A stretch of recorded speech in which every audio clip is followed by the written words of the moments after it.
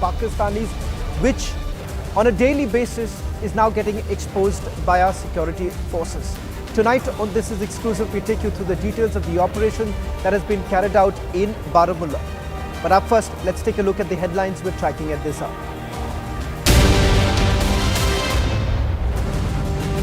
Presented by Royal Global University. Northeast can't wait. Pado kuch bano.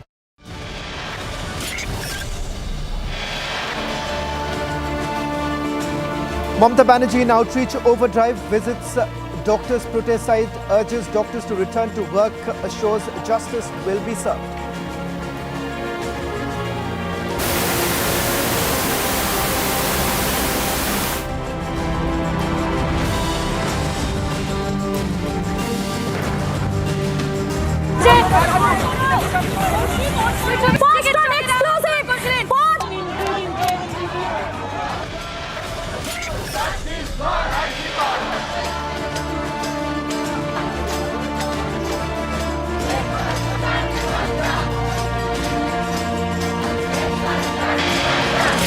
Protesting doctors' right to Mamata Banerjee demand transparency in talks with the government.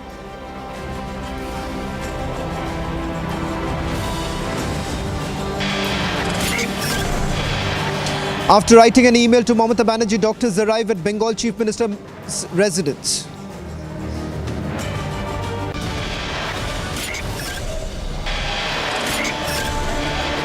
Pakistani toolkit exposed ahead of Jammu and Kashmir assembly polls. 2 terrorists gunned down, encounter underway in Kishtwar.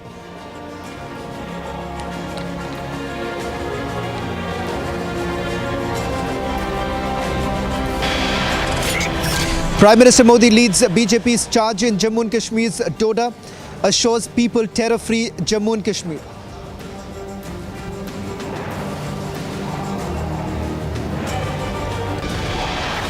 Presented by Royal Global University. Northeast can't wait. Pado kuch bano.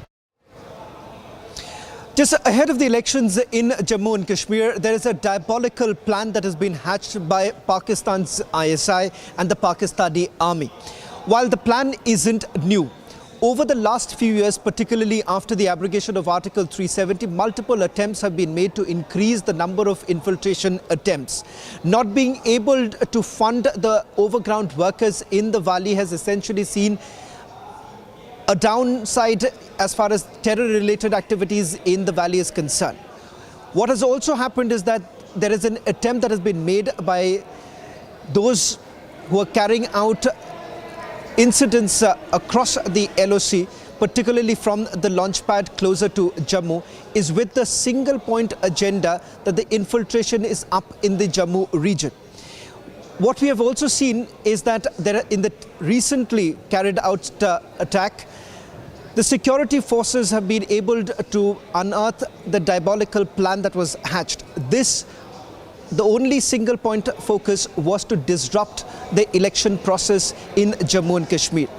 In fact, 3 terrorists have been gunned down in Baramulla after there was an intense fight between the security forces and the terrorists who opened fire on the search party.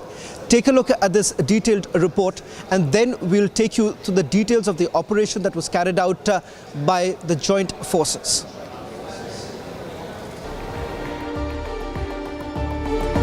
Fight against terror in J&K is in its final leg. These were the remarks by Prime Minister Modi as he campaigned in Doda today. साथियों, जम्मू कश्मीर में आतंकवाद अब अपनी अंतिम सांसें गिन रहा है. With days to go for the J&K polls, anti-terror operations are on in full swing. In Baramulla, 3 terrorists were neutralized this morning in an overnight encounter with security forces.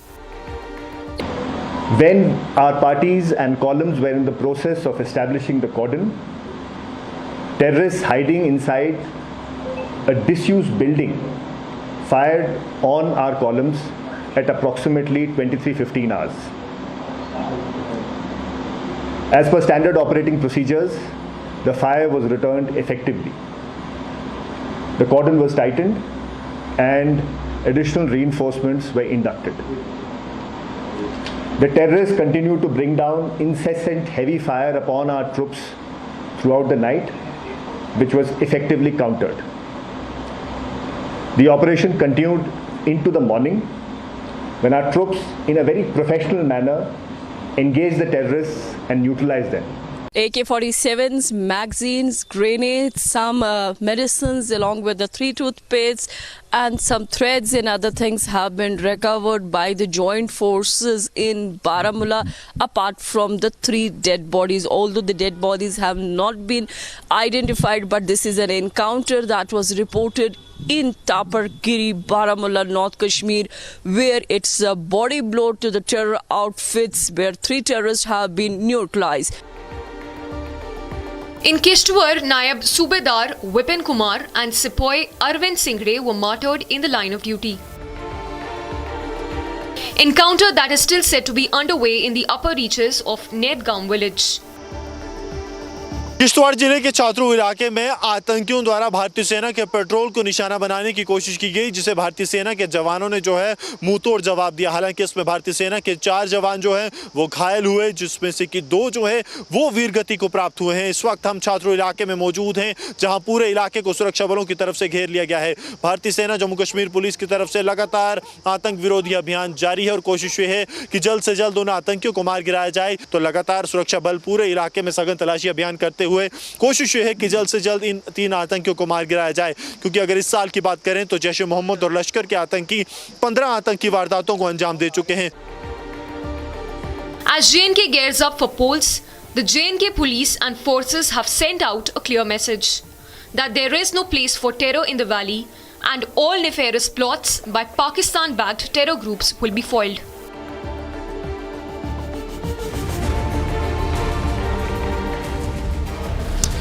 Let's take you through the details of the operation that was carried out by our joint security forces. First focus is in Noshera sector from Rajouri district, where the Indian Army thwarted an infiltration attempt that was essentially made by 2 terrorists. In fact, it turns out that they were intercepted by the army. Thermal imaging that was essentially done by the army is what we are being told.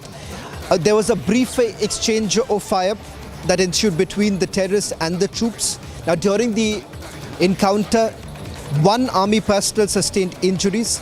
As of now, what we are being told, the situation remains under control as the army continues to maintain vigilance in the area. In fact, let me go across to my colleague Gursimran, who is joining us on this broadcast. Gursimran, we are just trying to break it down for our viewers as to what really has transpired in the last 24 hours as the multiple attempts are essentially being made. First, the focus is in Noshera sector, where there was an attempt, an infiltration bid that was made by the terrorists.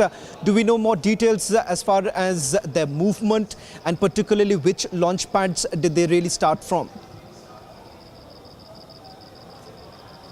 Shawan, this is opposite to the Lam sector where this infiltration attempt has been made by the Pakistani side, and it has happened in the broad daylight. That is something that is not usual, because in the wee hours or in the late hours we have seen the infiltrations taking place, but this time it was during the afternoon hours, broad daylight, that the 2 Pakistani terrorists attempted to sneak in. The Indian Army troops that were deployed in the forward location, they retaliated. They first challenged the movement. When he did not stop both the terrorists, they tried to change their locations so that they can enter the Indian territory at 2 locations. Then the fire was retaliated effectively. One, we are told that a Havaldar rank of JCO was injured in this exchange of fire that has taken place. There has been a brief encounter in which we are told that close to 20 rounds of the fire have been exchanged between the terrorists and the Indian Army, after which the terrorists managed to flee back to their territory. Now what we are picking up, that this could be attempt so that the terrorists can sneak in into the Indian territory ahead of the assembly elections that are slated to start in a couple of days from now, and they can form in trouble, because in the Rajouri and Poonch there have been time and again reports that the Lashkar-e-Toiba groups are in a bid to sneak in into the Indian territory, and the launch pads across the borders have become active once again, so that more and more terrorists can be infiltrated into the Indian territory ahead of the polls. Shavan. Well, shifting focus now to the larger plot that has been exposed. Ladies and gentlemen, at the start of the edition, we told you that there is a diabolical plan that has been hatched by the Pakistanis. The attempt is to disrupt the election process in Jammu and Kashmir. In fact, remember, they have failed miserably over the last few years to foment trouble in the valley area. In fact, there are more details now coming in. Let's just take you through the details of the plan that has been exposed. This plot basically involves a Pakistani-based handler. In fact, details of the Pakistani-based handler has now been uncovered by our forces. The handler was reportedly planning terror attacks to disrupt the electoral process and target the political parties in the region. It also turns out that the Ghaznavi forces are essentially behind this attack. Political parties are part of the target plan, and there's been a bid to vitiate the valley ahead of the polls. Now, the Ghaznavi plot that we are talking about, let me also go across to my colleague Gursimran. Before that, we'll just take you through what the target plan has essentially been. Over the last few days, security forces and the intelligence largely looking at two aspects. That the launch pads that have been reactivated, these launch pads are making multiple attempts to carry out the infiltration attempt, particularly in the Jammu region. And there are few districts, for instance, Doda, Kishtwar being one such region which has become extremely active, the movement of terrorists, and that is the reason why there's heightened security. Also, there has been an attempt to try and revive the OGW network that operates in the valley area. Let me once again go across to my colleague Gursimran to elaborate on the Ghaznavi forces that are basically behind it. And it turns out that this is yet another attempt that has been made by this particular Tanzim to carry out the attacks in Jammu and Kashmir.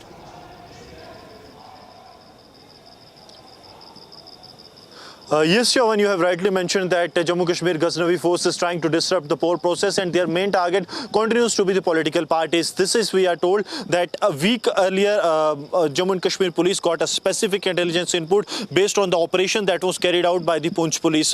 During the investigation of one of the suspects, they got to know of this nefarious plans, and they also got some of the intercepts that clearly hinted that the one of the handlers, Azim alias Mudeeb, that is sitting across the border, is giving the directions to the terror associates here in Jammu and Kashmir to carry out an attack. Even there are some intercepts that say that the handler is telling them that go throw a grenade even it is 100 meters away from the rally venue or from the office of a political party, so that we can create a sense of fear among the people that all is not well. And taking this leap forward, there have been several arrests that have been made by the Jammu and Kashmir police. One of such of Muhammad Shabir has already been made public by the Jammu and Kashmir police, while many others are being worked upon, and we are told that in next 24 to 48 hours there will be some more arrests that the Jammu and Kashmir police will be making with regards to this plan of Jammu and Kashmir Ghaznavi force, because Jammu Kashmir Ghaznavi force is an offshoot of Lashkar-e-Toiba, which handles the soft targets so that they can give any task to their on-ground workers.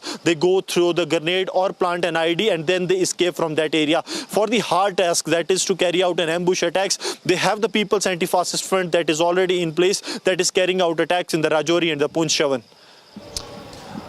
Let's also now take you through the recovery that has been made by our security forces. A huge cache of arms and ammunitions have been recovered. And there is also an international angle that basically emerges from this, particularly the nature of the weapons that have been recovered. On your screens in a short while from now, details of the recovery would be put out, and I'll also bring in my colleague Zeenat getting us more details. Let's take you through the details of the weapon recovery that has been made. Romanian-made pistol, mitrailleur, 6.7 assault rifle, a Chinese type 56 assault rifle, Pakistani made grenades, several AK-47s that have been recovered so far.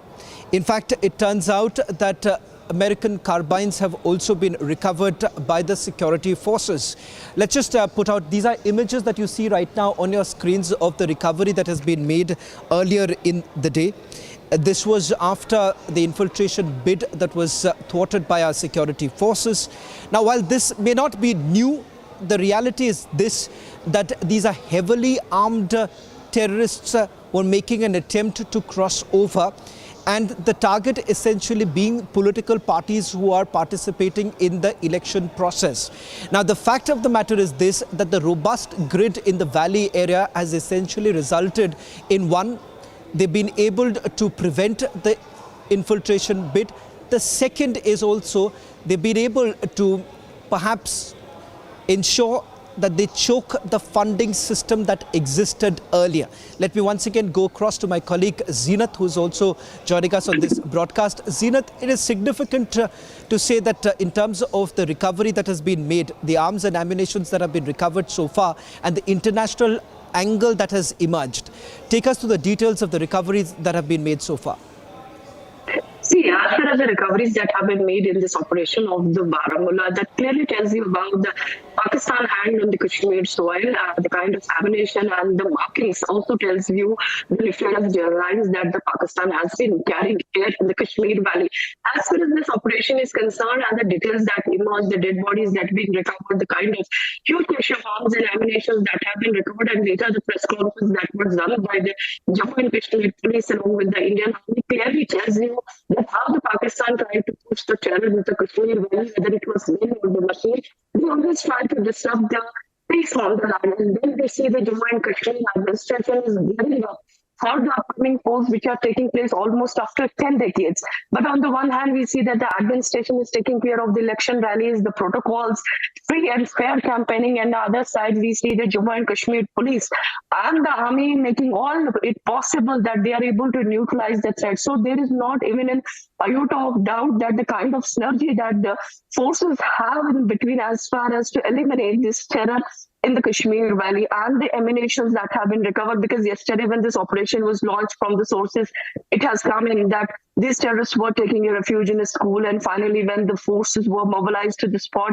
they managed their a moment outside in some orchard, and later they were found in one of the three structured buildings, which later where they were all neutralized, because the kind of drone footages and other things that have come in that tells you the kind of operation that was carrying, because this is one of the it was almost an 18-hour operation that was possible because of the synergy between the forces. And finally a big day for the J&K police as well, because in this operation again there was no collateral damage. You see the finally for the last many years the J&K police policy has been not only to neutralize the threat on ground but also to say that there is no collateral damage, which is definitely a success to the Kashmir police zone, that whenever they launch an operation, there is hardly a casualty or an injury to its boys. So that kind of strategy, you see the last time when the Home Minister chaired a meeting or the Defense Minister chaired a meeting, and there the Kashmir zone head were present, and there the Rajnath Singh or the Home Minister also made a request that the such kind of the Kashmir model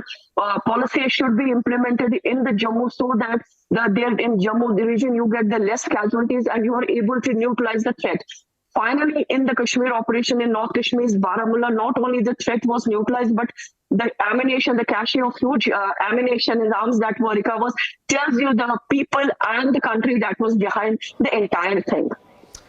Zeenath, I'll request you to stay on with us as we have more breaking news now coming in from Baramulla. But before I take you through the details of the footage that has been accessed from Baramulla and the operation that has been carried out, I want to shift my focus to Poonch, where there has also been a significant terror cache that has been recovered by our security forces.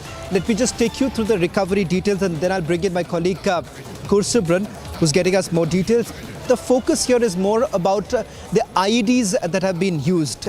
You have a brick IED that has been recovered, a tiffin IED and a Vaseline IED. We'll try and explain the nature of these IEDs, and perhaps each of these IEDs that were basically used, or the planning that they had was to target the forces in different manner. We'll take you through the details of the IEDs in a short while from now, but before that let me also tell you the other recoveries that have been made. A plastic ball, and we're also being told that these are recoveries that have come in from Jammu and Kashmir's Ghaznavi forces terror aid. On your screens right now, this is on your screen the brick IED, the Vaseline IED and the tiffin IED, the plastic balls that have been used, as well as the pens. I'll request producers to keep this image on air while I go across to my colleague Gursimran, who's going to take you through the details of it. Gursimran, what's interesting as far as this terror cache that has been recovered from Poonch is the nature of these IEDs. The Tiffin IED, the brick IED, as well as the Vaseline IED. We'll stay with this image on our screen right now while Gursimran will take you through why this is different than what we have seen in the last few weeks. It does appear that this was basically being utilized by the terrorists only to ensure that there is a larger impact, and that is the reason why these IEDs of different forms are being used. Gursimran, over to you. Take us to the details of the recoveries that have been made from Poonch, and then we'll go back to my colleague Zinat getting us the details of the drone footage accessed from Baramulla.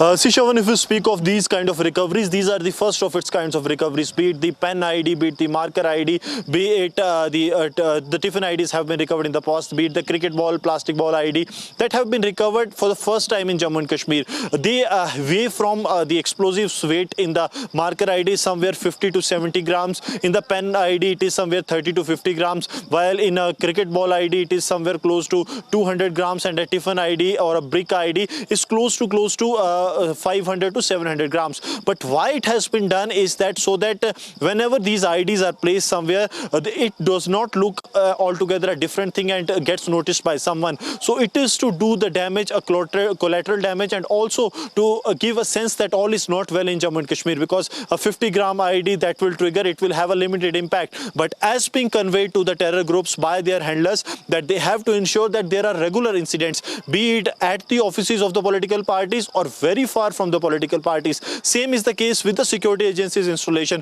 whether they strike at the security agencies or the security forces installation or 100 meters close to that, but they have to ensure that there are regular terror incidents, and that is what the agencies are saying, that now with these recoveries there lies a more threat that these terror groups will be carrying out a regular attack, so that they can send a message that all is not well in Jammu and Kashmir, and the elections that are happening, they are not peaceful. And that is why this recovery is being taken really seriously for the first time. The pen ID, the marker ID, and also the cricket ball ID that has been recovered, along with the perfume ID, Tiffin ID, and the brick ID, that has raised the eyebrows of the central agencies, and they have now launched a massive manhunt to look in for the associates of Mohammad Shabir, the associate of Jammu Kashmir Ghaznavi force, who was working on the behest of a Pakistani handler, same handler who was behind one of the deadliest attack on the Indian army, that is the Bhattadurian terror attack. Shavan.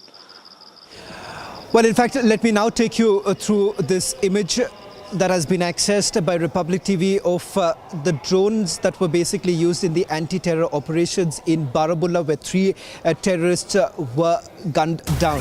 In fact, these drones that were basically used by the security forces turned out to be extremely critical for this entire operation, providing critical aerial views of the ongoing operations. In fact, these drones are largely being used in areas where there is dense foliage, and the fact that the terrorists have been taking full advantage of the topography of the area to perhaps escape from the security forces. On your screens right now, we're going to just show you the drone footage of the operation that has been carried out. While we stay with these images full frame, let me also go across to my colleague Zinat for more details on the operation that was carried out. Zinat, the Baramulla operation is considered to be a critical operation, particularly because of the challenges that the security forces faced while the terrorists were basically on the run. While we stay with these images, just walk us through the details that you're picking up of the anti-terror operation that was carried out earlier in the day. See, as far as this Baramulla encounter is concerned, we are seeing that the 3 dead bodies of the heavily armed terrorists were recovered by the Jammu and Kashmir police along with the Indian army. The terrorists who have been neutralized are the local boys, 2 are from the Ganderbal and 1 from the Shupin district in South Kashmir. And the kind of footage that we have been accessed, it tells you about the entire area where these terrorists were hiding, where they were making the movements. It also tells you that in one of the footage that we have accessed there, you see a terrorist is trying to take a shelter quite near to this confrontation scene. And similarly, one of more footage is there, which tells you that how the terrorists were neutralized in this very building, where the room inside the 2 dead bodies are lying. Finally, the 3 terrorist dead bodies were recovered late in the afternoon, and finally the sanitization operation was also launched so that there is no collateral damage. This tells you, apart from the election process, the campaigning process is on, but tells you not only about the synergy between the forces, but also about the alertness, the intelligence that comes from different agencies, and how that input is collaborated and giving it a final shape. In this environment, when a lot of election process is taking place, the activities are taking place. Similarly, we see on the other side, the agencies, the forces, the Jammu and Kashmir police all have been there to neutralize the threats and to provide a kind of a safe and secure environment to the upcoming process, because this election will be taking place after a decade. So there's a lot of huge enthusiasm on the ground. And when this entire operation was taking place, the Prime Minister Narendra Modi was addressing his people, his supporters in the Doda, and he was trying to attract the voters towards the BJP. On the one side, the poll process was, the activities were going on, because in South Kashmir also we see the National Conference, PDP, and all of the parties were not only training the guns, but also were trying to provide an energetic atmosphere to its voters to woo them towards their parties. Both the things were taking place simultaneously. On the one side, we see that the atmosphere of peace that has been established post abrogation of Article 370. Now you see the number of voter turnout recently in the parliament votes, which has touched almost around 60%. And the way that we pick up the reports from the agencies, that tells you that this time the local issues are going to be the main focus. So people in huge number will be coming out to be part of the democratic process. Well, thank you very much, Zeenat, as well as Gursimran, getting us the latest details from Kishtwar as well as Baramulla, where these anti-terror operations were carried out earlier in the day. That's all that we could pack in this edition of This Is Exclusive, where we've taken you through the details of the operations that were carried out, and it has been a big win for the security forces.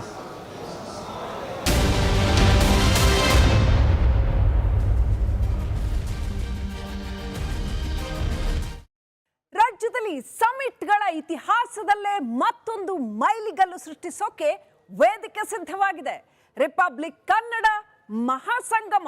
ಇದು ಕನಸಿನ ಕರ್ನಾಟಕಕ್ಕಾಗಿ ದಿಗ್ಗಜರ ಸಮಾಗಮ. ಅತಿ ಶೀಘ್ರದಲ್ಲಿ. One video has sent the lobby into a tizzy. It's a picture of the Prime Minister at the home of Chief Justice of India, Justice D.Y. Chandrachud, doing Ganesh Aarti. He's wearing a Maharashtrian cap. It's a religious event. The Prime Minister is doing Aarti, and the lobby is furious. They're saying, how can the Prime Minister go to the house of the Chief Justice of India? Anyway, there's no such rule that the Prime Minister of India cannot go to the house of the Chief Justice of India.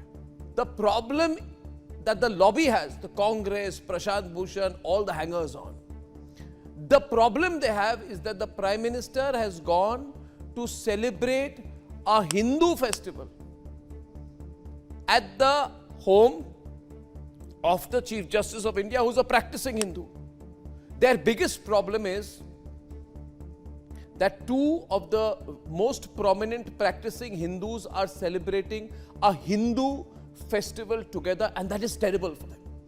For years, ladies and gentlemen, the Congress party had mastered iftar politics. When I was a reporter, for weeks on end, there was nothing in Delhi but iftar politics. There are innumerable pictures of Manmohan Singh, Rajiv Gandhi, even Sonia Gandhi, even Rahul Gandhi, all of them going from this iftar to the other. In fact, sometimes they would attend so many iftars, it seemed there was nothing else going on in Delhi but iftars. Up to 10 iftar appointments were once there for top cabinet ministers and the Prime Minister, because they would have to go to everybody's home to do iftar politics. If the Prime Minister of India had gone to the Chief Justice's home for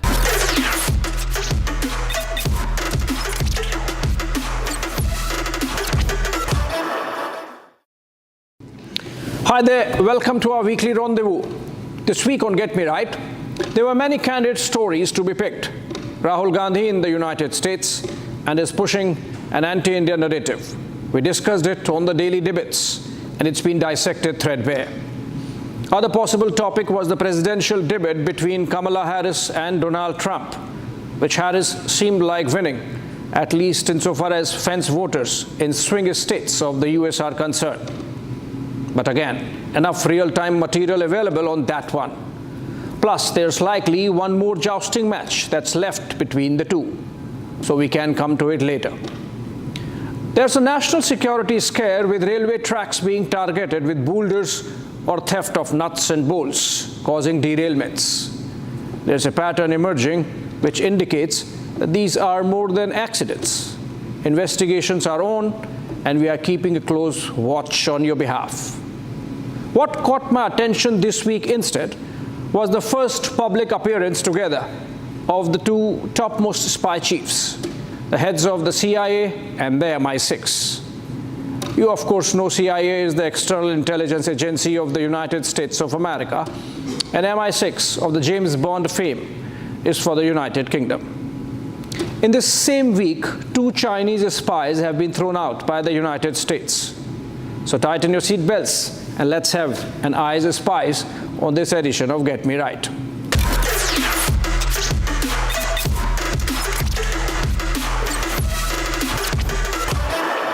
On September 7, past week, an unprecedented coming together happened. The director of the Central Intelligence Agency, William Burns, and the chief of MI6 of the UK, Richard Moore, appeared in a conclave talk show of the British business broadsheet Financial Times in London. While the two perhaps would be meeting often closed doors, this was the first time they were seen publicly together, making even the moderator Financial Times editor, Rula Khalaf, begin by asking, "Why are you even here?" The conversation was engaging and gave deep insights into what's going on in the minds of the geopolitical game shapers, not only in the US and UK, but the larger West, given the leadership position the two effectively occupy. The 40 minutes conversation had a clear Russia overhang, with the ongoing war in Europe understandably occupying the mind space of the public that side of the Suez. Burns began by showcasing advanced intelligence on Russia's war plans in Ukraine, which he said they came to know in the fall of 2021, good 5 to 6 months before Putin's special military operation rolled out in February of 2022, as proof of how closely the two agencies work.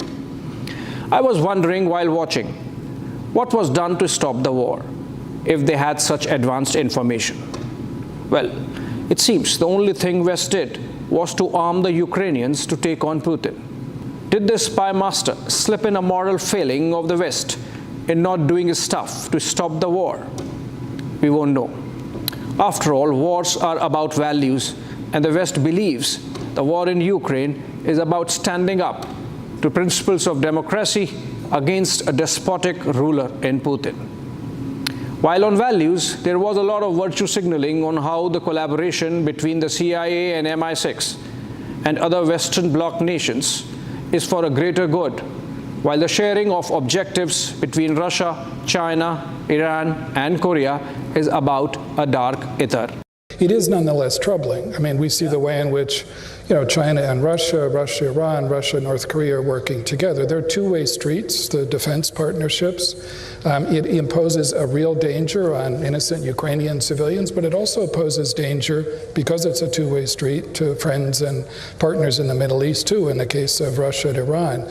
Burns also slipped in that sometime in the winter of 2022, faced with some saber rattling by Putin on the use of tactical nukes in the war, he made a quiet outreach to his Russian counterpart and sorted it out.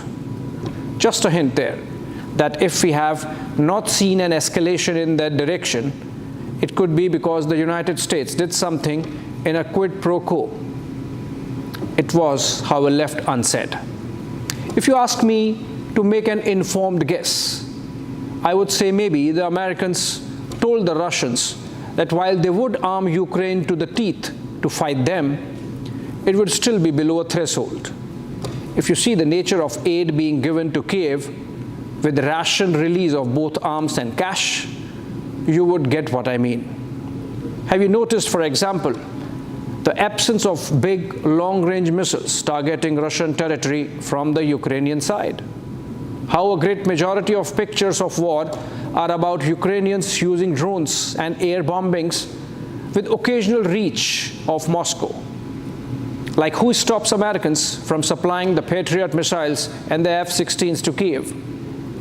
The latest Kursk adventure, in which Ukraine has occupied some Russian real estate for the first time, also came in the conversation, with Moore wondering out loud for how long the Ukrainian forces would be able to hang on to it. I should quote him. It's typically audacious and bold on the part of the Ukrainians to go into Kursk, though I'm not sure how long they would be able to hang on there, unquote. It's typically audacious and bold on the part of the Ukrainians to try and change the game. Let me read a little more of the Western strategic mind for you, picking up from this conversation. Both Burns and Moore agreed that they had no proof that Putin was weakened even a wee bit in the last 2.5 years of the war.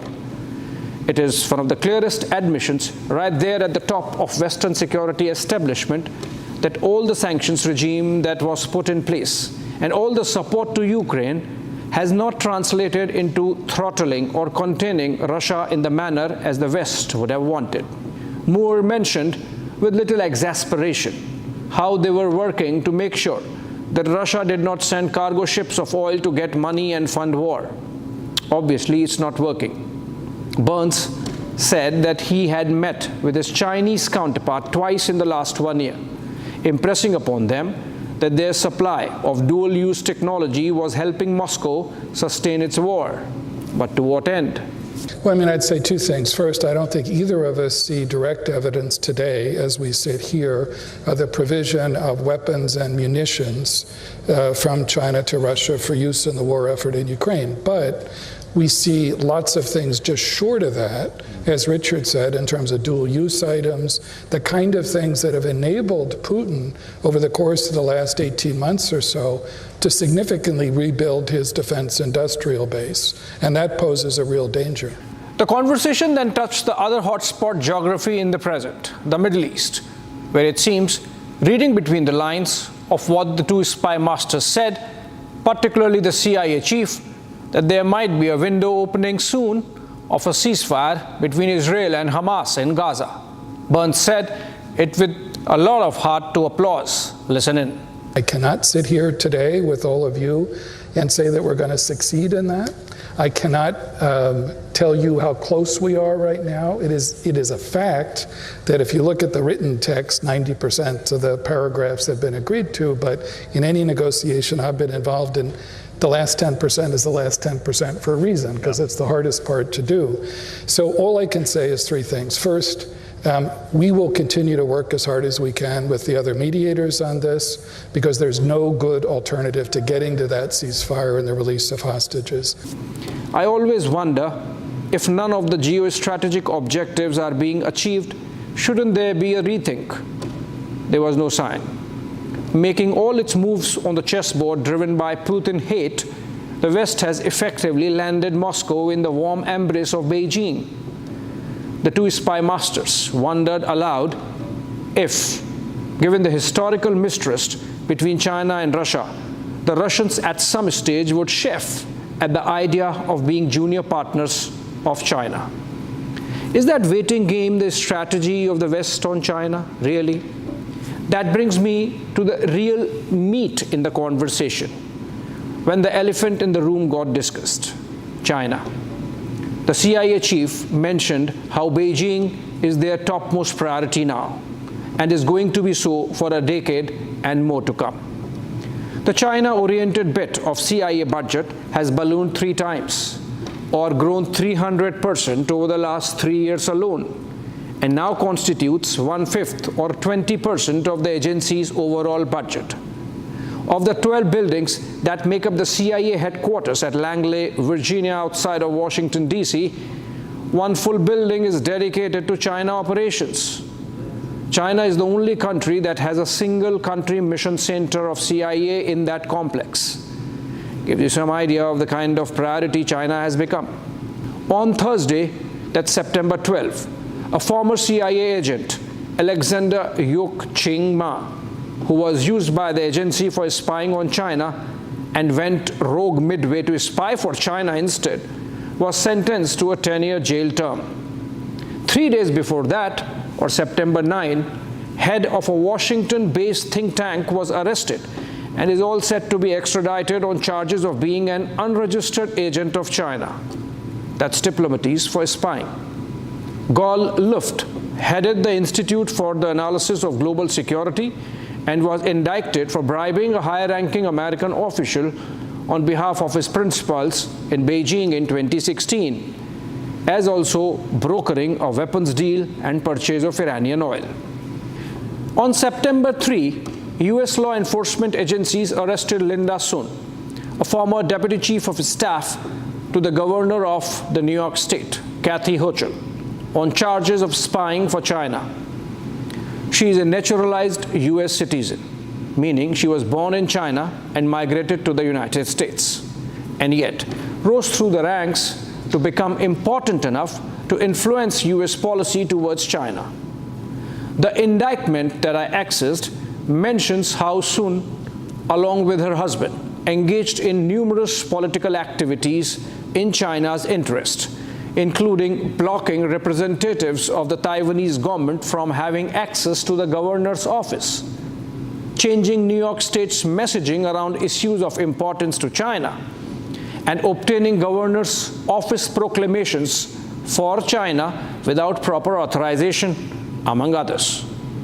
In return for these favors, the couple is said to have received substantial economic benefits from the Chinese government, including millions of dollars, travel benefits, event tickets, and more. They laundered this money to buy a home in Long Island worth millions of dollars and another condominium in Hawaii, plus many luxury automobiles, the indictment says. All this was being coordinated from the Chinese consulate in New York. Sun is not the only alleged Chinese operative in New York's political orbit who has been arrested for their involvement in espionage or influence activities. Last year, another Chinese national, Lu Jianwang, was arrested with a long history of mingling with Democratic New York Representative Grace Meng, who incidentally had Sun also working for her briefly. Liu was allegedly helping operate an illegal Chinese police station in New York City, which the FBI raided and was eventually shuttered. You would recall reports through much of 2022 and 2023 of Chinese police stations working across Europe and the Americas, their job to spy on known critics of the Chinese Communist government, among other things, and directly report to the Chinese authorities in Beijing.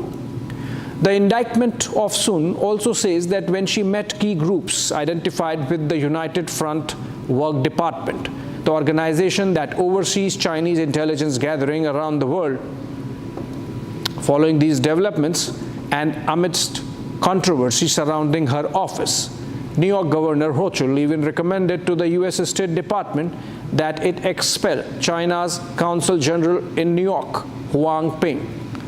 The diplomat apparently completed his 3-year tenure last month and hence perhaps evaded any precipitate American action. Groomed in China before migrating to the United States, Sun's ability to go undetected for a good decade shows the sophistication that the Chinese intelligence operations have achieved. One wonders what the US law enforcement is doing.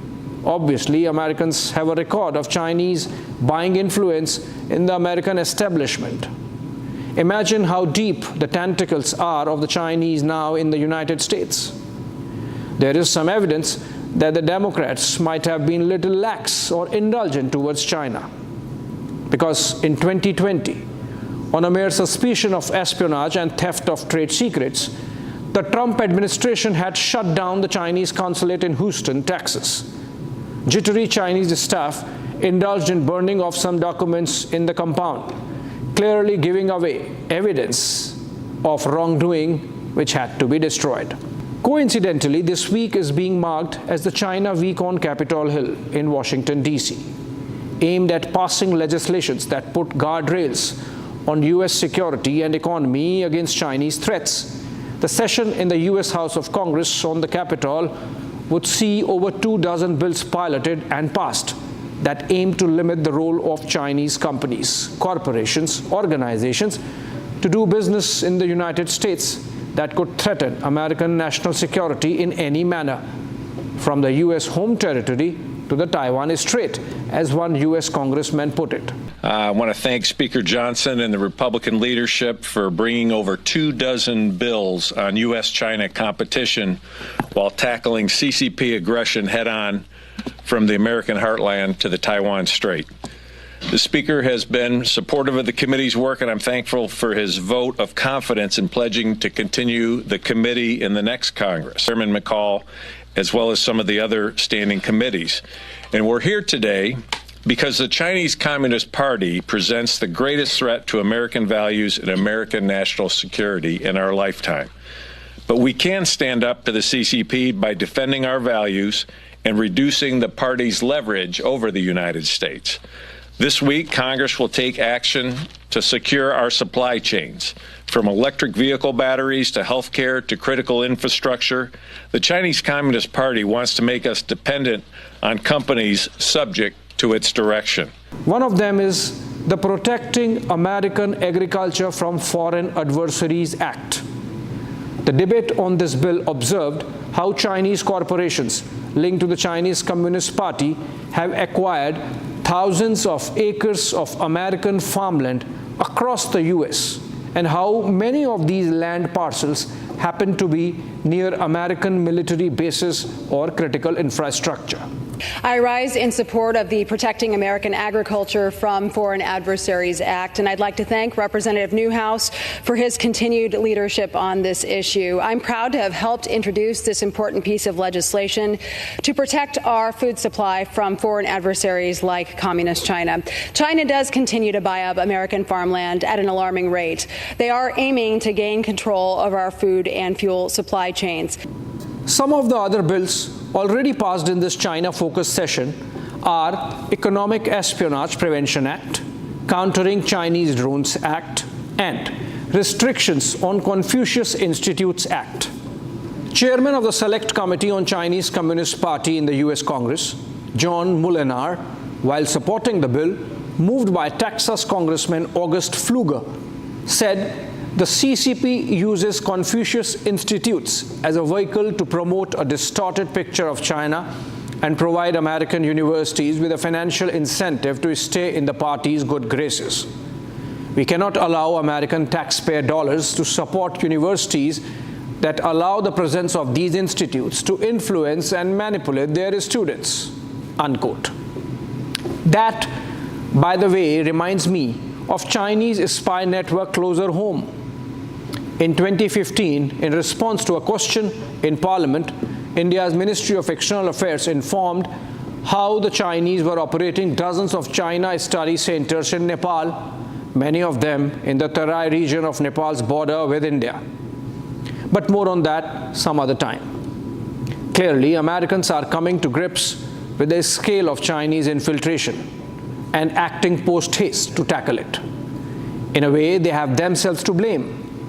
With rose-tinted glasses on its eyes in the 1990s, the United States thought that its support in integrating the Chinese communist regime into the international mainstream would earn it an eternal gratitude of Beijing. The naivete, in fact, went all the way back to Nixon and Kissinger in 1970s.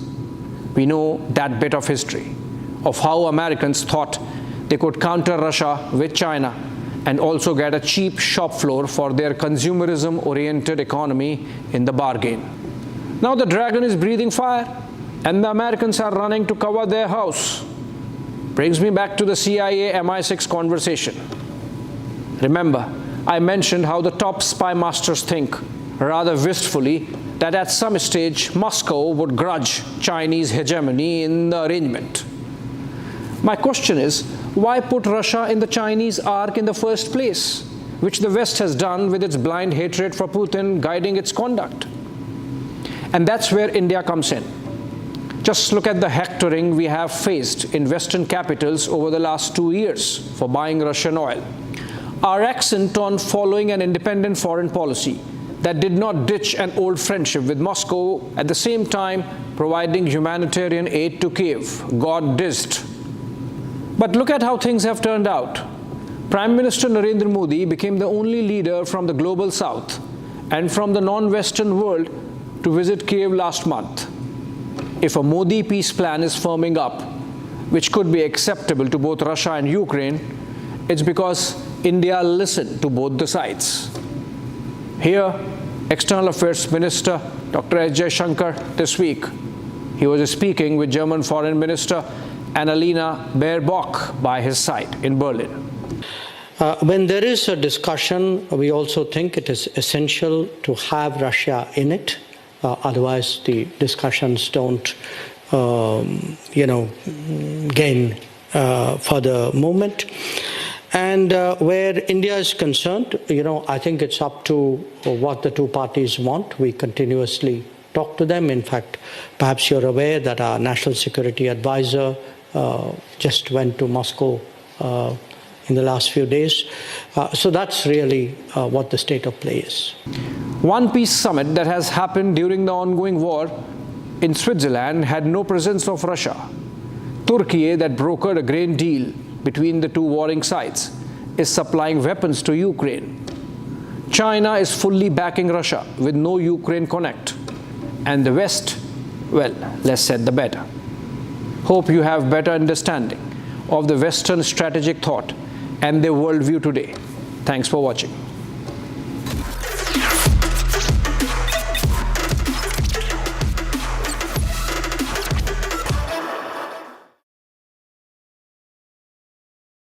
Amity University is organizing an international conference on semiconductor technologies, materials to chips, with over 200 speakers and delegates from top organizations and global academic institutions from 11 countries. This is another initiative by Amity, aligned with the Government of India's semiconductor mission.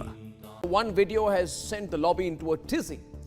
It's a picture of the Prime Minister at the home of Chief Justice of India, Justice D.Y. Chandrachud, doing Ganesh Aarti. He's wearing a Maharashtrian cap. It's a religious event. The Prime Minister is doing Aarti and the lobby is furious. They're saying, how can the Prime Minister go to the house of the Chief Justice of India? Anyway, there's no such rule that the Prime Minister of India cannot go to the house of the Chief Justice of India. The problem that the lobby has, the Congress, Prashant Bhushan, all the hangers-on, the problem they have is that the Prime Minister has gone to celebrate a Hindu festival at the home of the Chief Justice of India, who's a practicing Hindu. Their biggest problem is that two of the most prominent practicing Hindus are celebrating a Hindu festival together, and that is terrible for them. For years, ladies and gentlemen, the Congress party had mastered iftar politics. When I was a reporter for weeks on end, there was nothing in Delhi but iftar politics.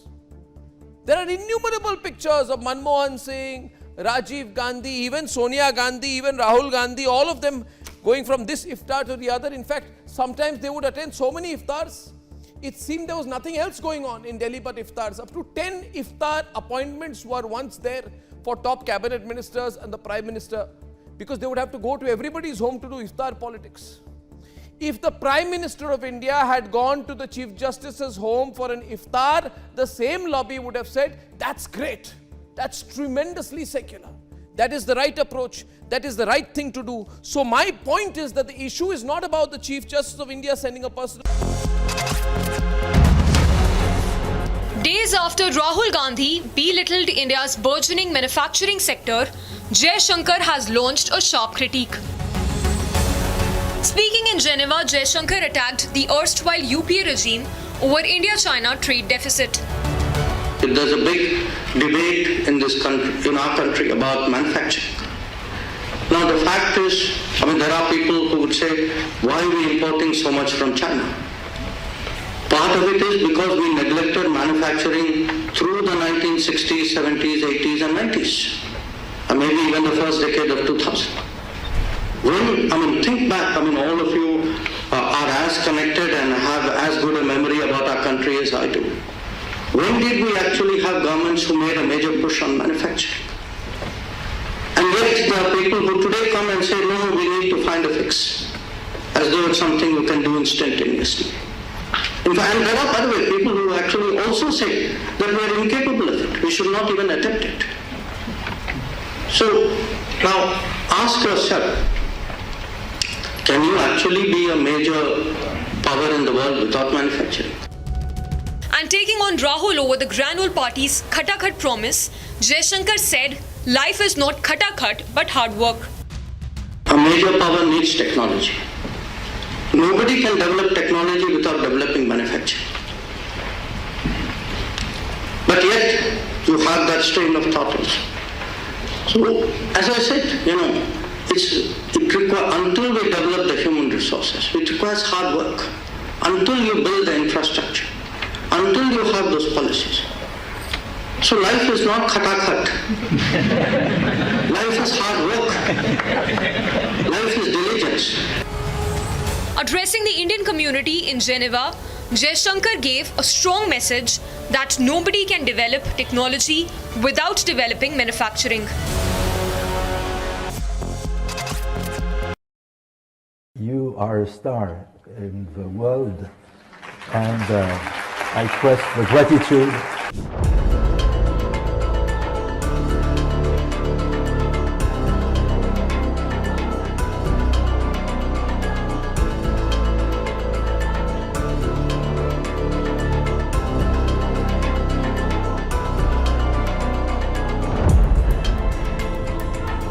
In India's foreign policy as India rises. That's it's not an easy one because it wasn't a single issue. 1992 was a very difficult year for us because we were looking at a very major economic crisis. And many of the reforms that we did then, I think, served us very well. Then I would move to 1998, which was, for years we had this, ambivalence. I would actually say the ambivalence was really indecision on becoming a nuclear weapon power. I think it was important that we crossed that Rubicon because today, in many ways, it enables us to deal with, competitive forces in a much more confident and assured manner. I would say thereafter it's been very much more evolutionary. It's hard to say that year there was a decisive change, but all in all, to me, the last 10 years have been important, and obviously I have a political partiality in making that statement, but I would still say why I think those 10 years have been important is at home. We are doing the reforms that we should, not just the ones we must. From Asia's largest news headquarters, setting the agenda for Bharat.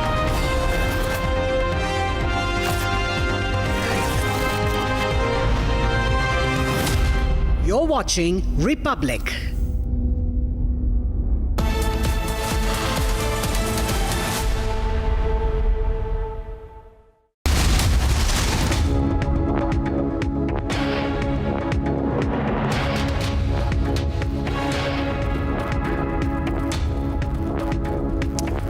Hello and welcome. You're watching Live and Breaking with me, Shavan Sen. Our top focus remains in West Bengal, where the deadlock between Chief Minister Mamata Banerjee and the protesting doctors still continues, even as a meeting that took place at the Chief Minister's residence. We'll get you all the latest details of the demands that have been made by the protesting doctors. Let's take a look at the headlines we're tracking at this hour.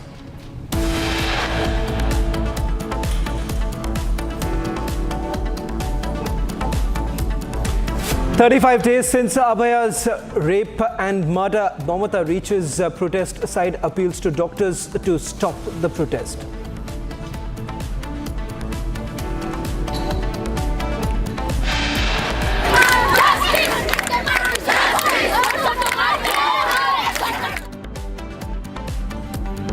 But the relentless fight for justice continues. Doctors raise "We want justice" slogans against Mamata.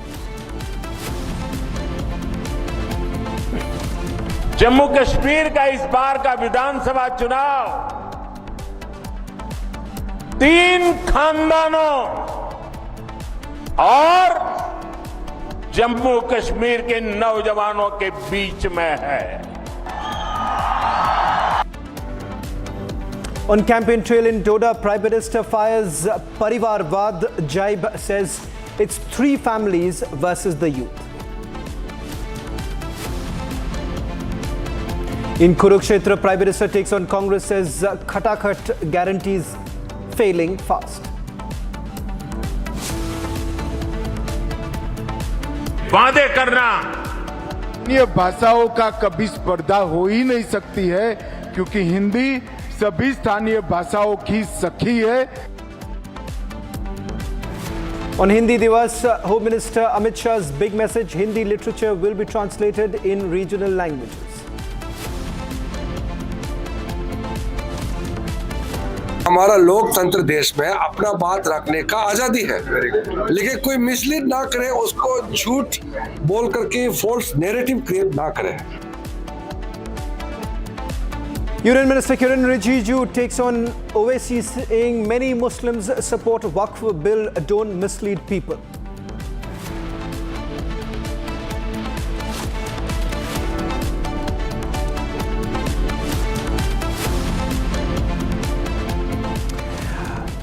The anger continues to spill onto the streets of Kolkata against Chief Minister Mamata Banerjee. In fact, today the protesting doctors reached Chief Minister Mamata Banerjee's residence for a meeting.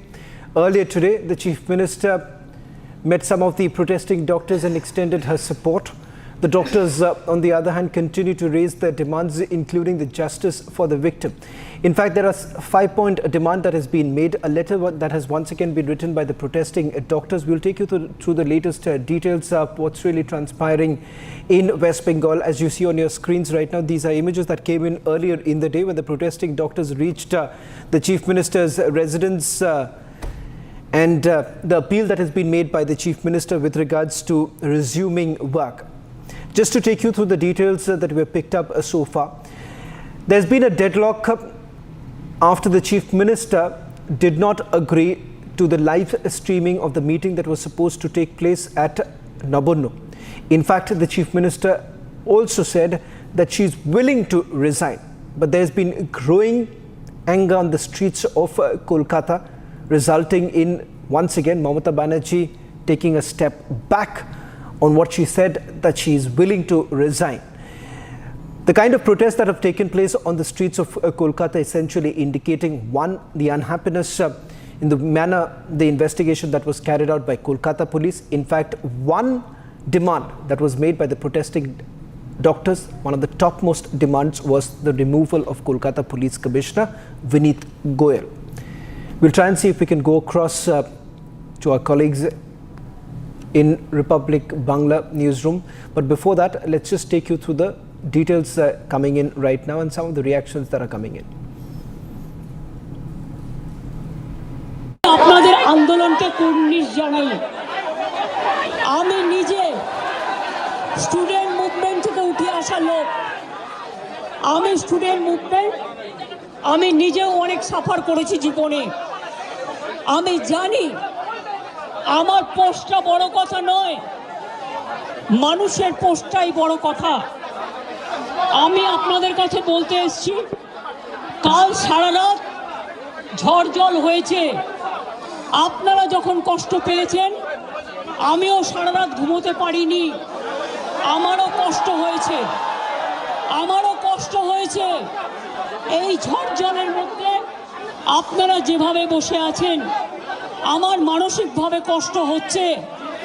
আপনারা আজকে 33 দিন 34 দিন, আমিও কিন্তু আপনাদের আন্দোলনকে কুর্নিশ জানাই। আমি নিজে স্টুডেন্ট মুভমেন্ট থেকে উঠে আসা লোক। আমি স্টুডেন্ট মুভমেন্ট, আমি নিজেও অনেক সাফার করেছি জীবনে। আমি জানি আমার পোস্টটা বড় কথা নয়, মানুষের পোস্টটাই বড় কথা। আমি আপনাদের কাছে বলতে এসেছি, কাল সারা রাত ঝড় জল হয়েছে। আপনারা যখন কষ্ট পেয়েছেন, আমিও সারা রাত ঘুমোতে পারিনি, আমারও কষ্ট হয়েছে, আমারও কষ্ট হয়েছে।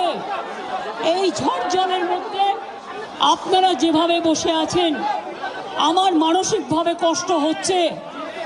আপনারা আজকে 33 দিন 34 দিন, আমিও কিন্তু। Well, in fact, let's also take you through the details now coming in from Manipur, where, in fact, action that has been taken by the Manipur government after protests that were basically intensifying. Internet has been partially restored in 5 districts of Manipur in the wake of widespread protests. The centre has now extended the deadline to the panel probing the violence in the states to 20th of November. In fact, this comes after the drone attacks that have taken place and the rockets that were essentially fired, resulting in the Chief Minister essentially indicating that there is a larger conspiracy at play. Take a look at this detailed report coming in from Manipur.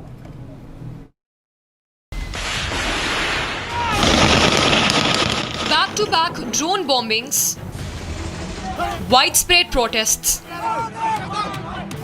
followed by curfew and internet suspension.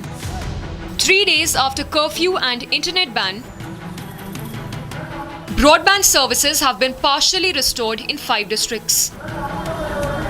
And curfew has been relaxed for 10 hours in 3 districts: Imphal East, Imphal West and Thoubal. After 3 days of imposing the curfew hours in Imphal East, Imphal West and Thoubal has been relaxed from today onward. Today, from 10 a.m. to 5 p.m., the curfew hours has been relaxed. It may be mentioned that in the last 48 hours, no untoward incidents have been reported from the various areas of Imphal East, Imphal West and Thoubal, and keeping that in view, the curfew has now been relaxed. Right now I am at Ima Market in the heart of Imphal, where violence broke out on 10th evening, and here you can see the market is again getting back to his daily business order. Violence erupted in Imphal last week as students clashed with security forces during a protest. The students have taken seize of the road outside of the Raj Bhavan. The governor has not yet given time to the students. Meanwhile, Chief Minister N. Biren Singh had met a delegation of the students from various colleges and had spoke to them at length on their demands. The students have been urging the centre in order to act. Government of Manipur is investigating the incitement of students' protest by political parties. While centre has extended deadline to the panel probing the Manipur violence to 20th of November, Biren Singh-led government has demanded implementation of NRC with base year 1961, completion of border fencing at the earliest, and suspension of free movement regime along India-Myanmar border in the MOU submitted to the centre. The drone bombings and missile attacks in the valley have claimed at least 10 lives and left more than 12 injured.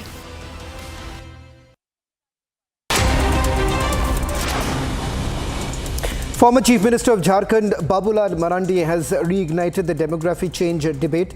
He has alleged that demography is changing due to infiltration and conversion in the state. Marandi also added that the Hindu population has decreased by 7% in Jharkhand.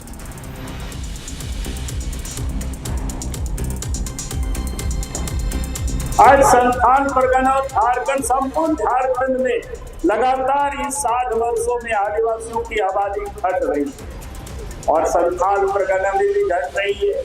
और आबादी जिस प्रकार से घट रहा है तो इसका प्रभाव सीधा आदिवासियों पर पड़ना पड़ेगा। ऐसे तो डेमोग्राफी बदलती है तो ऊपर उसका प्रभाव पड़ता है। Bank manager and a cashier were killed after their SUV was submerged in water in a flooded underpass in Faridabad on Friday. Delhi and the NCR have been witnessing heavy rain and the underpass was flooded as a result.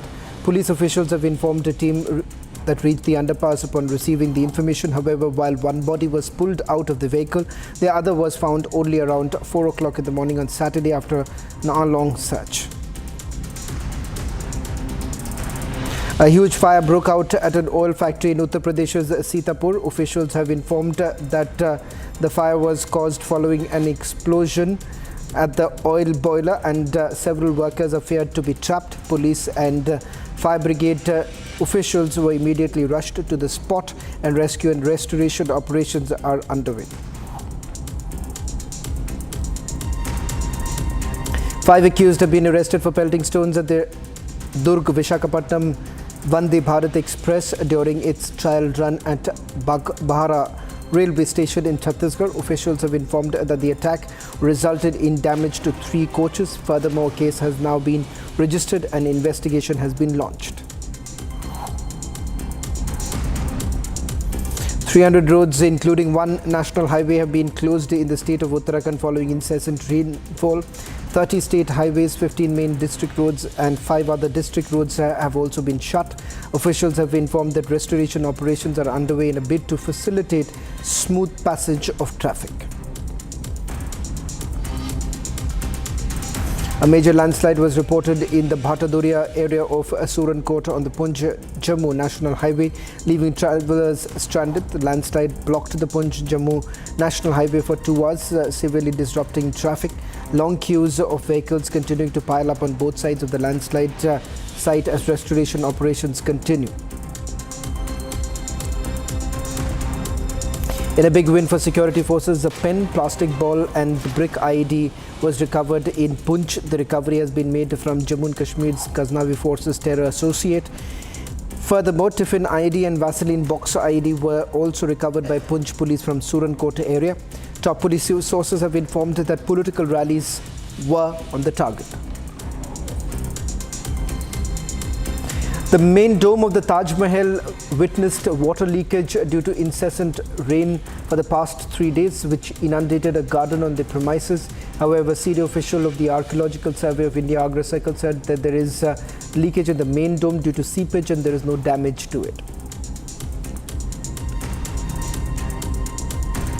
Karnataka Rakshana Vedika faction called for protest in Belgavi against alleged forced imposition of Hindi in the state. The protest was called for against the central government. More than 50 protesters, including the president of Karnataka Rakshana Vedika, Deepak, were detained by the police officers and taken into custody by the police. 2 tribal women were assaulted and beaten to death by villagers over the suspicion of witchcraft. The bodies of the 2 women were then dumped into a river. Police have launched an investigation into the matter and 6 have been arrested in connection to the case. Police have also formed a team to look into the matter.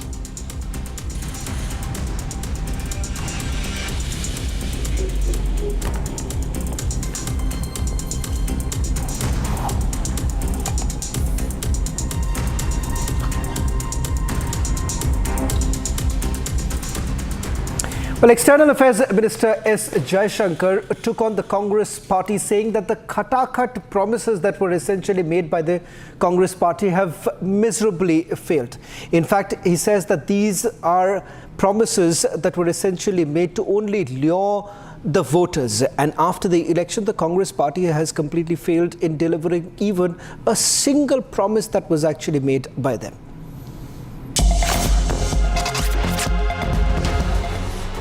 Days after Rahul Gandhi belittled India's burgeoning manufacturing sector, Jaishankar has launched a sharp critique. Speaking in Geneva, Jaishankar attacked the erstwhile UPA regime over India-China trade deficit. There's a big debate in this country, in our country, about manufacturing. Now the fact is, there are people who would say, why are we importing so much from China? Part of it is because we neglected manufacturing through the 1960s, 70s, 80s and 90s. And maybe even the first decade of 2000. Think back, all of you are as connected and have as good a memory about our country as I do. When did we actually have governments who made a major push on manufacturing? And yet there are people who today come and say, no, we need to find a fix. as though it's something you can do instantaneously. In fact, and there are, by the way, people who actually also say that we are incapable of it. We should not even attempt it. So now ask yourself, can you actually be a major power in the world without manufacturing? And taking on Rahul over the Granule Party's Khatakhat promise, Jaishankar said, life is not khatakhat but hard work. A major power needs technology. Nobody can develop technology without developing manufacturing. But yet, you have that strain of thought also. So, as I said, it requires, until we develop the human resources, it requires hard work. Until you build the infrastructure, until you have those policies. So life is not khatakhat. Life is hard work. Life is diligence. Addressing the Indian community in Geneva, Jaishankar gave a strong message that nobody can develop technology without developing manufacturing.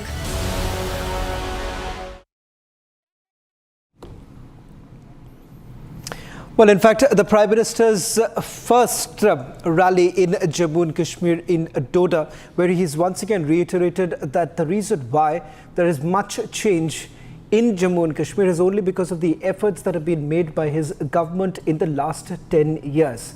He's also made the promise to the people of Jammu and Kashmir that it is going to be a terror-free reign.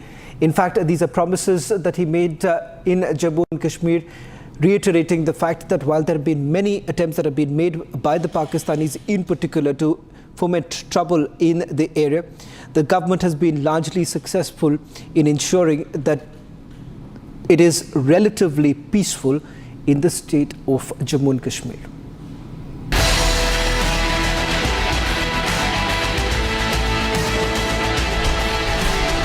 साथियों, जम्मू कश्मीर का इस बार का विधानसभा चुनाव 3 खानदानों और जम्मू कश्मीर के नौजवानों के बीच में है।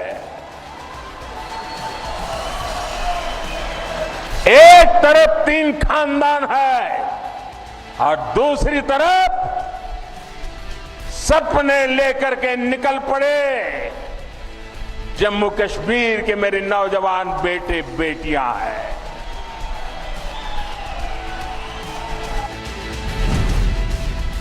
आप याद करिए वो समय जब दिन ढलते ही यहां अघोषित कर्फ्यू लग जाता था,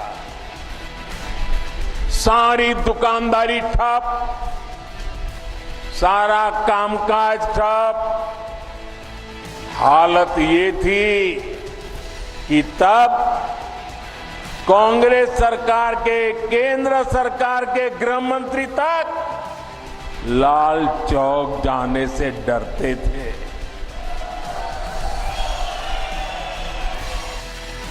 कश्मीरी हिंदुओं को उनका हक दिलाने में तेजी आएगी। भाजपा ने आतंकवाद के सभी पीड़ितों को न्याय दिलाने के लिए व्हाइट पेपर लाने का भी फैसला लिया है। बेटी शगुन सिर्फ कैंडिडेट है ऐसा नहीं, ये आतंक को खत्म करने के भाजपा के मजबूत इरादों की जीती जागती तस्वीर है।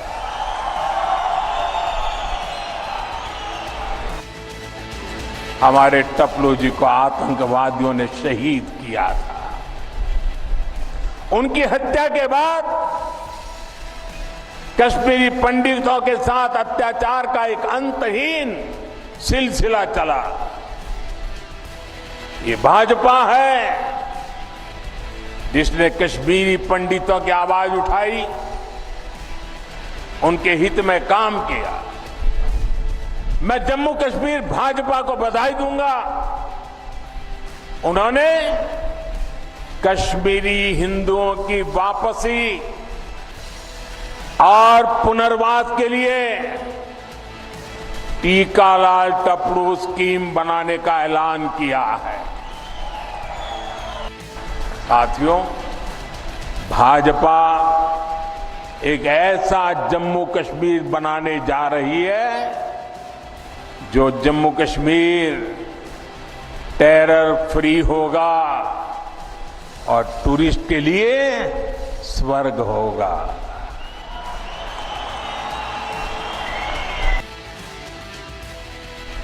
आपने देखा है आजकल ये लोग संविधान को अपनी जेब में रखते हैं।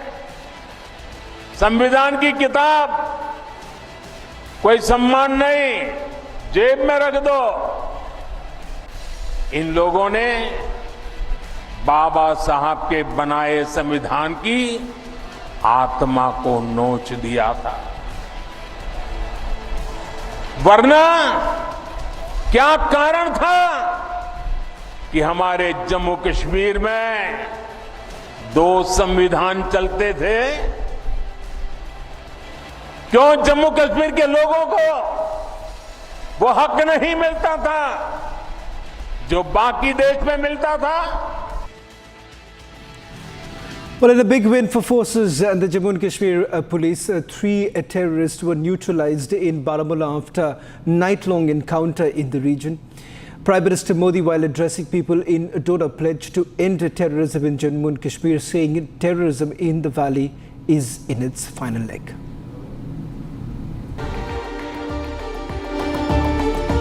Fight against terror in J&K is in its final leg. These were the remarks by Prime Minister Modi as he campaigned in Doda today. साथियों, जम्मू कश्मीर में आतंकवाद अब अपनी अंतिम सांसें गिन रहा है। With days to go for the J&K polls, anti-terror operations are on in full swing. In Baramulla, 3 terrorists were neutralized this morning in an overnight encounter with security forces. When our parties and columns were in the process of establishing the cordon, terrorists hiding inside a disused building fired on our columns at approximately 23:15 hours. As per standard operating procedures, the fire was returned effectively. The cordon was tightened and additional reinforcements were inducted. The terrorists continued to bring down incessant heavy fire upon our troops throughout the night, which was effectively countered.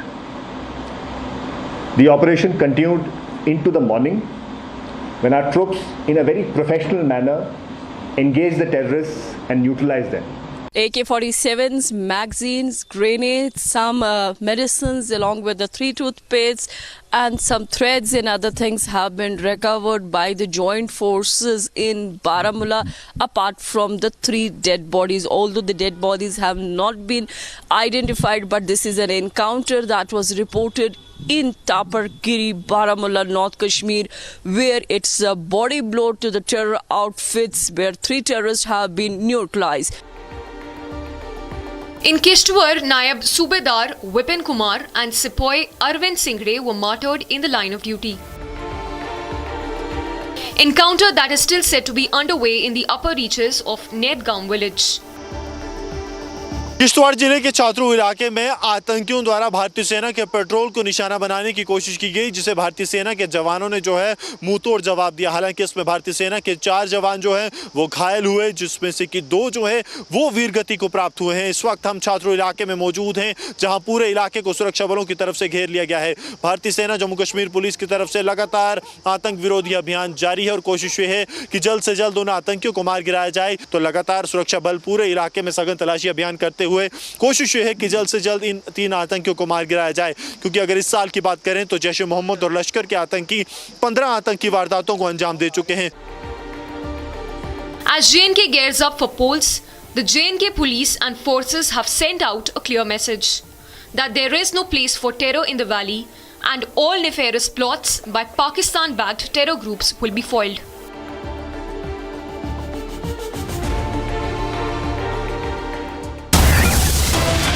Getting in some more details now from Kolkata, where sources have informed Republic that protesting doctors want to streamline the meeting with the Chief Minister, whereas the government is saying, why is there a need to streamline the meeting when police is already videographing the meeting? So it appears that there is yet another deadlock now, with the government essentially not agreeing to some of the demands that have been made by the protesting doctors. In fact, there are multiple demands that have been made by the protesting doctors. Just to take you through the previous demand that was made, the 5-point demand, which basically included, one of the topmost demand was the removal of the chief of Kolkata police.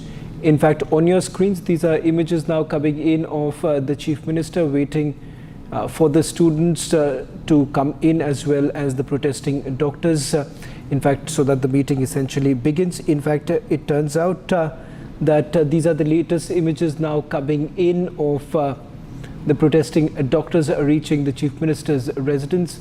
The doctors want a videography of the meeting to be done. Now, this is a carryover of the demand that was made earlier too, where the protesting doctors essentially indicated that there should be live streaming. Remember, this was about the meeting that was supposed to take place at Navannu.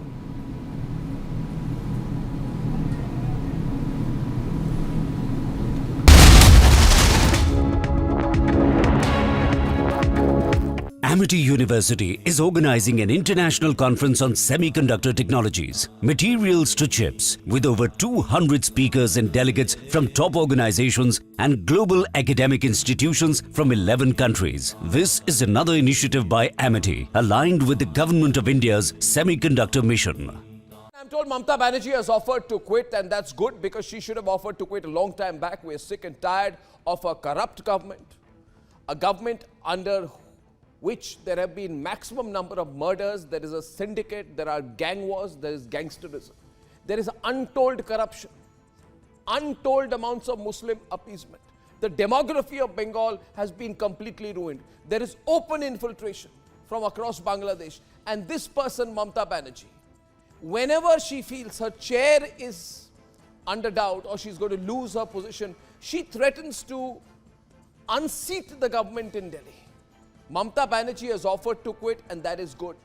যারা সাধারণ মানুষ জানতেন না যে এর মধ্যে একটা colour আছে, মানুষ এসেছিলেন বিচার চাইতে তিলোত্তমার, কিন্তু আশা করি মানুষ বুঝতে পারছেন ওরা বিচার চায় না, ওরা চায় chair.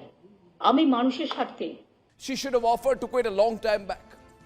There are many reasons she should have quit. I need to know when she's quitting. I don't just want to know whether Mamata Banerjee, the Chief Minister, is quitting. I want to know whether Mamata Banerjee, the pathetic Health Minister of Bengal, is quitting as well.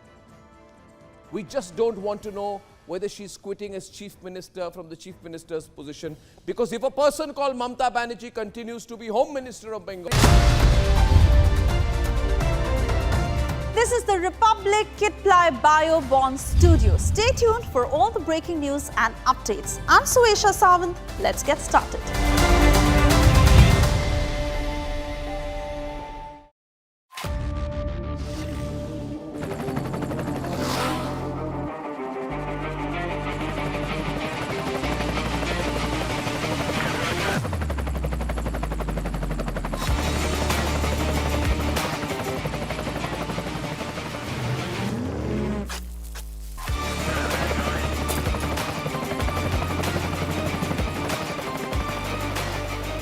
Director, the taste of success.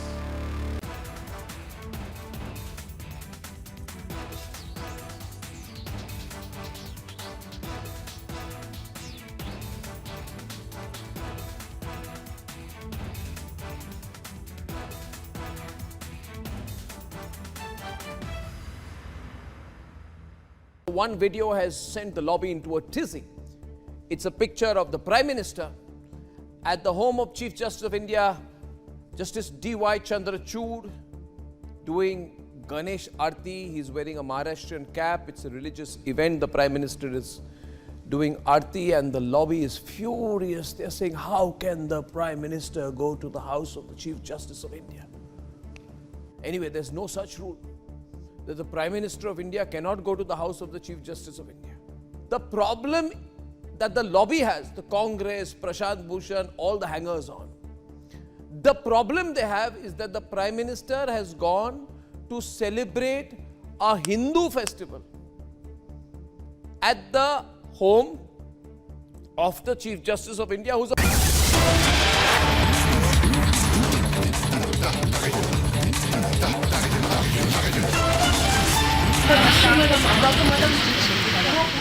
এবং দরকারে তোমরা যারা ভিজেছো আমার কাছে কাপড় জামা আছে আমি তোমাদের দিয়ে দিচ্ছি জামা কাপড় কিছু তোমরা ভিজো না এটা তোমাদের কাছে আমার রিকোয়েস্ট থাকবে তোমরা আমার সাথে কথা বলেছিলে বলেই কিন্তু আমার ডাকা দেখো তোমার আজকে কিন্তু অনুরোধ তোমাদের কাছ থেকে এসেছিল কারণ আমি ওখানে যাওয়ার পর সেখানে কোথাও লাইভ স্ট্রিমিং এর কথা লেখা ছিল না এবং আমরাও লিখিনি তোমরাও লেখনি সেদিনকে তোমরা You have also been late.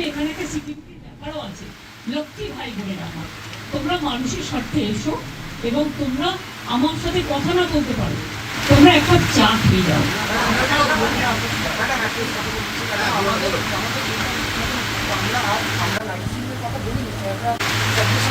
আমি তো তোমাদের বলেছি যেহেতু কোর্টে ব্যাপারটা বিচারাধীন আছে তোমাদের মিনিটস আমি করে দেবো মিটিং এর মিনিটস করে দেবো পুরো ভিডিওটা আমি আজকে দিতে পারবো না আমি মিনিটস করে দেবো ভাই তোমরা ঠিক করো তোমরা যদি কেউ আসতে চাও আমি সবাইকে বলবো যারা যারা আসতে চান তারা দয়া করে আসুন তাহলে আপনারা যদি নাই এসে বাড়িতে মিটিং করেন Those who want to come, please come over.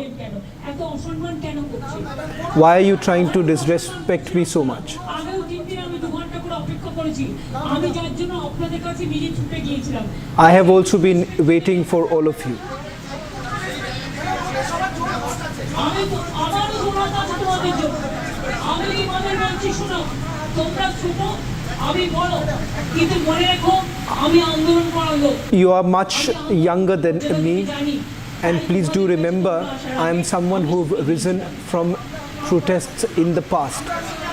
তোমাদের আমি বলছি কেউ তো আমি জানি না কারা এর মধ্যে আছো কারা নেই কিন্তু আমি তোমাদের সবাইকেই বলবো forget politics I am once again saying and appealing to everyone, forget politics and think about the people.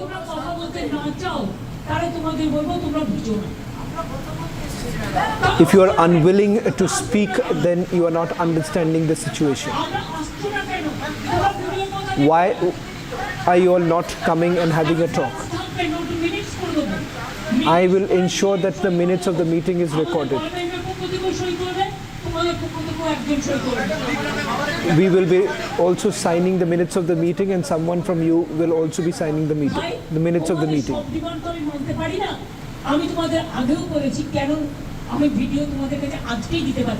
I have also said this in the past, why I cannot give the video just today. I will be taking permission from the Supreme Court and then be handing over.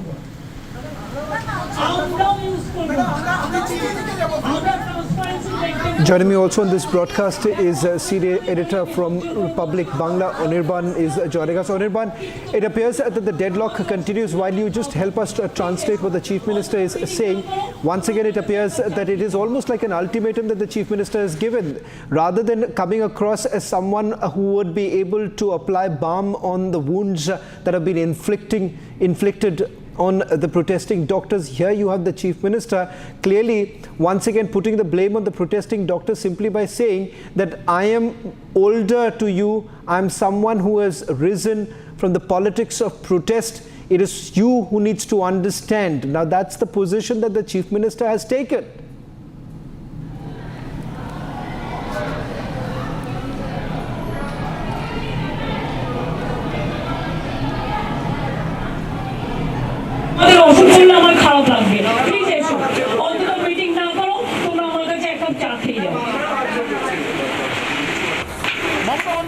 এই মুহূর্তে মমতা বন্দ্যোপাধ্যায়ের সাথে আমরা দেখলাম তর্কাতর্কি হচ্ছে চিকিৎসকদের junior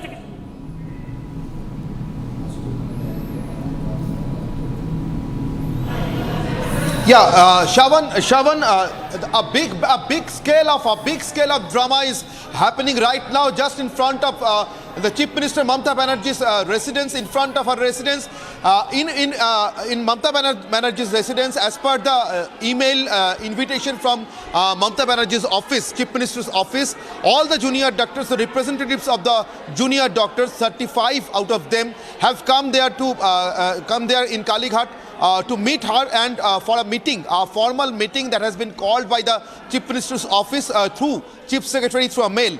But after coming there, all the mobiles of the junior doctors who had come to meet Chief Minister and for a formal meeting with her on the 5 demands they had placed in front of government or through mails and through various communications. Even today afternoon, when Chief Minister came there and met them and assured them that she will take care of all the demands that they have placed before her and before her government. But after reaching there, the mobiles of the junior doctors, they were not allowed to go inside to meet Chief Minister Mamata Banerjee with their mobiles. The mobiles of the junior doctors were told that they have to keep their mobiles in safe custody before entering the room. That the room exclusively specified for their meet with Chief Minister Mamata Banerjee and her IAS or RPS colleagues like Nandini Chakraborty, like Mr. Pant, like the Health Secretary, Home Secretary and the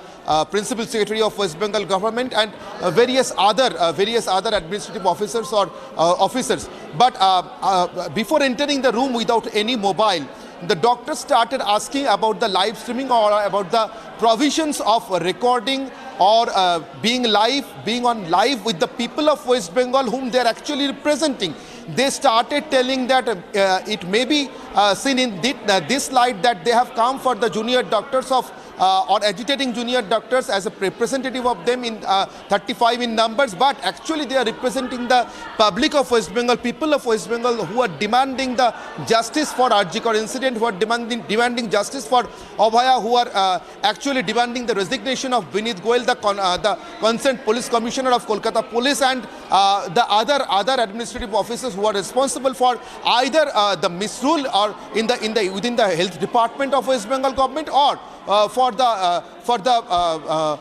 all the evidence that has been, according to them, that has been destroyed by police or with the help of police. But for the matter of live streaming, the doctors and the representative of doctors, they have been told by the government and repeatedly they have been told so that no live streaming is possible. Now, after a few hours of time, after at least 1.5 hours, Chief Minister herself came forward in front of her residence. She talked to the junior doctors, taking a mic on her hand, and she told that, okay, if you are not enough satisfied to be meeting with me, at least come and have a cup of tea with me. Because I am really concerned that it's raining in cats and dog outside, so please don't get drenched in this heavy rain. Please come inside, and what is there in a live streaming? I have made all arrangements for the recording purpose, and I am giving you assurances that entire recording will be given to you. But after a few days, the matter is being settled in Supreme Court, the highest court of India, the nation, and the minutes of the meeting will be kept with us. I will also give you the minutes of the meeting signed by the two parties, either one from my government or our side and one from your side or the representative side of the junior doctors will sign the minutes, and only after that we will finalize the minutes. After that we will give the minutes to you, and we'll take another copy. We'll keep another copy with us for government records, and I am giving assurances. Mamata Banerjee told them that this minutes copy will also not be circulated without your permission, and the videography that has been that we have arranged for the meeting, it will not also be circulated without your knowing or without your knowledge. And I will give you the entire videography, entire recording of the meeting after some time, after a few days, after the matter is being settled in the Supreme Court. But the junior doctors, they said that it is courteous enough for them to respond to the call by Chief Minister herself when she went to their place of agitation today itself in the afternoon, and she called for a emergency meeting or as early as possible meeting with them. After that, they had given the mail to Chief Secretary of West Bengal for a meeting as soon as possible, and after the Chief Secretary assured them to meet Chief Minister Mamata Banerjee. They have come to her residence, but this is all out of their faith only, their trust only on the government. They are courteous enough to come without putting any other conditions for the meeting, just aloof from the two conditions, that one is their 5-point demands and another one is the live streaming of the meeting for the purpose of transparency to the people, in the eyes of the people of West Bengal whom they are actually representing. But till now there is no assurance from the side of the government, and Chief Minister Mamata Banerjee has repeatedly told them, in spite of in front of all television cameras on live, that live streaming is not at all possible. They can videograph, they can record it, they can give a copy of the record, they can give the minutes of the meeting, which will be signed by the two parties, each representative from each side, but the live streaming is not possible. And Shawan, here lies the stalemate condition. Here lies the actual problem, some actual bottleneck that is being created here for the meeting of the junior doctors. For the meeting the junior doctors is trying to have with Chief Minister and her highest administration in West Bengal. Shawan. Well, in fact, what is extremely disheartening here, Anirban, is that you have a Chief Minister who continued with her monologue while the protesting doctors were made to wait outside her residence. And the big takeaways are these. One, the Chief Minister says that she's not going to give away the video of the meeting. She says that she's going to take permission from the Supreme Court, and that is the reason why she's unwilling to hand over the video of that very meeting. Exactly, Shawan. When Chief Minister Mamata Banerjee went today afternoon to meet the doctors in the very place of their agitation, in front of Swasthya Bhavan, or the Health Department headquarters in Salt Lake, their Chief Minister, she gave a monologue of at least 10 minutes in front of the junior doctors, and there she told everything about the points they have already told, or they have already put forward in front of government or her administration, and for discussion she called them. She even told them that last night there was a heavy rain within the city, and even on the place of agitation, they are taking for last 35 days in front of Swasthya Bhavan, and she was very much worried about their condition. She was very much worried about the weather condition, the condition they are actually going through for 35 days. But all of these are monologues. I mean to say, the Chief Minister Mamata Banerjee, when she was speaking all these things in front of TV cameras, all cameras were live, all the television channels were live, and in that case, Mamata Banerjee showed no kind of influence on being live. But whenever the junior doctors started speaking, right now, just when she told the doctors, she requested the doctors for coming inside the room where the meeting has been arranged for them, then junior doctors were certainly saying something in response of her request, but they were not heard, only because they had no mic on their hand. Only we could see the folded hands. With the folded hands, junior doctor is appealing something in front of Chief Minister. They are saying something in front of Chief Minister, but they got unheard only because of the mic was only with Chief Minister Mamata Banerjee, and she was live. The entire picturesque was live, but junior doctors were not audible because no mic was given to them. She is actually inviting them inside the room where the meeting has been arranged or programmed, but she and her entire administration is denying them of any opportunity, or even a single opportunity of speaking at least 1 minute in front of camera, in face to face with the Chief Minister of West Bengal. Even if when she is requesting something to the doctors, we cannot hear what they are actually responding to her request. Shawan. Unfortunate in the manner that the Chief Minister is still continuing with this entire matter, where the protesting doctors have been on the streets for the last 35 days demanding justice for Abhaya. What has really happened, Anirban, is that the Chief Minister continued with her monologue. She was holding a mic. In fact, it appeared that she was giving a lecture to the protesting students as well as the doctors who were present. They're simply stating that they are much younger to the Chief Minister, and she feels that she's been disrespected. This at a time when the entire state has been up in arms, demanding that the Chief Minister actually takes some action and also ensures a safe environment for the doctors to operate. And you have a Chief Minister who's taken this on her simply by saying that she is being disrespected. I'm not very sure if that very segment where she has spoken a short while back, if that is ready and we can play that out once again for our viewers who are tuning in right now. The deadlock certainly continues. There was this entire drama that played out 24 hours ago when you've had the Chief Minister putting out a video of her at the Chief Secretariat at Nabonno, where she said that she was waiting for 2.5 hours for the protesting doctors, and the protesting doctors were actually outside Nabonno, and all that they were basically demanding is that the meeting that takes place with the Chief Minister should be live streamed so that there is enough transparency here. But the Chief Minister, in the garb of saying that this is a matter which is sub judice, and that is the reason why she's not in a position to release the video. That's the same position she has taken once again. Listen in to what the Chief Minister had to say, rather the lecture that she had actually to give to the protesting doctors who were waiting in the rain outside her residence.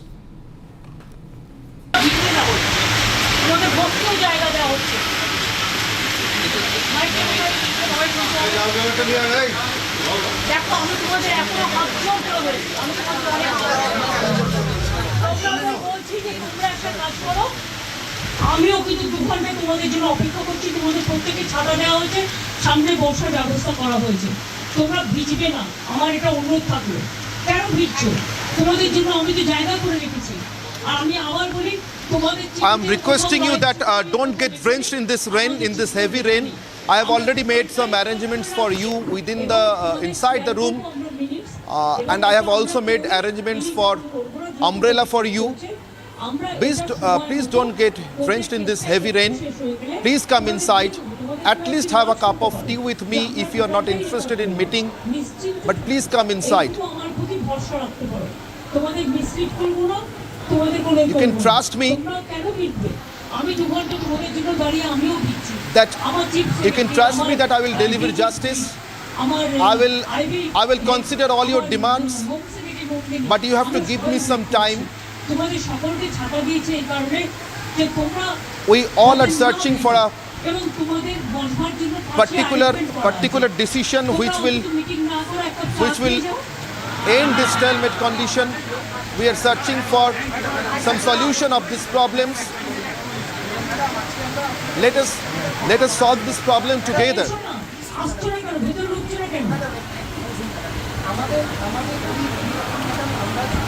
Why are you not coming inside? Please come. Please come for the meeting. তারা তো তোমাদের transfer পাঠিয়েছে, তোমাদের আসার কথা ছিল 15 দিন, তোমরা এসছো 40 জন। একটা লোকের বাড়িতে তুমি বলো 40 জনের কি বসার জায়গা থাকতে পারে? তা সত্ত্বেও তোমরা ছোটরা এসছো, আমি তোমাদের জন্য সব অ্যারেঞ্জমেন্ট করে রেখেছি। You can easily understand that for making place for a meeting for 40 people inside a person's residence is not very easy. But I have even made that arrangement for you, only to have a meeting, a fruitful meeting with you. Please come inside. Don't refuse me.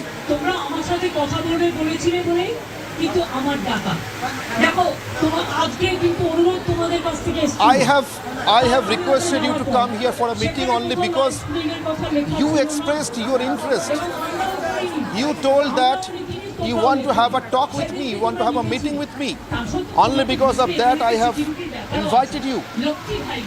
Now you are not coming inside. Why?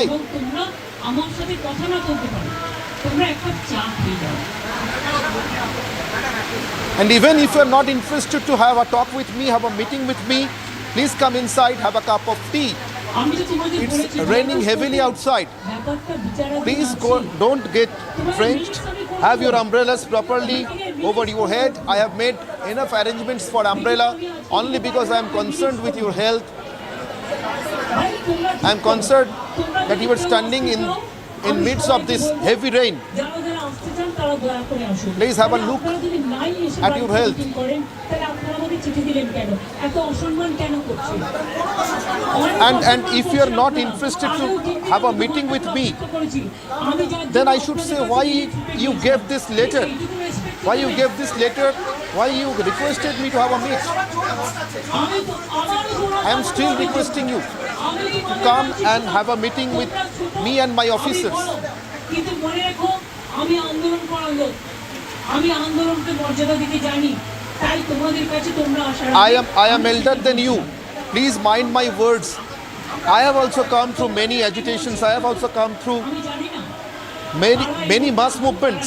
কিন্তু আমি তোমাদের সবাইকেই বলবো Please don't disrespect our invitation. Please don't refuse us.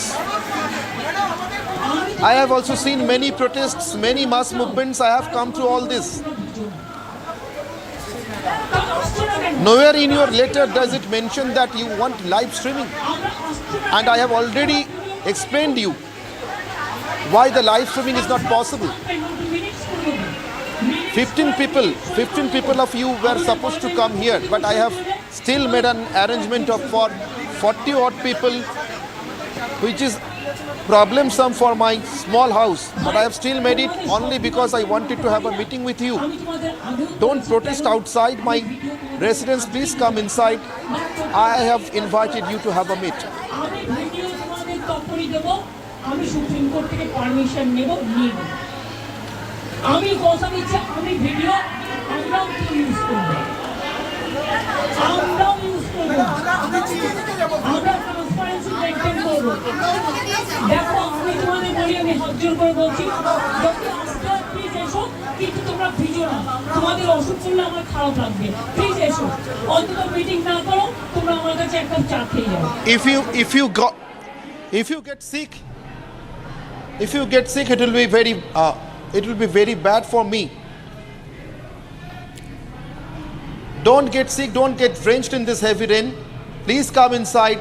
At least have a cup of tea with me. It's raining heavily outside. You had come here for a administrative meeting with me. You yourself requested the meeting. I responded as soon as possible with my administration.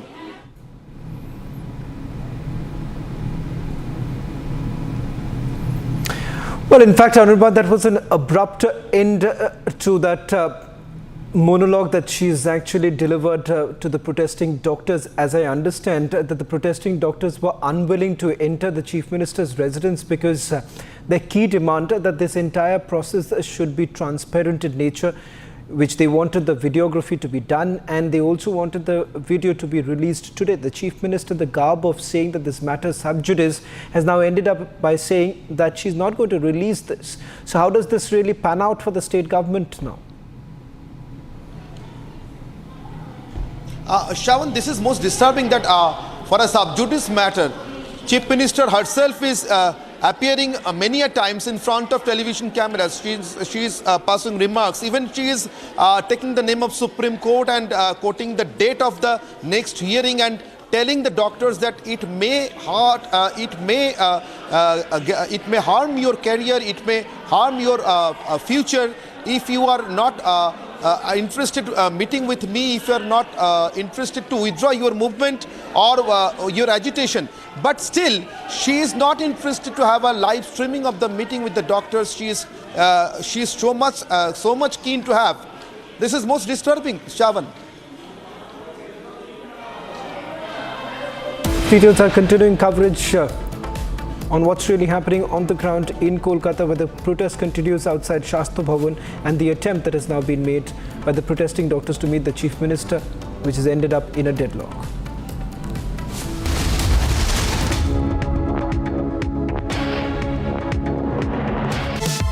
Co-powered by Jaguar Bath and Light. ರಾಜ್ಯದಲ್ಲಿ ಸಮಿಟ್ಗಳ ಇತಿಹಾಸದಲ್ಲೇ ಮತ್ತೊಂದು ಮೈಲಿಗಲ್ಲು ಸೃಷ್ಟಿಸೋಕೆ ವೇದಿಕೆ ಸಿದ್ಧವಾಗಿದೆ. Republic Kannada ಮಹಾಸಂಗಮ. ಇದು ಕನಸಿನ ಕರ್ನಾಟಕಕ್ಕಾಗಿ ದಿಗ್ಗಜರ ಸಮಾಗಮ. ಅತಿ ಶೀಘ್ರದಲ್ಲಿ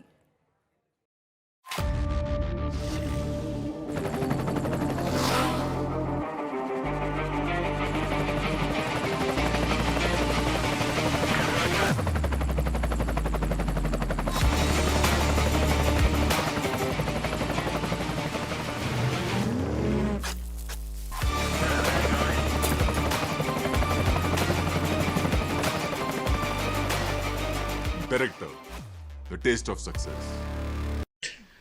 But I'll tell you something interesting, which you may remember. In 1984, there was a hijacking.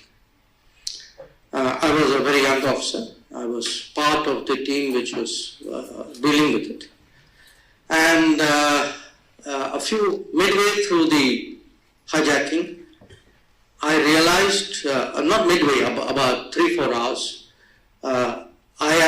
those were the days you didn't have cell phones and all that. So, and I had a small, my son was a few months old. My wife used to work, so it was my day to go back home and feed my son at lunch. Okay. So I rang up my mother actually to tell her, look, I can't come, there's a hijacking. And then I discovered my phone. Hello, Moto. Motorola, India's best 5G smartphone brand, brings you the latest breaking news updates from across the country only on Republic TV. Co-powered by Jaguar Bath and Light. Amity University is organizing an international conference on semiconductor technologies, materials to chips, with over 200 speakers and delegates from top organizations and global academic institutions from 11 countries. This is another initiative by Amity, aligned with the Government of India's semiconductor mission. ರಾಜ್ಯದಲ್ಲಿ ಸಮಿಟ್ಗಳ ಇತಿಹಾಸದಲ್ಲೇ ಮತ್ತೊಂದು ಮೈಲುಗಲ್ಲು ಸೃಷ್ಟಿಸೋಕೆ ವೇದಿಕೆ ಸಿದ್ಧವಾಗಿದೆ. Republic Kannada ಮಹಾಸಂಗಮ. ಇದು ಕನಸಿನ ಕರ್ನಾಟಕಕ್ಕಾಗಿ ದಿಗ್ಗಜರ ಸಮಾಗಮ. ಅತಿ ಶೀಘ್ರದಲ್ಲಿ. I'm told Mamata Banerjee has offered to quit, and that's good because she should have offered to quit a long time back. We are sick and tired of a corrupt government, a government under which there have been maximum number of murders, there is a syndicate, there are gang wars, there is gangsterism. There is untold corruption, untold amounts of Muslim appeasement. The demography of Bengal has been completely ruined. There is open infiltration from across Bangladesh. And this person, Mamata Banerjee, whenever she feels her chair is under doubt or she's going to lose her position, she threatens to unseat the government in Delhi. Mamata Banerjee has offered to quit, and that is good. যা সাধারণ মানুষ জানতেন না যে এর মধ্যে একটা colour আছে। মানুষ এসেছিলেন বিচার চাইতে তিলোত্তমার, কিন্তু আশা করি মানুষ বুঝতে পারছেন ওরা বিচার চায় না, ওরা চায় চেয়ার। আমি মানুষের স্বার্থে। She should have offered to quit a long time back. Unprecedented public appearance of the world's two top spy masters this week in London. CIA Director William Burns and MI6 Chief Richard Moore shared their worldview at a conclave talk show. This happened as the United States arrested two high-profile Chinese spies in New York and Washington, D.C. Join me as I unspool the West's geostrategic thought process through these developments over the weekend on Get Me Right.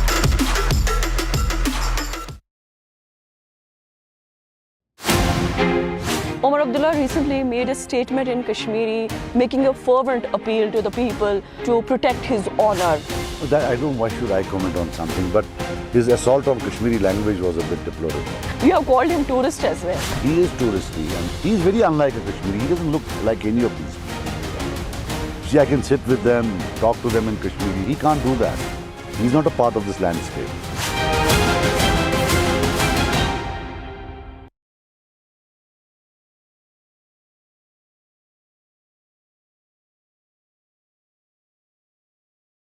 There was an unprecedented public appearance of the world's two top spy masters this week in London. CIA Director William Burns and MI6 Chief Richard Moore shared their worldview at a conclave talk show. This happened as the United States arrested two high-profile Chinese spies in New York and Washington, D.C. Join me as I unspool the West's geostrategic thought process through these developments over the weekend on Get Me Right. From Asia's largest news headquarters, setting the agenda for Bharat.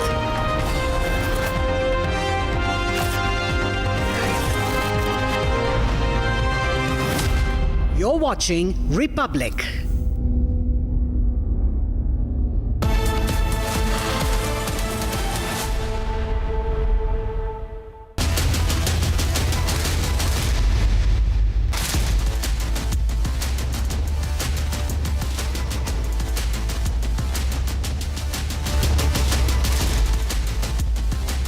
Thank you for joining us on The Burning Question.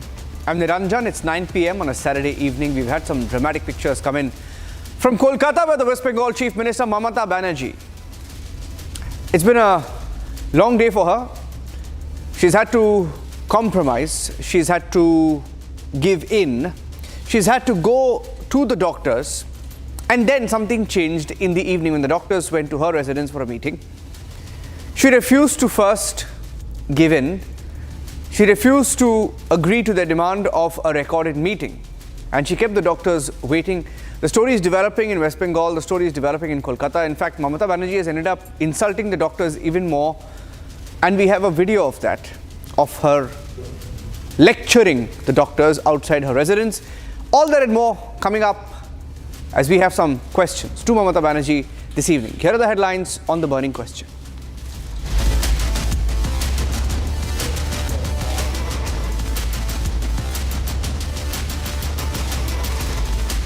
Mamata Banerjee continues with her monologue with doctors, makes protesting doctors wait outside her residence.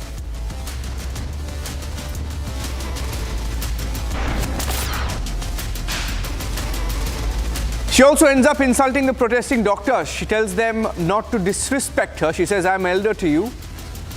Listen to me. Y'all are juniors.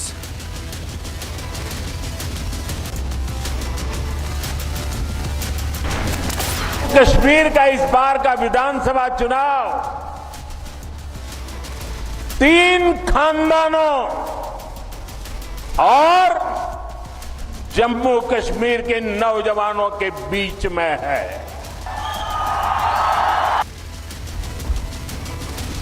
On the campaign trail in Jammu and Kashmir, the Prime Minister targets the families. The diners of Jammu and Kashmir says it's 3 families versus the youth.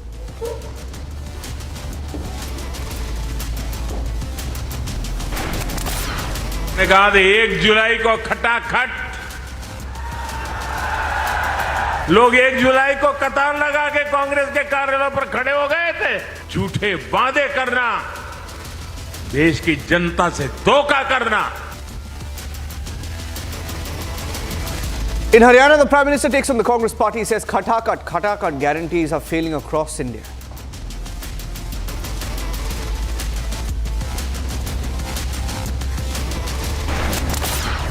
हमारा लोकतंत्र देश में अपना बात रखने का आजादी है, लेकिन कोई मिसलीड ना करे, उसको झूठ बोल करके false narrative create ना करे। Union Minister Kiran Rijiju hits out at Asaduddin Owaisi, the fight, the war of words over Waqf bill. He says many Muslims support the Waqf bill, saying Owaisi is misleading his community.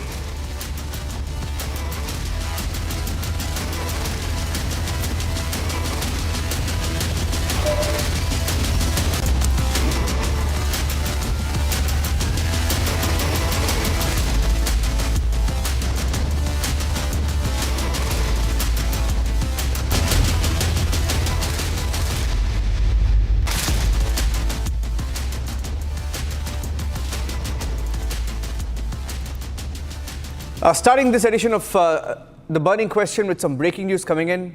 I'm going across straight to those pictures and the story so far. Mamata Banerjee met protesting doctors, and when the doctors ended up at her residence for talks, of course based on their condition that every single conversation should be recorded, she ended up insulting them.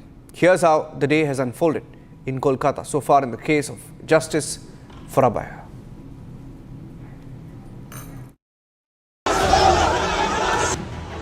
One month and 5 days on, Justice for Abhaya chorus is only growing louder.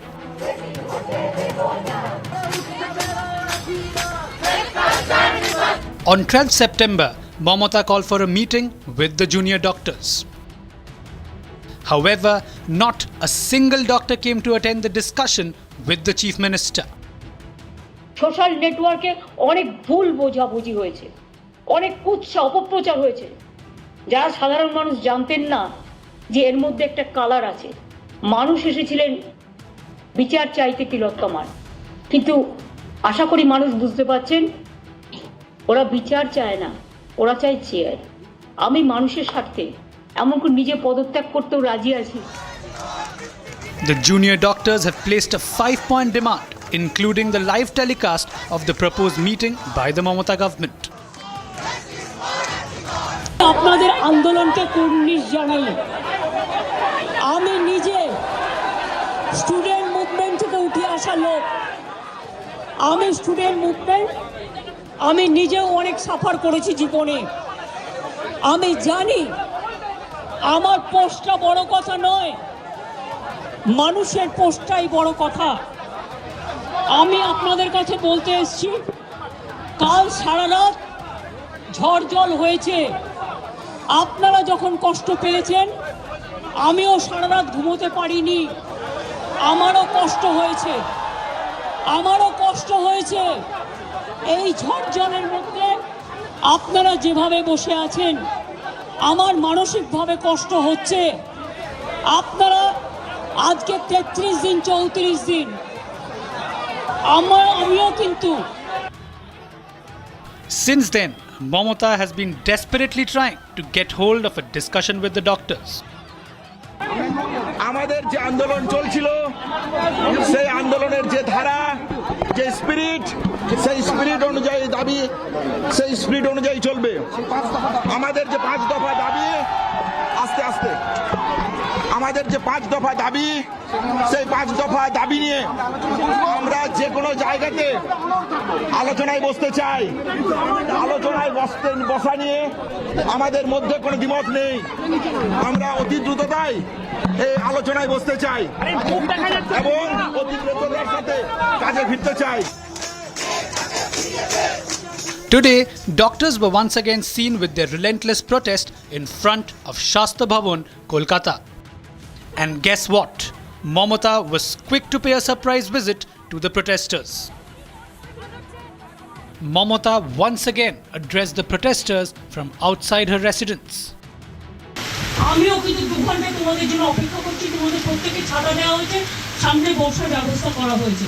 তোমরা ভিজবে না, আমার এটা অনুরোধ থাকলো। কেন ভিজছো? তোমাদের জন্য আমি তো জায়গা করে রেখেছি। আর আমি আবার বলি, তোমাদের চিঠিতেও কোথাও লাইভ স্ট্রিমিংয়ের কথা লেখা নেই, আমাদের চিঠিতেও লেখা নেই। আমরা টোটালটাই রেকর্ড করে রাখছি এবং তোমাদের শেয়ার করব আমরা মিনিটস। এবং এটা আমরা কেউই রিলিজ এখন করবো না, যেহেতু কোর্টে কেস চলছে। আমরা এটা সময় মতো কোর্টের কেসটা একটু শেষ হয়ে গেলে তোমাদের দিয়ে দেবো। তোমাদের কেউ একদিন ওয়াচ করতে পারো যে আমরা টোটালটাই রেকর্ড করবো। নিশ্চিন্তে থাকো, এইটুকু আমার প্রতি ভরসা রাখতে পারো। তোমাদের মিসলিড করবো না, তোমাদের কোনোই করবো না। তোমরা কেন বিটবে? But the anger against Mamata is palpable, and no amount of promises seem to be enough as they seek her resignation now.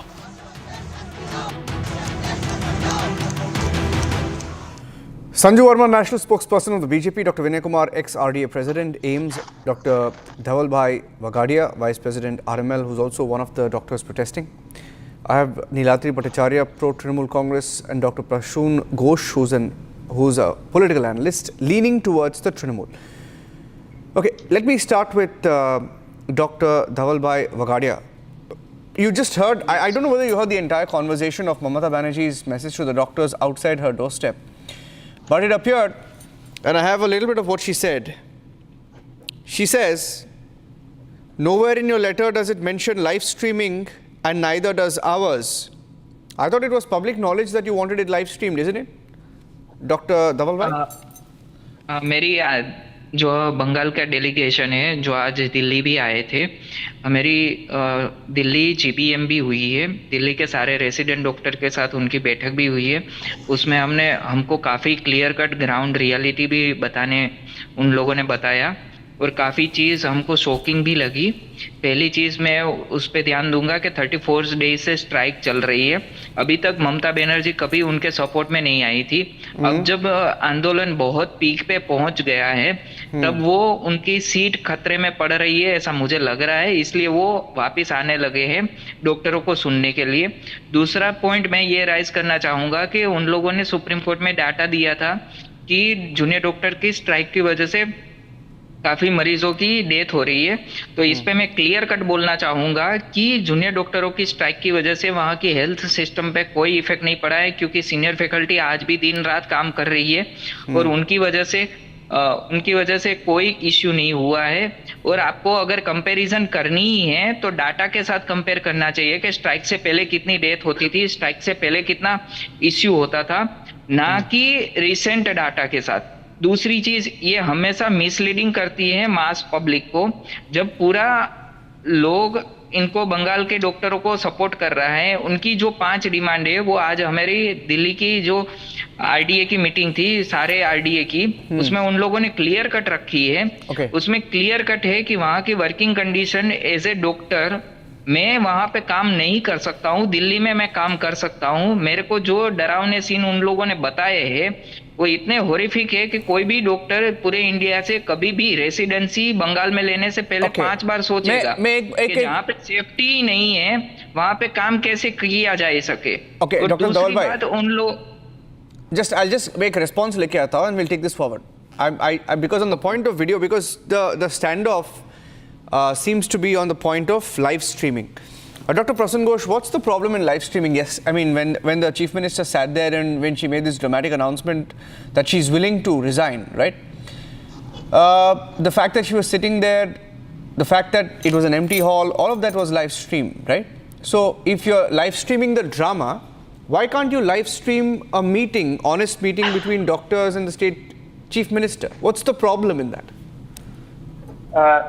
देखिए सर, मैं एक बात बता रहा हूँ। First of all as a neutral man मैं एक चीज बता सकता हूँ कि देखिए लाइव स्ट्रीमिंग हम लोग देखते हैं कि सुप्रीम कोर्ट के भीतर भी होता है। सुप्रीम कोर्ट का कोई भी फैसला होता है तो हम लोग देखे हैं, काफी बार देखे हैं कि लाइव स्ट्रीमिंग हो रहा है। लेकिन बात मेरा एक जगह पे सवाल है, आपसे भी मेरा एक जगह पे सवाल है, ये इसे मान के चलिए एज ए नेम है कि supreme court is the highest authority. वो एकदम हाईएस्ट अथॉरिटी है, वो अपना कोई भी फैसला, कोई भी चीज को मतलब that supreme court can say this is the I am the highest authority, so whatever the thing is happening inside my court, it can be published, it cannot be published. But in other way, as a honorable Chief Minister of West Bengal, what she was telling that the live streaming cannot be done, and in that case, what she was telling today, even before also, if it is a judiciary matter, the matter is in the Supreme Court, the case is running, so if anything will happen, so we have to take permission from the court. Because Supreme Court can do it, because it is the highest authority of India.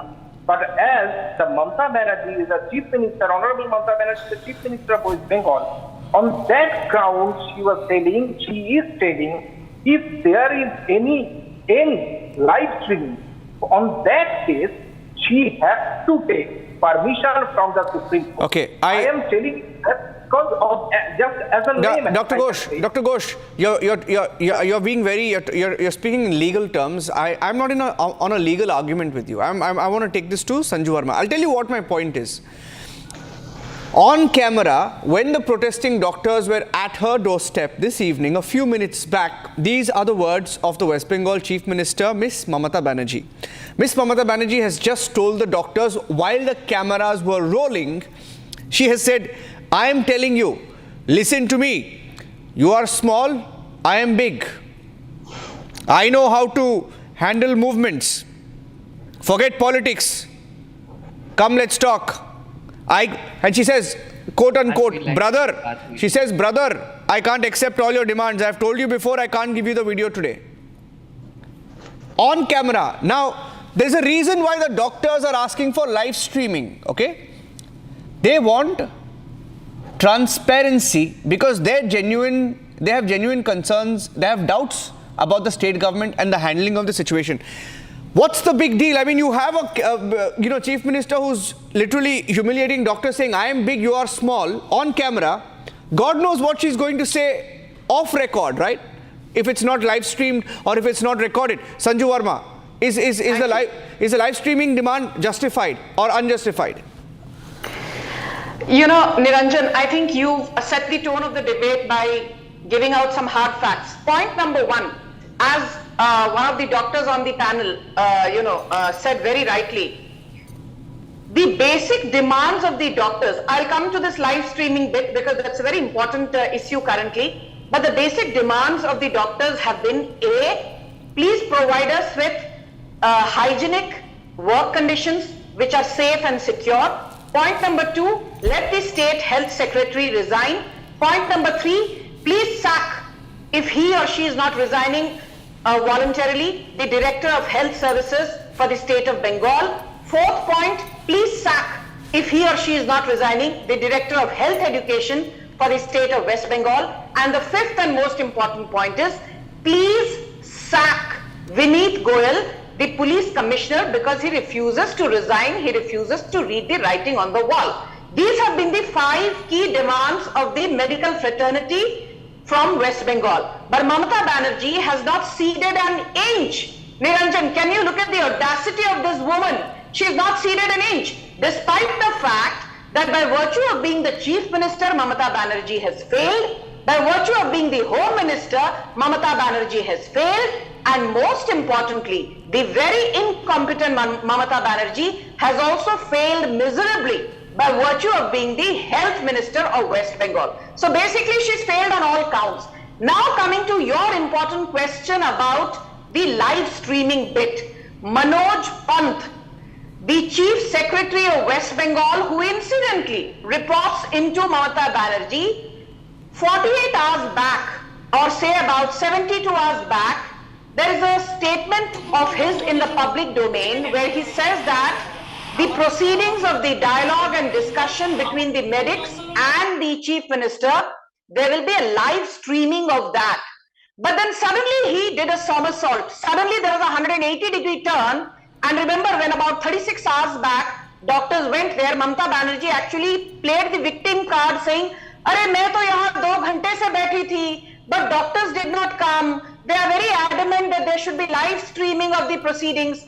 Madam, the doctors agreed for a meeting in the first place because you and your chief secretary Manoj Pant agreed to a live streaming. Now, once the medical fraternity landed at your doorstep, you suddenly do a somersault and say, "No, live streaming ki to baat hi nahi hui thi. This will be a recorded session." And that is the crux of the problem. Mamata Banerjee has been, singing in 2 different tunes. In front of the public, she says, "I'm willing to resign." अरे आपको resignation देनी है तो governor CBI I have a breaking video. Sanju, I have a breaking video and I want all of you. Niladri, I know you want to jump in. I have a breaking video. I want you to see this. I mean, I have no words. The video is self-explanatory. Can I please play that video out where doctors are folding their hands, sir? Abaya was raped and murdered and doctors were insulted. Doctors have been on the streets for over a month now. Look at that. Doctors are holding their hands, folding their hands. Look at that. Are you seeing that, Niladri? They're folding their hands. Yes. There's another video shot. Yes, if I can ask our producers to continue playing this shot. Continue playing this shot. Continue playing this shot. No, this is a shorter version. There's a shorter version. Please play the long video where the doctors are folding their hands. There's a shot right now on the group where I have seen that doctors are folding their hands. It's a 5-minute video. Why are you making doctors plead? Allow me to reply on this. They're standing outside your chief minister's residence. Madam Mamata Banerjee, the great Mamata Banerjee. Mamata Banerjee is so big, sir. Mamata Banerjee is so big, so powerful. Look at what you've made doctors do. They're pleading. They're folding their hands and standing there. It's wrong. It is wrong. What you're showing is wrong. What is wrong? Understand the background of this. What is the background of this? You can't pick and choose and show a clip. Please, if you allow me to... You want the translation, I'll play it with the translation, but you respond. The narrative what you have shown is today wrong. She, as a human, I will clarify the narratives as a human because person, today she I have went to received the Bengal and delegation she said from that my if you have office anything to say, and we please come to me. I'll look into it. Don't come to me as the because don't come you to me are as the not chief providing the minister. health, Come to me as the security elder and sister. all the stuff. She has also As a said resident that she has doctor, support with the protesting doctors. Please, let me speak. Let him speak. Let Niladri speak. Let Niladri speak, doctor. She has support with the doctors. After, when the doctors went to her residence and they were not entering, she herself came out. It was raining cats and dogs. And she said, whether you want to have a meeting or not is a different thing, but don't get wet in the rain. Come over, have a cup of tea, and then we can solve this impasse. A stalemate situation has occurred, but the stalemate only suits some vested interests. The stalemate doesn't suit the doctors. The stalemate doesn't suit the government also. What Mamata Banerjee has done today, she has shown her human face. As the elder sister, she said, please come, please let us discuss, and it is only through discussion this can be solved. As far as the live streaming and the videography goes, she has accepted the demand of the protesters that there will be a minutes of the meeting signed by the chief secretary. Minutes of the meeting? What? Minutes of the meeting signed by the chief No, 1 minute. And they can take Why not a live streaming? 1 second.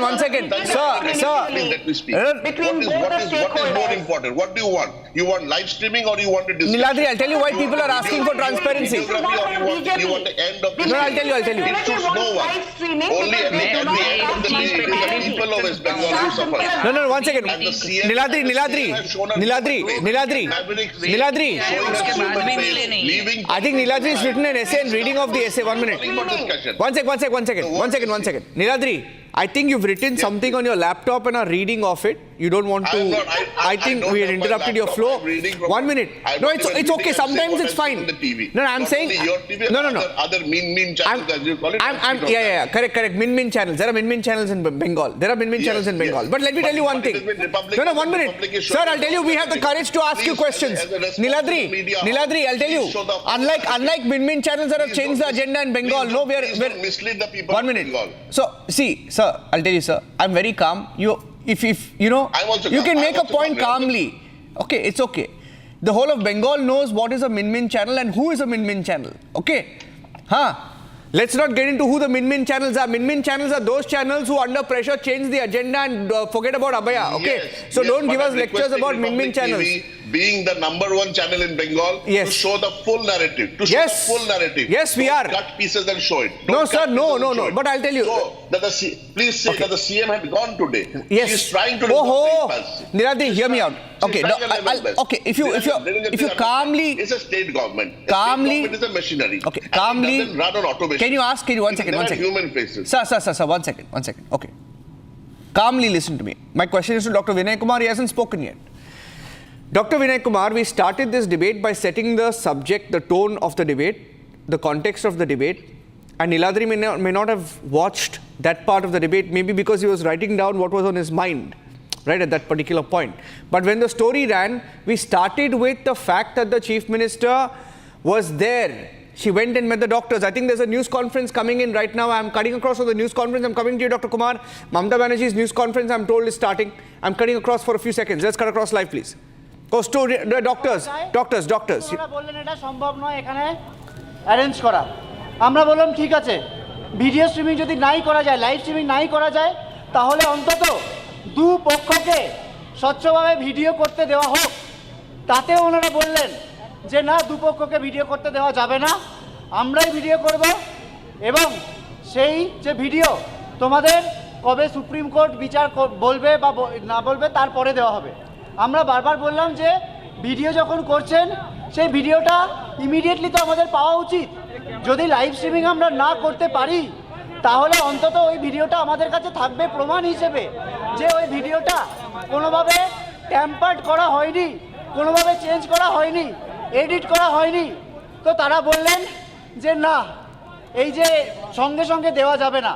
আমরা তারপর আবার নিজেদের মধ্যে আলোচনা করলাম। ইতিমধ্যে মাননীয় মুখ্যমন্ত্রী আমাদের কাছে এলেন। আমরা যে বাইরে বৃষ্টিতে ভিজছিলাম, সেই অবস্থায় তিনি বাইরে এসে আমাদের বললেন যে ভেতরে এসো, মিটিং না করো, চা খেয়ে যাও। এবং তিনি বললেন যে ভিডিও কিন্তু তোমাদের দেওয়া যাবে না, সুপ্রিম কোর্টের বিচারাধীন বিষয়, ভিডিও আমরা পরে দেব। তো আমরা তারপর আবার এই ঘটনার পর আবার আমরা নিজেদের মধ্যে আলোচনা করলাম যে ঠিক আছে, মুখ্যমন্ত্রী তো আমাদের কাছে অন্তত এলেন, নিজের কাছে এসে একটা জায়গা রাখার চেষ্টা করলেন। তো আমরা নিজের মধ্যে আলোচনা করে ঠিক করলাম যে ঠিক আছে, তার চেয়ারের প্রতি সম্মান রেখে এবং মুখ্যমন্ত্রীর প্রতি সম্মান রেখে আমরা কোনো রকম ভিডিওগ্রাফি ছাড়াই শুধুমাত্র যে মিনিটস দেওয়া হবে যাতে আমাদের সাইন থাকবে এবং ওনাদের সাইন থাকবে, এইটুকুতেই রাজি হয়ে আমরা মিটিং করব। এইটুকু দেখেই আমরা মিটিং করব। আমাদের ভিডিওর দরকার নেই। আমরা বিশ্বাসটা রাখলাম। আমরা নিজেদের মধ্যে আলোচনা করে ঠিক করলাম যে ঠিক আছে, দরকার নেই। উনি যখন নিজে এসে বলছেন, উনি যখন নিজে রিকোয়েস্ট করলেন, তার তো একটা সম্মান আমাদের কাছে রয়েছে।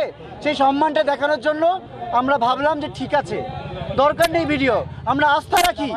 আমরা তারপর বললাম, যখন নিজেদের মধ্যে আলোচনা করে যখন আমরা জানাতে গেলাম যে ঠিক আছে, আমাদের দরকার নেই, আমাদের শুধুমাত্র ওই মিনিটটুকু দেওয়া হোক, এই অবস্থায় আমরা আলোচনায় বসতে রাজি।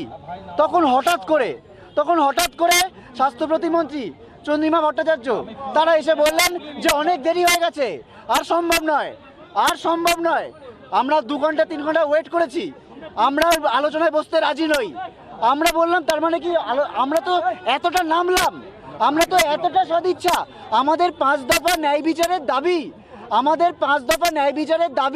যাতে আমরা আদায় করতে পারি, যাতে অচলাবস্থা কাটতে পারে, যাতে এই গোটা রাজ্যে এই যে একটা মানে ব্যাপক ক্ষোভ তৈরি হয়েছে, একটা অচলাবস্থা তৈরি হয়েছে। Well, right now the protesting doctors are specifically saying that they had a clear intention. Their intention was to speak their mind. Their intention was to place the 5-point charter, the 5-clause charter, specifically demanding the justice, the resignation of those 5 officers directly involved in evidence tampering. But unfortunately, Mamata Banerjee did not cooperate with them. Their only demand was to have a transparency in the meeting. The transparency was not seen. They in fact said that live streaming can also be skipped. But why there should not be any video recording? Why there should not be any video live? Right now the protesting doctors are crying. In fact, this is a historic scene where the junior doctors in our state are crying and saying that they are unable to meet their chief minister. What's this ego of Mamata Banerjee that is stopping her from accepting the demands of the junior doctors?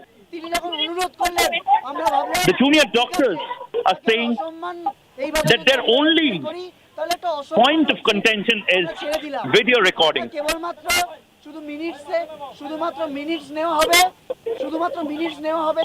Mamata Banerjee and the Chief Secretary of Police said that there will be minutes of the meeting. But the protesting doctors refused and said that there should be video recording. They're saying that Chief Secretary informed them that it's too late. The junior doctors are saying that right now, what's the hurry to get away? They still want a meeting right now. They want a meeting to happen, and after the meeting, they want to leave. But right now, in front of Mamata Banerjee's residence, there is no one except the protesting doctors. The security is there right now, but there is Chief Secretary present, the Chief Secretary of West Bengal, the Home Secretary, as well as the MOS Health, Chandrima Bhattacharya, has left.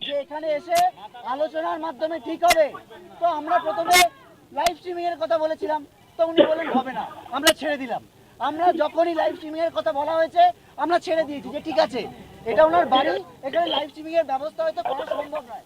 আমরা বলেছিলাম দুপক্ষের video করতে দিতে হবে, দুপক্ষের videography. The protesting doctors are saying that our revised demand was to at least allow them to record what is happening, what Mamata Banerjee is showing, what the senior doctors are done. আমরা অত্যন্ত হতাশ, আমরা নির্বাক, আমাদের এই সদিচ্ছাকে যে এরকম বাজেভাবে ঠুকরে দেওয়া হলো এবং আমাদের ফিরে যেতে হচ্ছে, আমরা অত্যন্ত হতাশ। আমরা আলোচনা করতে এসেছিলাম, আমরা আমাদের সবকটা কিছু। Right now the junior doctors are crying in front of camera and they have broken down.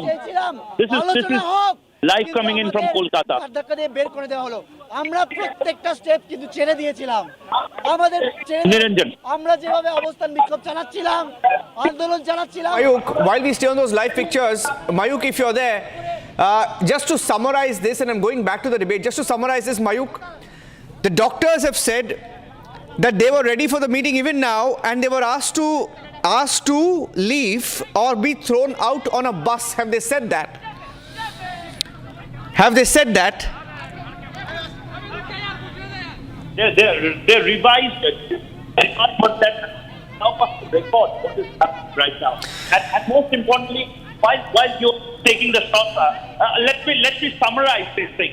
First, they demanded that there must be a live streaming. Then they demanded that, okay, it's the residents of... I'm getting a big... Mayuk, I'm getting a big breaking news update. Mayuk, I'm getting a big breaking news update. I don't know whether you can confirm this, but in the Kolkata Abaya rape and murder case, there's been a second arrest. CBI has made a second arrest. That's the breaking news update that I'm just getting in from the newsroom. The CBI has made a second arrest in the Abaya rape and murder after Sandeep Ghosh, Kolkata Police SHO, Kolkata Police SHO, Station House Officer of the Kolkata Police has been arrested in the Abaya rape and murder case. I'm getting in a big breaking news update. The CBI has arrested the Kolkata Police officer. A Kolkata Police officer has been arrested. I'm getting in, Shawan, I'm continuing. We're dropping the second subject of the debate this evening to stay on this breaking news story. This is a very big update. I'm trying to find out details of the role of this Kolkata Police Station House officer and how he was involved in either the rape or the cover-up of this particular case. Rape, murder, cover-up. I'm trying to get details. Shawan Sen breaking the story for us.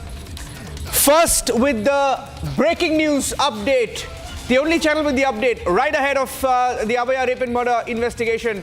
Shawan Sen getting me that breaking news update right now. Shawan, are you there? Shawan, what was the role of the Kolkata police officer? Kolkata Police SHO, the second arrest in the case. Was he involved in the crime or the cover-up? Shawan. I'm just getting that update, but just once again telling our viewers there are two breaking news updates. Doctors breaking down outside the house of Mamata Banerjee. We were on that news conference. Doctors breaking down outside the house of Mamata Banerjee. And the second breaking news update right now, I have the CBI has made a second arrest. CBI has made a second arrest in the Abaya rape and murder in Kolkata, the RG car rape and murder. Another arrest has been made by the CBI as we speak. I have the breaking news update that the Kolkata Police Station House officer, Kolkata Police SHO and Sandeep Ghosh are the two arrested in the case right now. And I'm going across to Shawan. Any minute now I'll get Shawan. But I want to also go across to the pictures on Republic Bangla where different doctors are breaking down. At least 3-4 doctors who were outside the house of Mamata Banerjee. I have that video as well. So I have multiple breaking news updates on the story. If I can take the pictures on one side and on a 50-50 screen put out the details of the second arrest as well. Very powerful pictures from outside the house of Mamata Banerjee where the doctors are breaking down. 3-4 of them. I just saw the videos coming on Republic Bangla. If you can cut across live to that, I'll just show you the visuals of what's happening in Kolkata. Multiple updates that we had. The Chief Minister has ended up insulting the doctors. I mean, otherwise they wouldn't be breaking down. And some of the things that she said to them, that saying that I'm bigger to you, you are small, etc., and not agreeing to the conditions, saying that you can either leave. The administration has told the doctors they can either leave or be sent out on a bus. Shawan is live now. Shawan, what is the role of this officer? This is the second arrest in the case. What is the role of the officer? Shawan.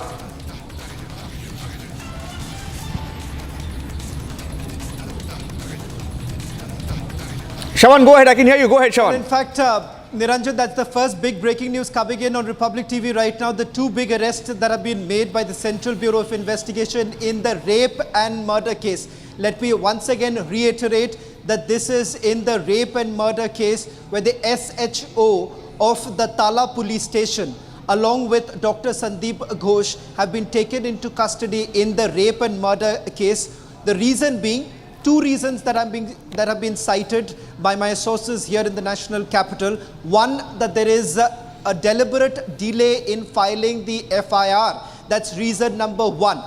Reason number two is that there is certain missing evidence, and that is the reason why the two arrests that have been made so far. Just to put this into perspective, a story that we have been tracking very closely on Republic TV, the fact that we've been talking about that there was a 40-minute mystery when the body was basically found by an associate professor of the RG Kaur Hospital, and the time that it took to inform the Tala police station, and thereafter the FIR that was registered was almost 14 hours later. What was the reason why there was a deliberate delay in filing the FIR is the question that Republic TV has been asking. We've also unmasked this entire mystery in various of our previous episodes where we have basically put out details of what really transpired between 9:30 in the morning to about 10:30 in the morning. This was the time when the Kolkata police from the Tala police station reached the scene of crime. What we are also being told is that there has been a deliberate delay. Right now, that's the preliminary information. That's the big lead we are getting in, much ahead of other channels with regards to the 2 arrests that have been made so far. It's a big development that's taken place from the CBI. The CBI essentially making this arrest. Earlier, remember, Sandeep Ghosh had been taken into custody in the financial irregularities case. Now, what we are given to understand is that he has been taken into custody in the rape and murder case. The question that was being asked to the Kolkata police for the longest time, Niranjan, is to why exactly did the Kolkata police not examine Dr. Sandeep Ghosh? He was, after all, the principal of RG Kaur Hospital, the man who was told about a body that has been found and the fact that a murder has taken place inside his institution. Why exactly was he not examined? Were there certain instructions that were actually given to Dr. Sandeep Ghosh? Why was there a delay, first of all, in informing the police whether at all the hospital authorities were trying to cover up something? Now, that is the reason why we have been saying there is a 40-minute gap, a 40-minute mystery that ought to be should have been uncovered by the Kolkata police. It turns out the SHO was also hand in gloves. Prima facie, the evidence that has been collected by the Central Bureau of Investigation indicates that there is essentially the fact that the SHO was also hand in gloves, and the fact that Dr. Sandeep Ghosh did not act upon it. Whether at all this was for some sort of certain instructions that were given to him or not, that's in the realm of investigation right now, and that's the reason why we are being told that the CBI has now taken the decision of taking them into custody. Niranjan, if you can just hold this for a bit more, yes, because I'm getting in some more information from my sources right now to get you more details of that arrest that is getting in. Now, that's the big update coming in. First on Republic TV, more details of this investigation that has been carried out, the 2 big arrests that have been made. Thank you for that, Shravan. Explains, Dr. Vinay Kumar hasn't spoken. Dr. Vinay Kumar, this explains why Mamata Banerjee is still nervous. She continues to be nervous because they're going after the cover-up angle now. The cover-up angle has been the focus, has been mentioned in court, and it's clear now. There was a rape, there was a murder, there was a cover-up. They're going after the cover-up angle. Arrests are being made in the cover-up angle. A Kolkata police officer arrested for cover-up. I think this is much bigger than what we thought initially. Dr. Vinay Kumar. Exactly. I think this scenario, is changing. We are deviating from actual point. Our main focus should be that there should be strict action. It is beyond the power of Mamata Banerjee that implementation of strict disciplinary action against RG Kaur Medical College principal. Is it beyond the power of Honorable CM to call for the resignation of CP of Kolkata? This could be done immediately. If she calls herself that she is an elder sister to the doctors, then why she is not accepting the genuine demand, asking the good working condition, the secure environment to take care for the care of the patient? Is it a crime? Why she is not listening? And when she is asking to come over the cup of tea to her resident, then she is saying that I am big, you are small. Definitely doctor is small. Yes, we accept that we are very, very small. If you are big, big always gives. And whatever we are demanding which is just inside the power of Mamata Banerjee. She can enhance the security, she can make a good working environment inside the hospital. And what she is doing right now is all political drama, that I will resign, I will do that, I will do that. And when with folded hand, doctors are visiting to their house, she is saying that I am big. This can't be accepted. What we are demanding, we should not demand. She should come forward and say that I am your elder sister. I will do whatever. Look at that. Look at required. that. I have another visual coming in. Stay with me, Dr. Kumar. I'm coming to you. Sanju. While I go to Sanju Verma, there's a visual coming in of the doctors leaving Mamata Banerjee's residence in a bus. I don't know whether they're being detained or they're being rounded off or they're leaving on their own. But I'll wait for more details to come in. But they're leaving Mamata Banerjee's residence. Sanju, this is the big lead. Missing evidence. There was missing evidence. We don't know what else happened there. The fact that a police officer has been arrested. Sanju. Niranjan, first and foremost, let me congratulate Republic. There has been relentless coverage on the RG issue, and I have been on a zillion debates with Arnab. This, when large sections of the Chin or Min media... Min channels don't have this story. I'm asking Niladri sitting in Kolkata, Min channels don't have this story. Yes, Can I just, so I'm just finishing what I have to say. Go ahead. Niladri, can I just finish? Niranjan, can I just finish what I'm saying? Yes, please, go ahead. Yeah. So this Min channel and Chin channel, Niladri knows about it better, but I'll just stick to some hard facts. Point number one, again and again, there are two things which the Kolkata High Court and the Supreme Court have said. Absolute failure of state machinery, there was collusion, and the state dispensation was complicit in ensuring a massive cover-up which was eventually busted because the Kolkata High Court directed that the CBI should take over the case. Had this entire RG case been left to the devices of Mamata Banerjee, Sandeep Ghosh would never have been arrested, Sandeep Ghosh would never have been interrogated. Point number two, and most importantly, Sanjay Roy, who's been arrested, and now this SHO. I think this is just the tip of the iceberg, because don't forget, Niranjan, that the most important point is this. Why is it that a case of unnatural death was registered? Justice Pardiwala of the Supreme Court asked this. He also asked, along with Justice Chandrachud, the CJI no less, that why is it that it took 14 hours for the FIR to file after the dead body was recovered? The also other very moot point is that how can a post-mortem be conducted even before the FIR was registered? And the most important point, that why was the FIR not registered either by the Kolkata police or by RG Corps, which is run by the Mamata regime, but it took the deceased victim's parents to actually register the FIR, which should ideally have been done by the RG Corps authorities or by the Kolkata police. Yeah. So if this is not a cover-up, tell me what is. Now I want to go across.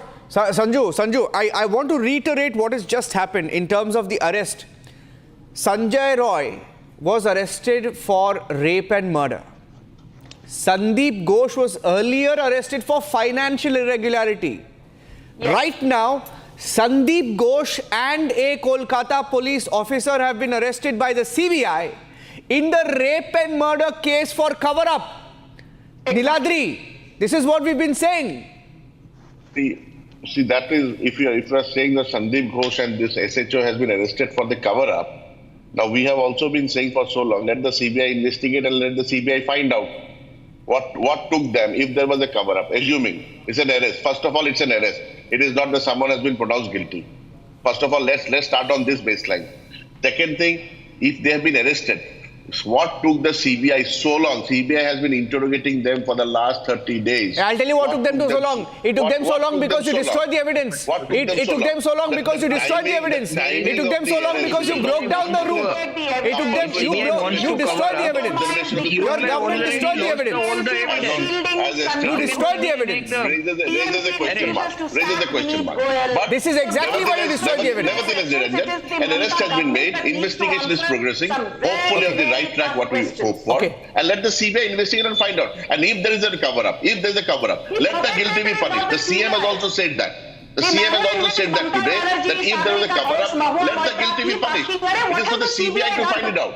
It is rather CBI is the accused. The accused in this case, I say, is the state government, the TMC dispensation, which has been playing havoc with the lives of state government cannot be an accused. There has to be people. There has to be people who have to be accused. There has to be people who have to be accused. State government cannot be accused.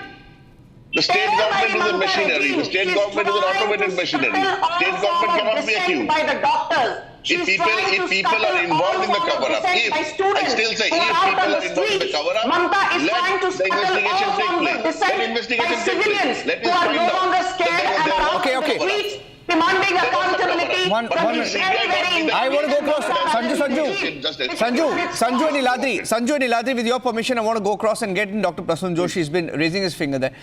Dr. Prasun Josh, let's go through the sequence of events, okay? Dr. Ghosh, because you've also been monitoring the developments, I assume. The first scene at RG Car that hinted at destruction of evidence was when renovation was happening within 24 to 48 hours, right?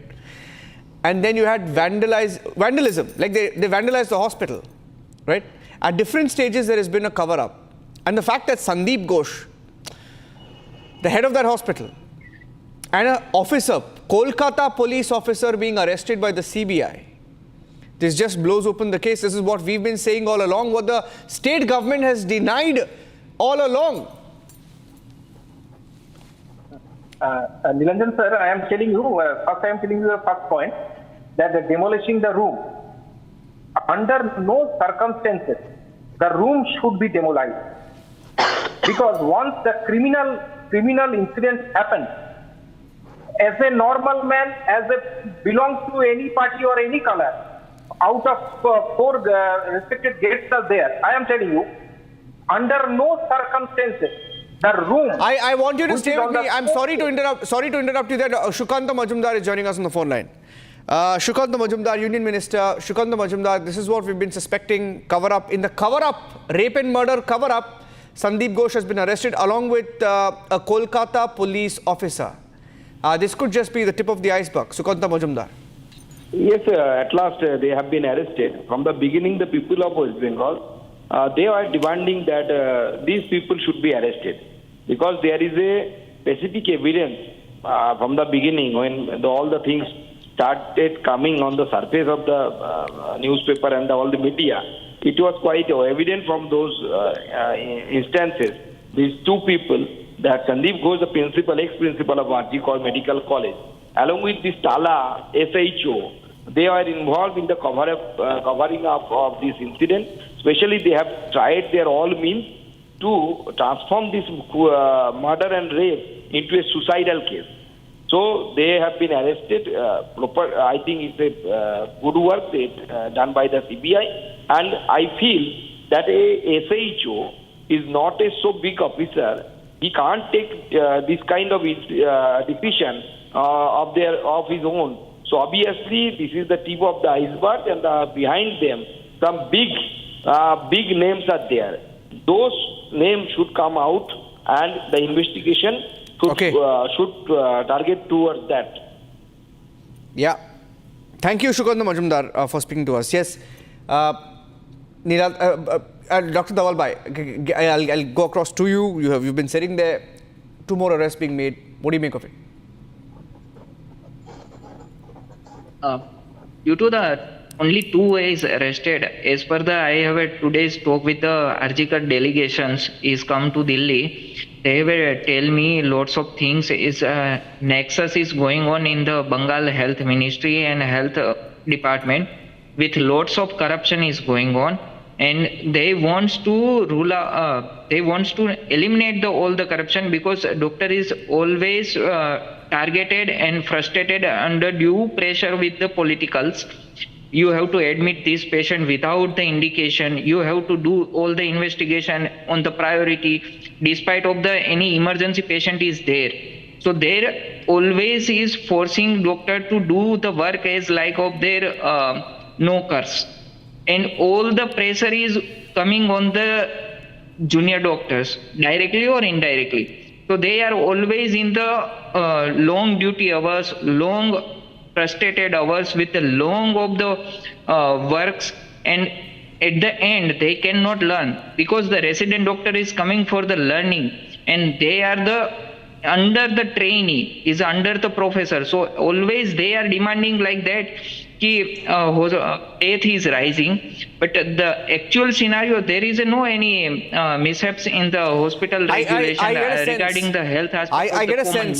I get a sense that this stalemate will continue, Sanju. I don't think the stalemate will end, because now Mamata Banerjee will be in more panic after this.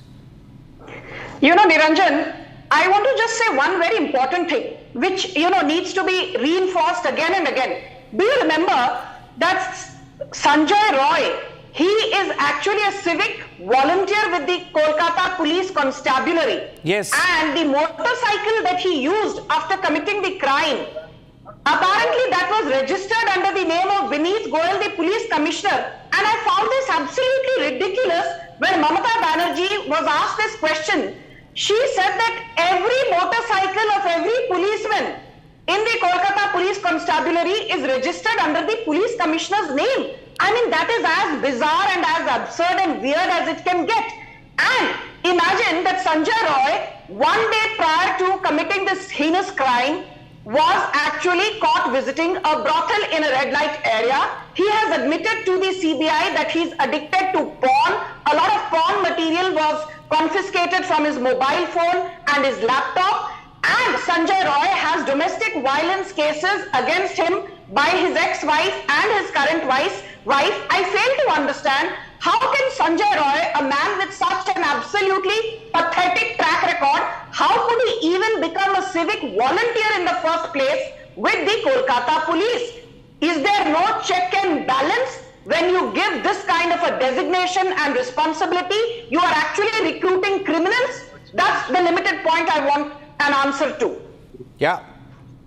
Niladri. Can I give the answer? Yeah, okay. Dr. Vagadia. Dr. Vagadia, okay. Yeah, I'm just coming to you. Because I have heard after 2019, there is so many infiltration in the health aspect, so they can control and pressurize the doctor. And today's the delegation is clearly telling me we are become the whistleblower. They have given us to threat to pass and threat to life also. If we are going against their corruption system, they are threatening us for lifetime, because if we are passing, then we have to work in the Bengal.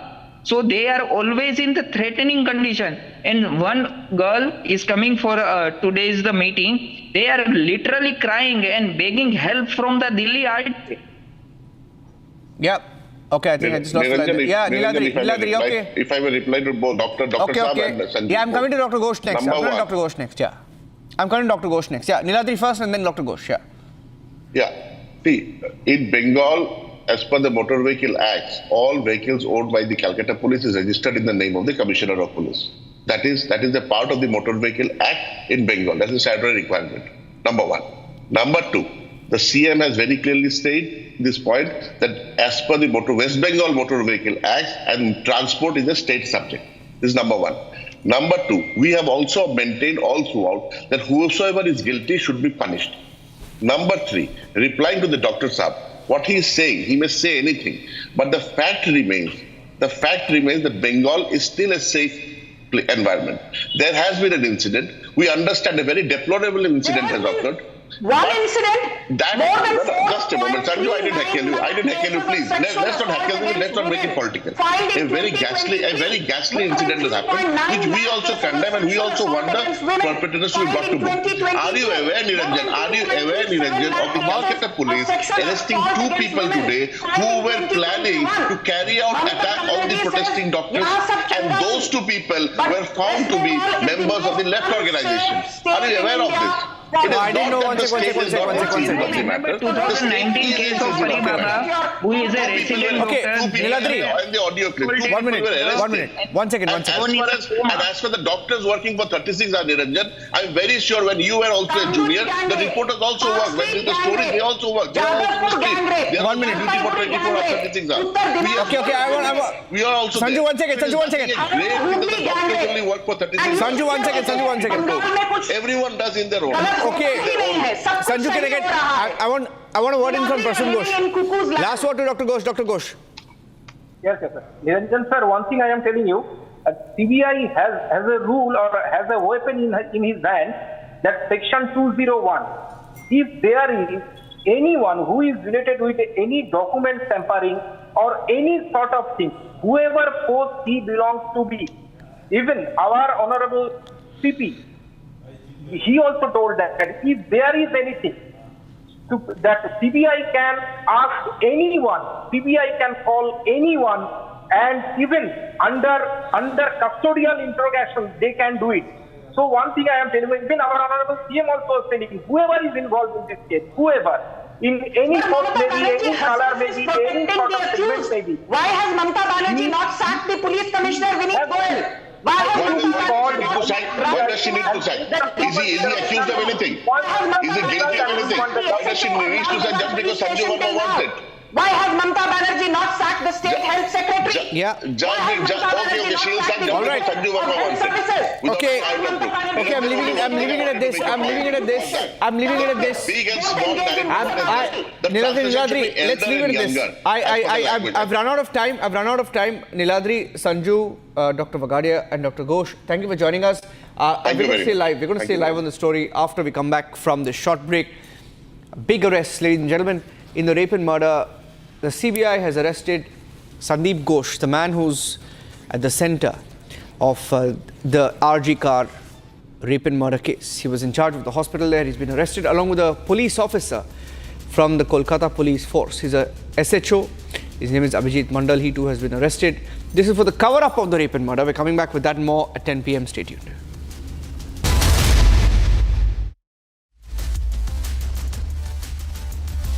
Amity University is organizing an international conference on semiconductor technologies, materials to chips, with over 200 speakers and delegates from top organizations and global academic institutions from 11 countries. This is another initiative by Amity, aligned with the Government of India's semiconductor mission.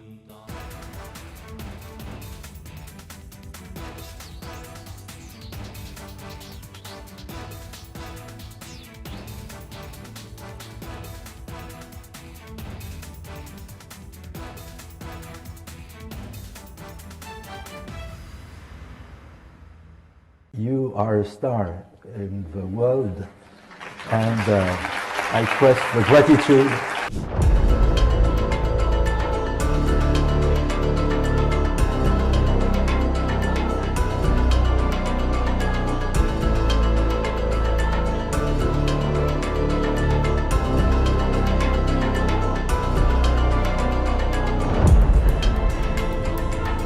In India's foreign policy, as India rises?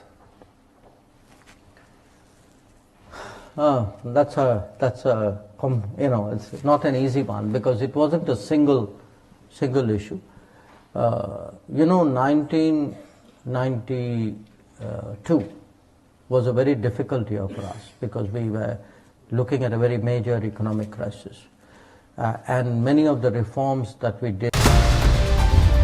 This is Republic Kitply Biobond Studio. Stay tuned for all the breaking news and updates. I am Rakshita Mishra. Let's get started.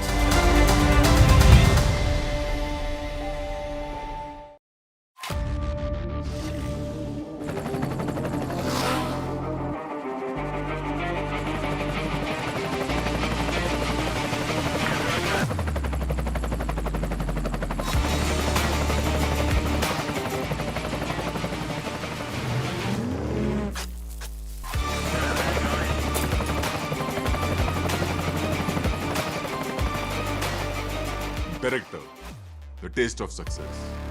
I'm told Mamata Banerjee has offered to quit, and that's good because she should have offered to quit a long time back. We're sick and tired of a corrupt government, a government under which there have been maximum number of murders, there is a syndicate, there are gang wars, there is gangsterism.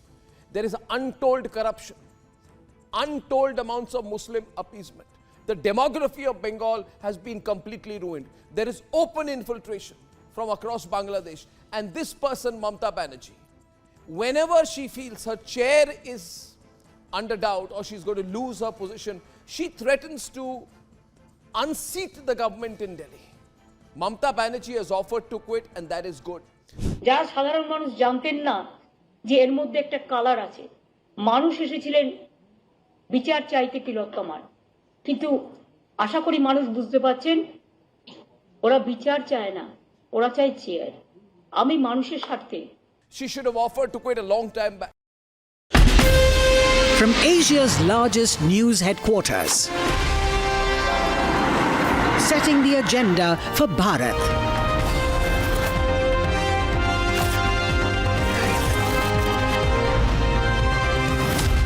You're watching Republic.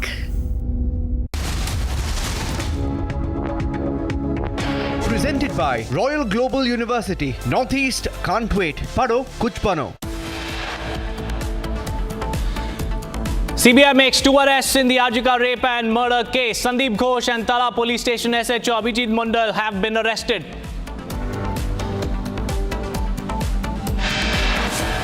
Mamata insults protesting doctors, tell doctors not to disrespect her and resume work.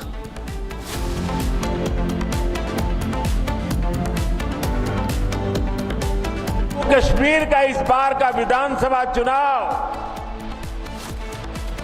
3 खानदानों और जम्मू कश्मीर के नौजवानों के बीच में है.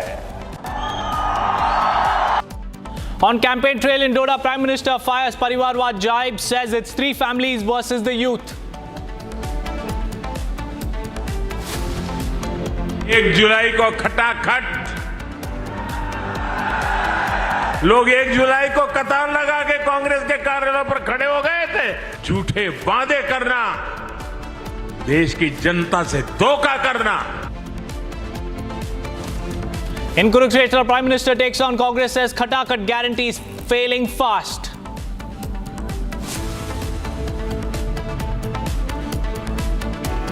कि हिंदी और स्थानीय भाषाओं का कभी स्पर्धा हो ही नहीं सकती है, क्योंकि हिंदी सभी स्थानीय भाषाओं की सखी है. The occasion of Hindi Divas, HM Shah's big message says Hindi literature will be translated in regional languages.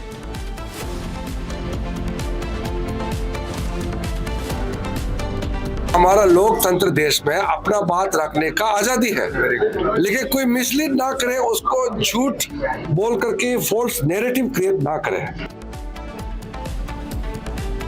Rijiju hits out at Owaisi, saying many Muslims support Waqf bill, don't mislead the people of his community. Presented by Royal Global University. Northeast can't wait. Pado kuch bano. First up, viewers, we have some big breaking news coming in. Your channel, Republic TV, has been relentlessly pursuing the Hijacking rape and murder case. Now, the CBI has arrested 2 more. That is Sandeep Ghosh and the SHO of the Tala police station have been arrested. Sandeep Ghosh and Abhijit Mandal have been arrested, and the reasons cited, according to our sources, is that deliberate attempts have been made to cover up the case. There have been deliberate attempts made to delay the FIR in the case, and these are the reasons cited by the CBI while they arrested Sandeep Ghosh and Abhijit Mandal. 2 key faces, 2 key cogs in the case have been arrested. One for the alleged cover-up and the other for the alleged delay in the filing of the FIR. We have Shavan Sen also joining me live from the newsroom. Shavan Sen, this is a big development coming in from Bengal. Sandeep Ghosh and Abhijit Mandal, the SHO of Tala police station, have been arrested.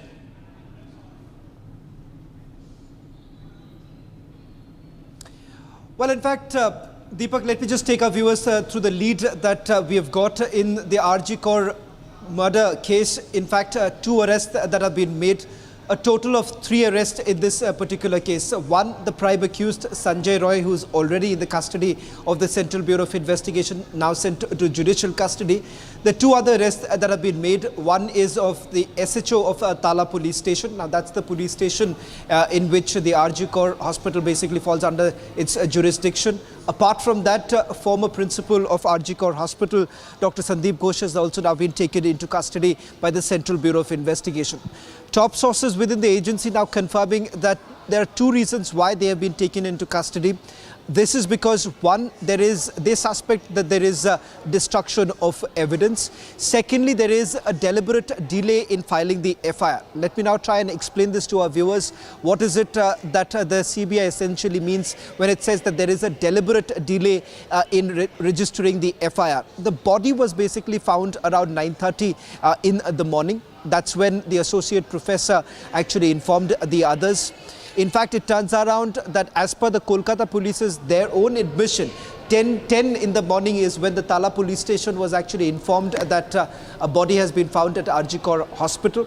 Around 10:30 in the morning is when you've had officers from the police station reaching the scene of crime.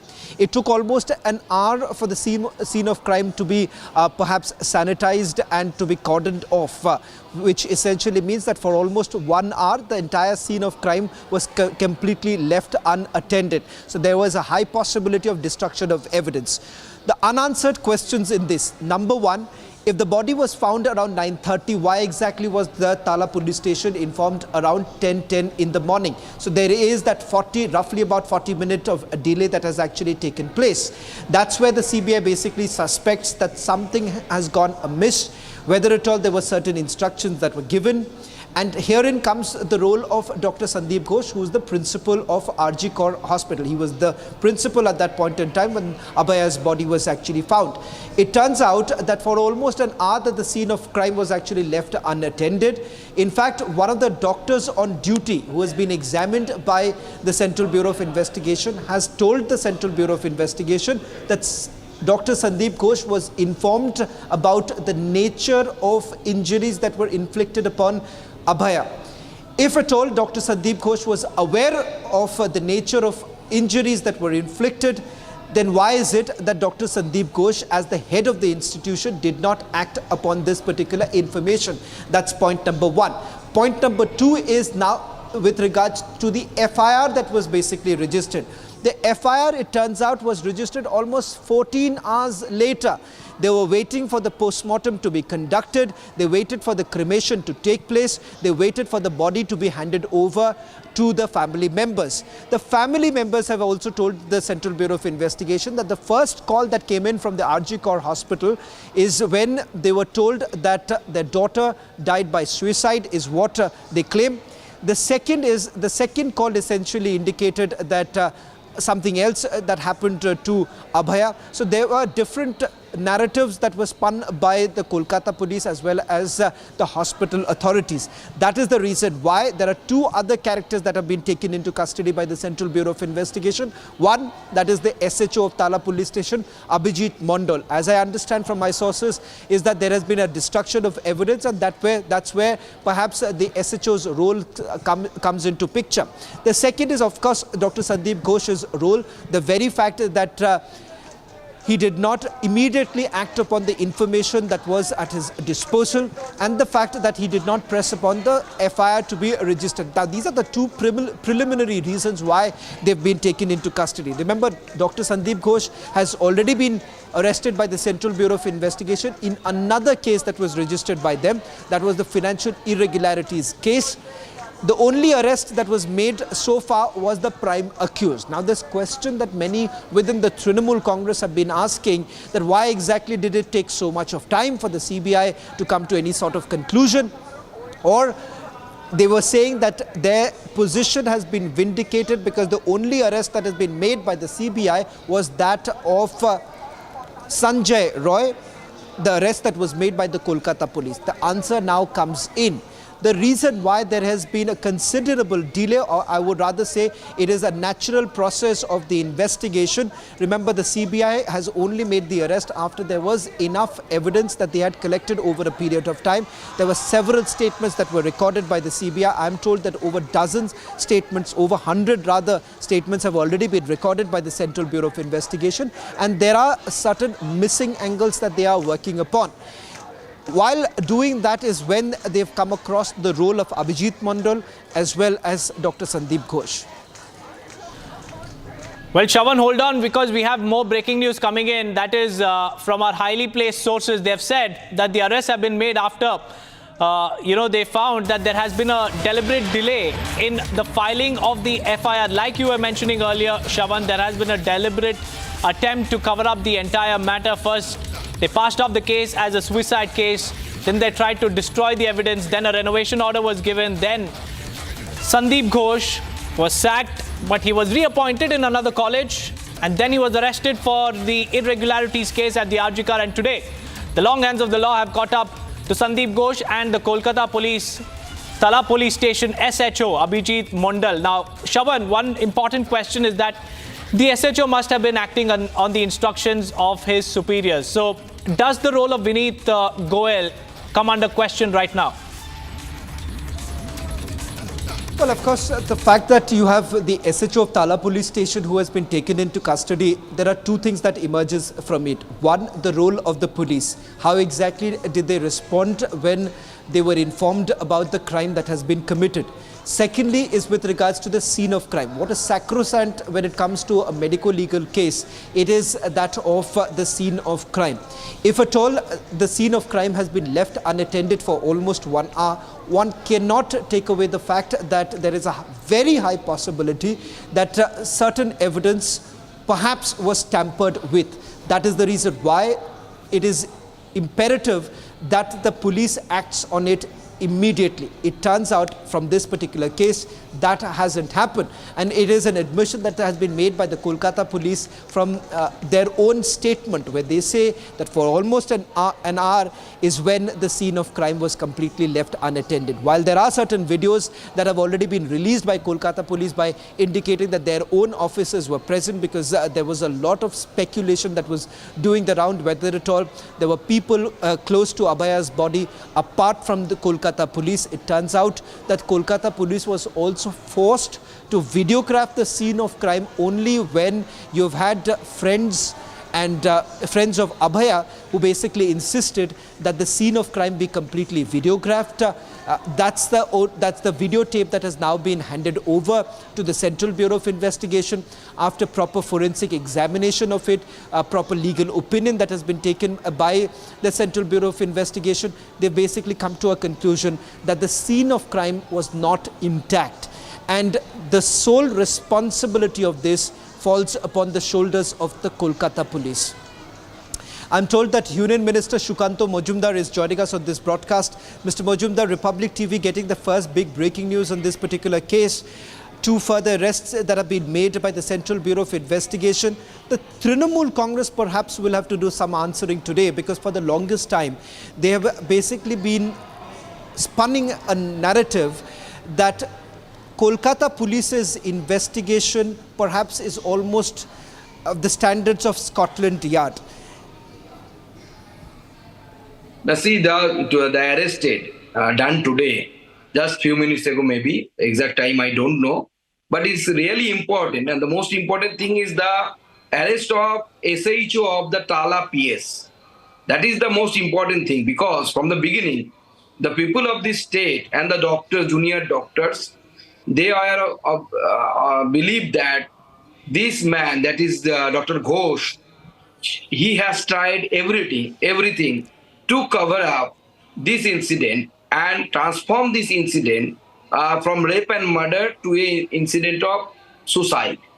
And even in case of this SH of Tala PS, the letter written by this officer, now on the surface that he has requested the doctors to perform the postmortem after the scheduled time, because a note was given by one of the doctors, lady doctor, that after the stipulated time, that is as per the verdict of Supreme Court, it is unwise to perform the postmortem after the sunset. But this officer, this Tala PS, the SH of Tala PS, he has requested them to perform this. And it is quite evident from this letter that this man, along with the others, is one of the pivotal role in this cover-up story. But my question is, whether an SHO, who is a very small officer, is able to take this kind of serious decision. It is not possible for SHO, even if you ask any police official, retired police officials, those have served any government, that for a SHO, it is not possible to take this kind of decisions. So I feel the instruction came from the superiors, and these superiors, especially the CP, sorry to intervene here, because there is a very crucial aspect that many are asking right now, that with the CBI basically arresting SHO of Tala police station, Abhijit Mondal, it is abundantly clear, and as I understand, Mr. Majumdar, from my sources within the Central Bureau of Investigation, this is just the tip of the iceberg. Abhijit Mondal perhaps could not have acted upon this on his own, there would have been certain instructions that were given to an SHO. The SHO will not have acted upon it independently. So will you be making the demand that perhaps senior officials of Kolkata police should also be examined now? Obviously, role of the senior official should be investigated thoroughly, not only the police officials, as well as the Home Minister of the state, that is Mamata Banerjee, and the Health Minister. The main thing is that after this arrest, I think the CP of Kolkata police, that is Vineet Goyal, should be thrown out of his responsibility immediately. If Mamata Banerjee has any guts, then she should take the resignation of this man, and new CP should be appointed immediately.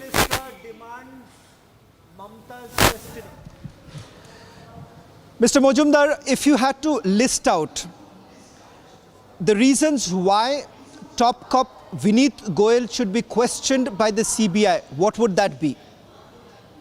See, first of all, when Vineet Goyal gave his fast response, I think that response is available with you. When, after observing the crime scene, he came and, as far I can remember, I am quoting him, no visible external injuries are there. But after the postmortem report, it is known to everyone there are almost 15 cuts, 15 wounds, rather I should say. These wounds are present on the surface of, on the body of that victim. But the thing is that the first question are to be asked to this government as well as the Vineet Goyal, if a CPF, like a senior officials, police officials like CP, is unable to detect the external injury after his minute observation, and when the number is 15, and none of them are visible to him, then either it is posing a question towards his competency, or he has tried to cover up the things. The first thing, and I think it is foremost important one. And then afterwards, so many incidents happen, those are not acceptable at all. According to CBI, the counsel of CBI mentioned in the Supreme Court that CBI got 1,000 footprints in that area, crime scene area. So whether this CP will take the responsibility that they were unable to protect that crime scene area, which is the basic demand of a crime scene after any kind of incident. The color of the blanket which covered the body of that victim changed thrice, according to police. Even in between a press conference by Indira Gangopadhyay, the DC Central, I think, the color of the blanket changed. So these are the incidents, those are proving that the role of police was not as per the law, even and not as per the humanity. And someone should take responsibility, and CP Kolkata police, that is Vineet Goyal, should take the responsibility, and he should be removed from his place. Mr. Mondal, the other aspect is this, the narrative that has been built by the Mamata government, that as far as this investigation is concerned, it is a watertight investigation.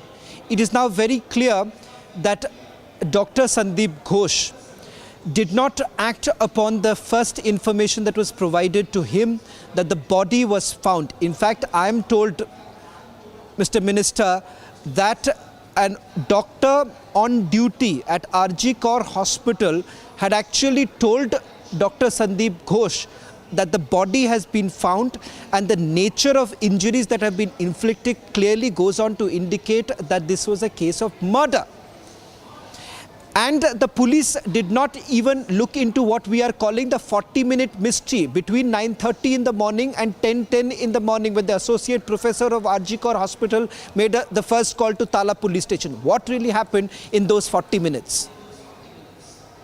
Yes, this time period you have mentioned, almost 40 minutes, it was really a crucial period, and as per the string operation of a national channel, the meeting was convened between these 40 minutes to cover up the whole incident and depict it in front of the public as a incident of suicide. Even as we all of us we know that now due to the media that the parents also receive different kinds of information in three different phone calls from the hospital authority. So obviously, these 40 minutes they have tried their level best to cover up the things, but somehow after the jump of the BJP and other political parties in the incident, they have failed. But previously they have tried to cover it up, but somehow, luckily, rather I should say, they could not do it, and the police was involved in this thing, and without the permission of the Home Minister, that is the Mamata Banerjee, and the Health Minister, it was not possible. So Mamata Banerjee is really concerned after this arrest, because I feel the meeting that was cancelled by Mamata Banerjee, meeting with the doctors, junior doctors, due to this arrest only. Now, no other reasons are there. I'll just end this interview by asking you this question, Mr. Minister, that do you believe that it is time that the top cop immediately is questioned by the Central Bureau of Investigation, and perhaps it is time for the Kolkata police to take full onus of the manner in which they have botched up this entire investigation? Now you see, I am not a crime expert, so how the investigation will proceed, I don't know. But it will depend upon the CBI. The involvement of the senior official is quite obvious, because a SHO, as you have mentioned, can't take this kind of pivotal, serious decision without the permission of the senior officials. So obviously, this top cop should bring under the investigation, and not only that, their phone calls should be checked to whom they have consulted the whole thing. I am in belief that the involvement of the Chief Minister, that is the Health Minister, will come out in future investigation. Well, thank you very much, Mr. Shukanto Majumdar, for joining us on this broadcast, as once again these details are now emerging of the CBI's investigation. Union Minister demanding questioning of Chief Minister Mamata Banerjee, as she is also the Home Minister. Let's also cut across to those live images now coming in from Kolkata. It turns out that the Chief Minister is now speaking on this issue.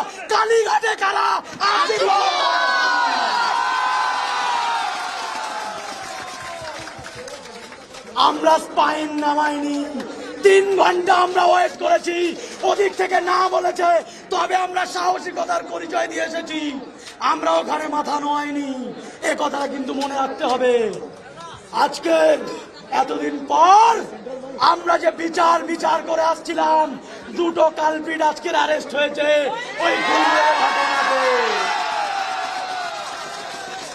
আরো কত culprit বাইরে আছে একজনও ছাড়া পাবে না মনে রাখবেন প্রত্যেককে ওই জেলের ঘানি একবার করে টানতে হবে যারা যারা আমার বোনের বিরুদ্ধে এরকম অত্যাচার করেছে এরকম কষ্ট দিয়েছে তোমরা আকাশ নিয়ে চলে গেছো কিছু বলিনি সূর্য নিয়ে চলে গেছো কিছু বলিনি আজকে চাঁদে হাত দিয়েছো আমরা ছেড়ে কথা বলবো না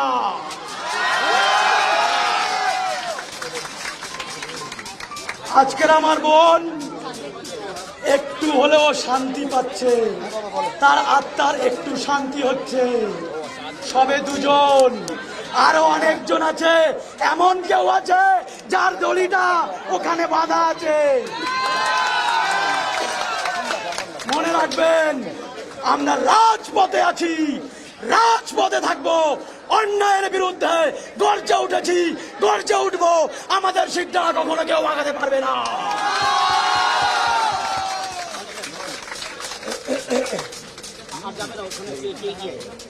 আজকের ৩৫ দিন অতিবাহিত হওয়ার পর Well, the doctors, they're clearly saying that, I quote, "We didn't bend, we waited. 2 are arrested. Many are roaming free outside and will also end up in jail. Today, my sister must be having a lot of relief." This is what the doctors are saying. The doctors are saying that they waited and finally 2 of them are arrested, and they believe that many others are also roaming free outside and they would also be arrested. আলোচনা করতে গিয়েছিলাম, আমরা শুরু থেকেই বলেছিলাম যে আমরা আলোচনা চাই এবং আলোচনায় আমরা বসতে চাই। তাহলে কি দাঁড়ালো? আমরা বলেছিলাম আনকন্ডিশনাল আলোচনাতেও আমরা রাজি আছি। হ্যাঁ, হয়তো সময় একটু দেরি হয়েছে, কিন্তু মাননীয় মুখ্যমন্ত্রী বললেন that we would be in the meeting but will not seek for, as she said, that we will not be seeking for live streaming, as we understood that in a house of somebody it is not possible to have given on আমাদের যে ন্যায়সঙ্গত দাবি, আন্দোলন থেকে উঠে আসা দাবি, সকালবেলায় তিনি বলছিলেন তিনি আন্দোলনের ফসল। তাহলে today morning she was saying that she is for the protest, but in the evening we find that her entire stance has changed towards the protest. এই যদি হয় আমরা কিভাবে আস্থা ভরসা রাখতে পারি? So if this is her stance in the entire matter, then how do you think that we are going to keep trust on her words? How are we supposed to believe the chief minister on the steps that she will be taking? আলোচনায় আমরা রাজি। We are ready for the discussion. Why is she not sitting with us for the discussion? We are still ready. We are waiting for her to come down and hold the discussion. আমাদের যে West Bengal junior doctors front তৈরি হয়েছে, সেই ফ্রন্টের পক্ষ থেকে আলোচনা করে আপনাদের কাছে রাখবো।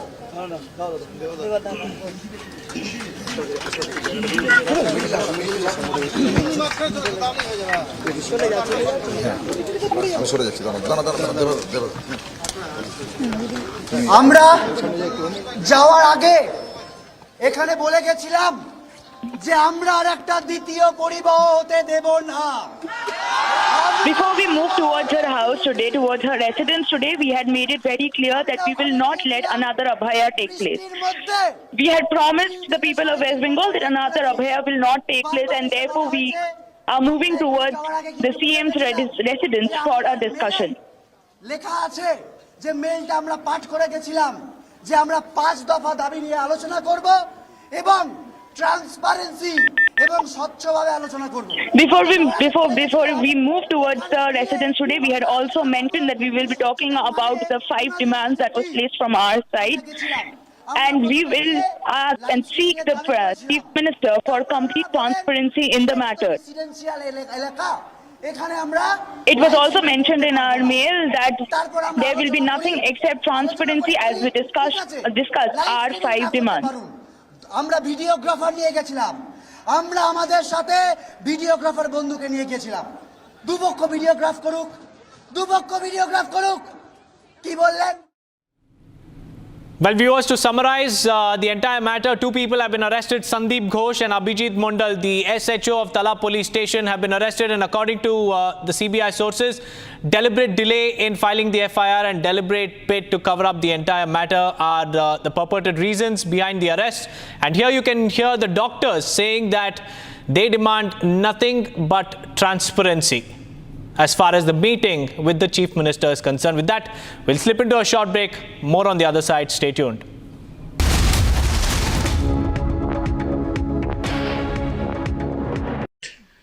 But I'll tell you something interesting, which you may remember. In 1984, there was a hijacking. I was a very young officer. I was part of the team which was dealing with it.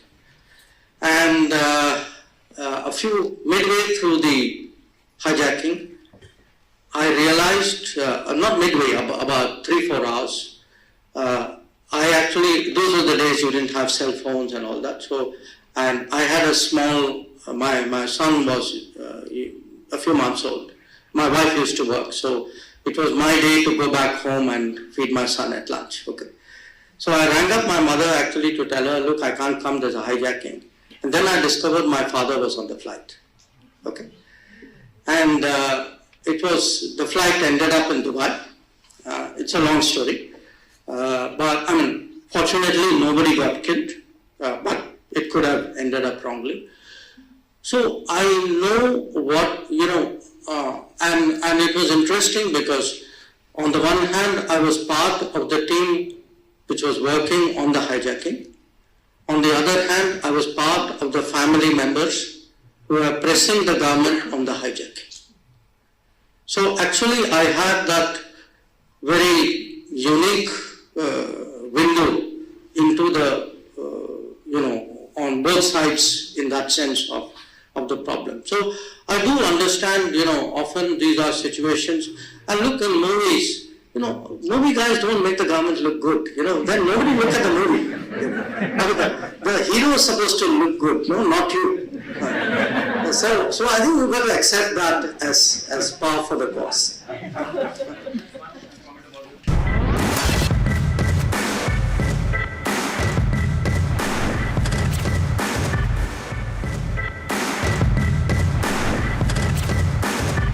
So we have Ajit, Padmanabh, Subhabrata, Devnath, Ankush, Sabarwal, Suhas, Tejas Kanda and Kamaljit Singh. Thank you, gentlemen, for joining us on this discussion on AI and technology. I'm going to just set the ground for the discussion. Specifically, this is called the Budget Roundtable. So we look at what India is talking about AI, what India thinks about AI, specifically from a budget and the economic survey. I'll start with that. And then we'll talk about where we need to go from here. So the economic survey has cautioned India on AI, right? And the impact on India's economy specifically. There are risks, there are opportunities. Now I'll ask a question, it's an open-ended question, and we'll take a quick opening round of 30 seconds each, and then we can take it from there. Is it a barrier or a hurdle in India's growth story, right? AI has always been there, but AI has started thinking. AI has started ideating, right? Now, this is where the government is cautious on AI, but they also have an India AI mission, right? And they want the India AI story, and that is why we are here. I'd like to get your initial thoughts on the thought of India AI mission, whether it is the need of the hour, whether the risks and the opportunities are balancing out in the AI industry. I'll start with you, 30 seconds, and then we'll take it from there. Sure. What I generally think is that it's like an opportunity. It's not really a risk. Like you said, AI is now creating stuff. I wouldn't say thinking as of yet, but it's creating stuff. So that makes certain level of services not redundant, but evolved. So now what I think is certain people working in certain layer of services, they would be subjected to upgrading their services so they could service a better sector. So I think like it's an opportunity. All right. Ankush? Of course, if you see AI everywhere, you see the great push from government and with India AI mission, academia doing a lot of research, technologies creating AI platforms, and application developers creating apps which are solving real-world problem. I think, yes, AI was there earlier, but not at the scale which we are now, and I'm sure AI would enable and enhance any sector which is currently available now. AI is a tool, enabler for every industry, I would say. Kamalji? I think I'll just add on to it the fact that if we look at AI, it's truly a transformational technology revolution, which is not just going to, let's say, change the way how our enterprises are looking at and adopting and, let's say, getting better efficient systems in place, but it is also about changing our lives day to day, right? Rather than seeing the technologies fear in terms of having, let's say, job displacements and other things, that's part of every technological revolution. It's just going to create new jobs. It's going to make sure that our systems, our processes are able to handle these things much better. And it's specifically looking at from India's perspective, Niranjan, we have plethora of areas in terms of where the application of AI can truly transform our sectors like agriculture, manufacturing, which are somewhat lagging in certain spaces. And that's a big area of application which can truly transform our day-to-day lives. That's what my thought. Ajit? AI is extremely powerful. I think it's one of those technologies that's going to change multiple generations. And I think with power comes greater responsibility.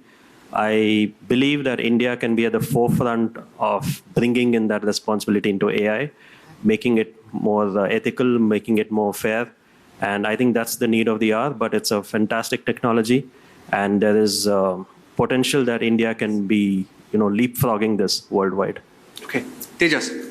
Yeah, AI is definitely need of the hour, right? From Jawan to Kisan to all the industries. Definitely AI is needed today, especially in the sector of defense. You cannot have manned systems. It's more of unmanned systems that we are already seeing in place with ongoing wars. So yes, this is the need of the hour. And as he told, AI was always there, but we are tasting it late. How can AI be used to improve efficiency and productivity of Indian industries? And what are the specific use case and benefits? And do you believe in this view that AI can take away jobs or is taking away jobs? I think that's a very pertinent question that everybody will have in mind. Anytime a new technology comes, right, there would be something what we call as displacement, right? This displacement doesn't truly have to mean that it's a job displacement, right? It could also mean that reskilling of people within the same set of jobs that they've been doing, right? And also an opportunity for people who are working in that space to upgrade themselves and take on bigger roles, right? If I give a simple analogy of, let's say, when agriculture was being done in the past 30, 40 years back, right? There was no mechanization, right? So you needed 20, 30 people to really go and plow the fields, right? Yes. What happened? Mechanization came. Did 20 people lose their jobs? No, they shifted to something else, right? Same thing if you look at, and specifically within the, let's say, information technology sector, you will not have job losses. You'll have just a displacement. The good part is AI is a technology which is, let's say, one step above, riding on the same set of tools, technologies, languages on which it is built on, right? So people who understand that will only need to just upgrade and move up the ladder to take on bigger roles in terms of coming up with new, let's say, innovative products, specific use cases. And you asked about, let's say, if I have to really think through, let's say manufacturing as a sector, right? Yes. That's a sector within Indian segment in terms of, contributes to, I think, 15% of our GDP. Definitely we want to go up the ladder. If we are aiming for, to reach our $5 trillion mark faster. What are the use cases we're looking at? We need to bring in more efficiencies over there, right? We have to compete at a global level. How can I bring that in, right? One is, of course, following the principles of leveraging AI to solve my use cases of increasing production efficiency, right? So can I have my complete autonomous shop floor, which is basically being manned by one person, right? And other people can look into the other aspects, right? So AI models can really help you in terms of doing the complete monitoring of the shop floor in terms of where the production is happening. It can help use cases around, let's say, reducing production downtimes, thereby again increasing efficiency, because you can feed the data of a machine into an AI model and it can do failure prediction in advance, right? So you can do your preventive maintenance ahead of time. You can plan your production outputs and have your supply chain ready to fill your warehouses and pick it from there, and logistics can move forward thereon, right? So it can go on very seamlessly. So these are the areas, potential areas in terms of your area can really transform our industries, right? So it's just gonna end up creating more jobs in that space. Only fear that we have is of the change. We will have to learn, we will have to reskill, right? That's the only idea, we all have to embrace. Ajit, does it take away jobs? Does it improve efficiency and productivity? Look, tech is a double-edged sword, right? It may take jobs and it may give some new jobs, right? So for example, 20 years back when I finished my engineering, I didn't have a job designation called persuasion engineer or prompt engineer, right? We just had software engineer. So times change and we are just humans. Let's be humble here. We're just creating technologies for our benefit. We are not, redesigning the universe, so to speak. But I would say this, I would use the word upskilling, because every person in this country needs to know what AI is. It is not a marketing terminology. It is a technology. Yeah. You're doing MBA, learn AI. You're doing marketing, learn AI. You're doing tech, you'll anyway learn AI. Yeah. You're doing PhD in some scholarly, linguistic studies, learn AI. Because this will be ubiquitous. This technology is going to be the future. Yeah. Right? On the flip side, I can give you two instances where this has actually resulted in displacement. One is a recent one from Hollywood. There's this filmmaker and actor, Tyler Perry.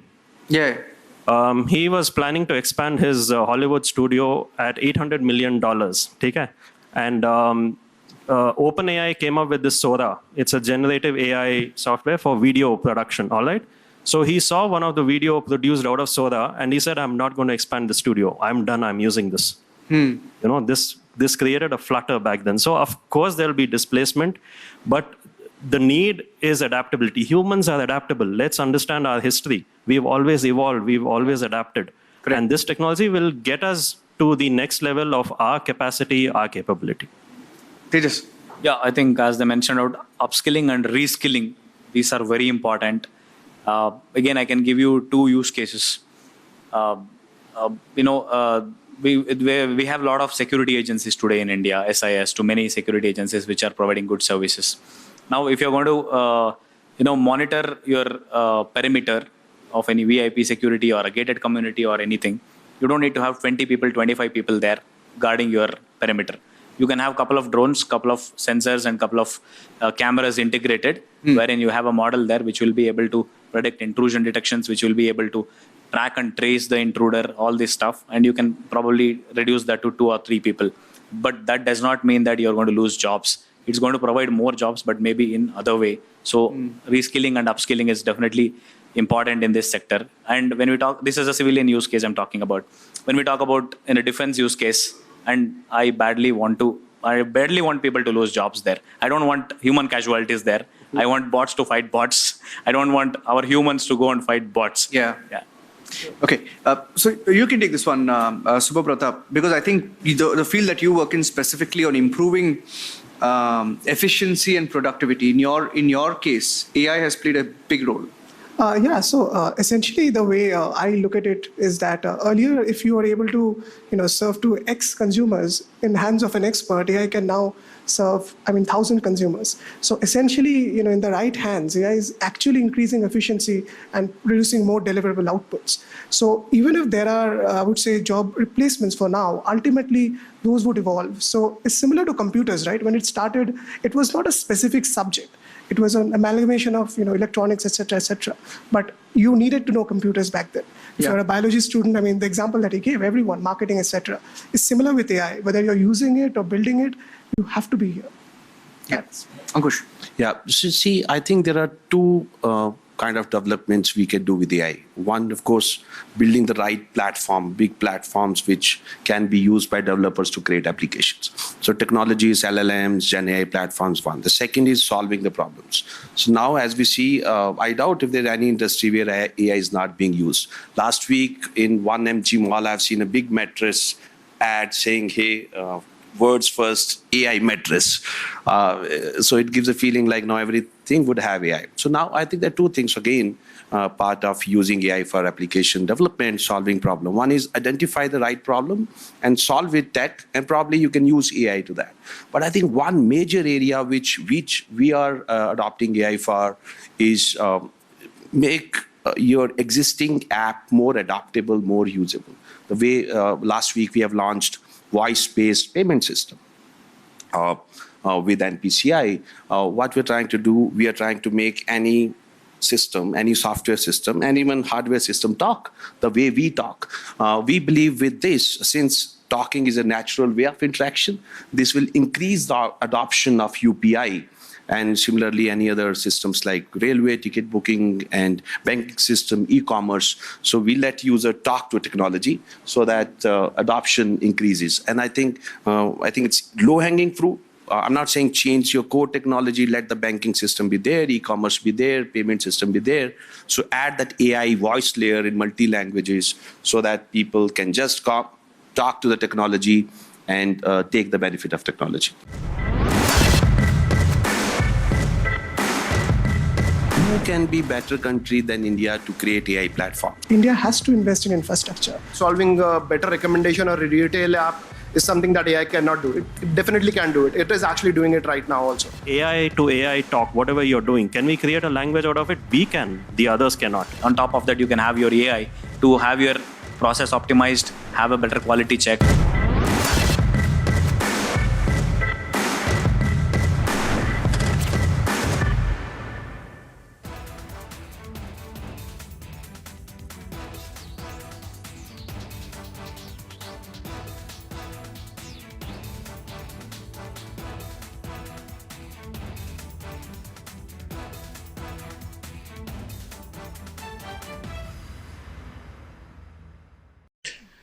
But I'll tell you something interesting, which you may remember. In 1984, there was a hijacking. I was a very young officer. I was part of the team which was dealing with it. And midway through the hijacking, I realized, not midway, about 3-4 hours, those were the days you didn't have cell phones and all that. So, and I had a small, my son was a few months old. My wife used to work, so it was my day to go back home and feed my son at lunch. Okay. So I rang up my mother actually to tell her, look, I can't come, there's a hijacking. And then I discovered my father was on the flight. Okay. And the flight ended up in Dubai. It's a long story. But I mean, fortunately, nobody got killed, but it could have ended up wrongly. So I know what, and it was interesting because on the one hand, I was part of the team which was working on the hijacking. On the other hand, I was part of the family members who were pressing the government on the hijacking. So actually, I had that very unique window into the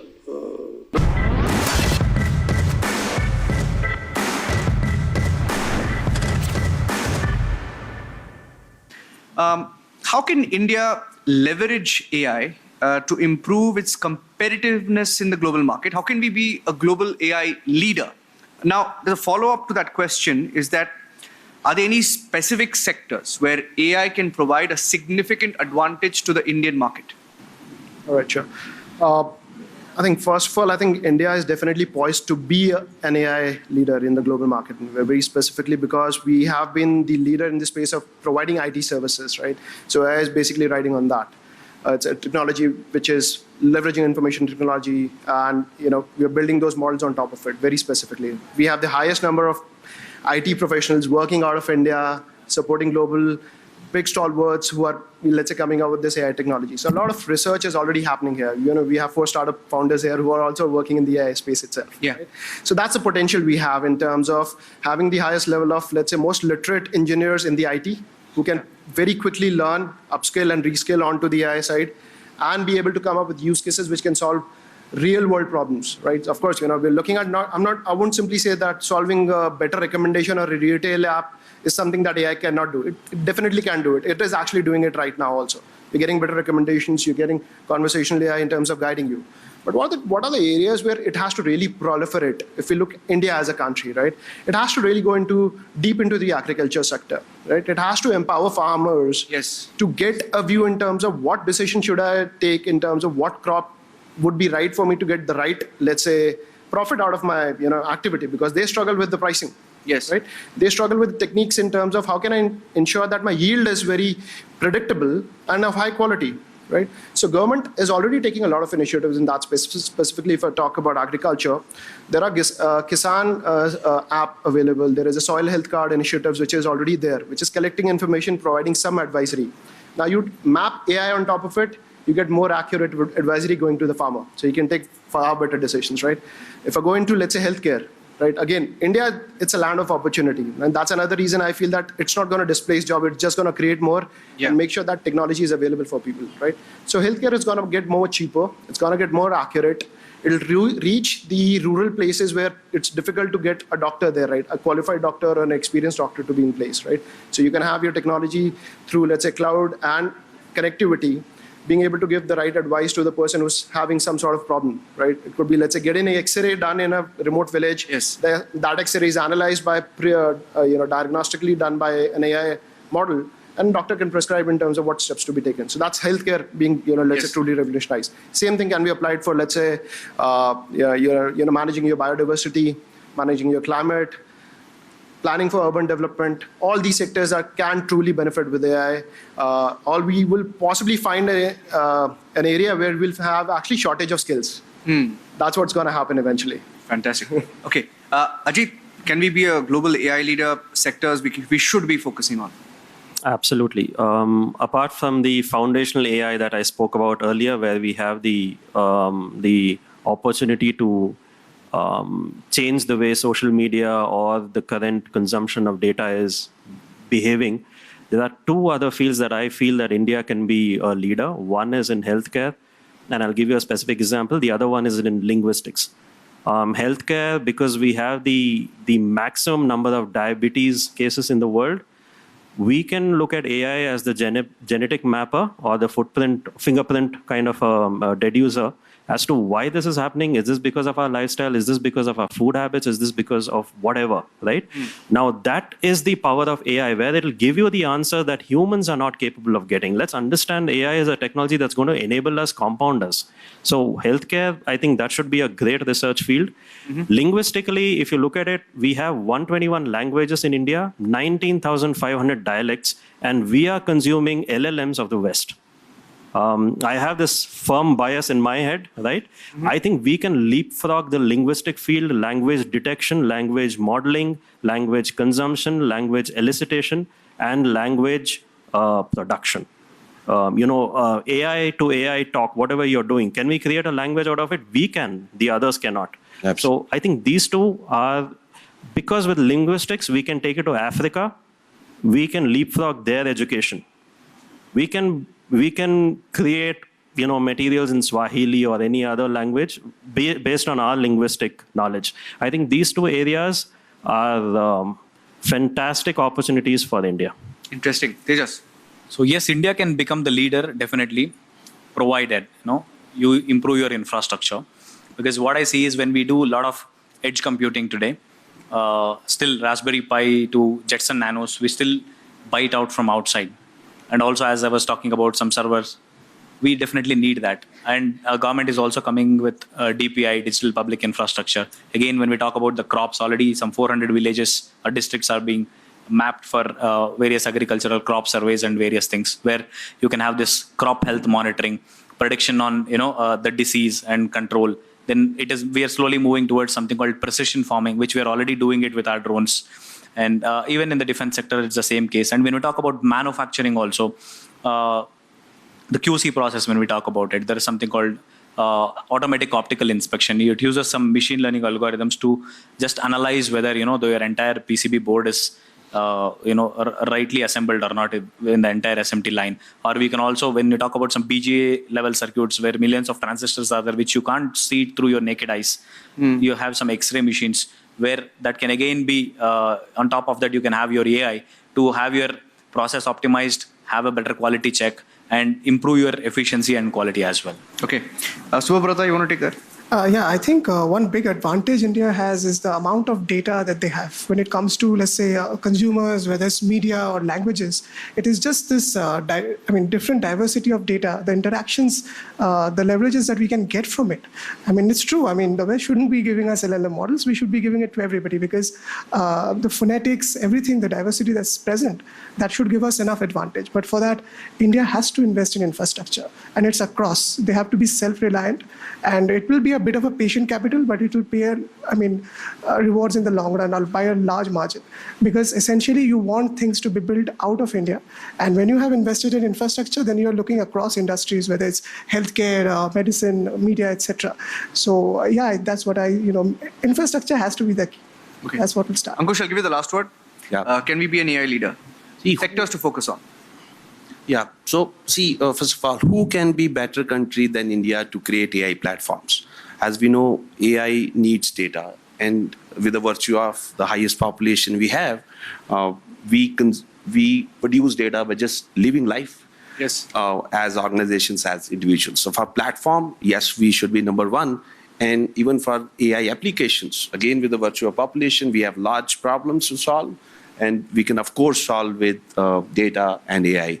And yes, with Core and powered by Bharat GPT indigenous LLM, we create co-pilots for organizations in just 2 minutes. Add your data, link your website in any language, you ask anything, we give responses with citation. Sovereign AI, we are not doing any calls to the US. It's sovereign, it can be deployed even on-premise. Yes, now for Raspberry Pi, we have indigenous Bharat Pi as well. I recently read in the news. So I think, yes, technologies are coming together, with, of course, with the support from government to provide indigenous apps to solve the real-world problem. To add on to that, India is a land where mathematics was born. And we all have geniuses here. Zero was... we found that, correct? And I think AI is all maths. Yes, I think AI Literacy Day should be announced soon, and that should be from India. Maybe 5th September, yesterday, should also be called as AI Literacy Day. Of course, 01, which is Foundation for Digital, and of course for AI. So we should celebrate this as AI Literacy Day. Yeah, very interesting conversation. Thank you, Ankush, Subavrata. Thank you, Kamaljeet. Thank you, Ajit. Thank you, Tejas. Thank you. So that brings us to the end of the AI and technology panel. Thank you, gentlemen, for joining us. Thank you. Thank you. Thanks.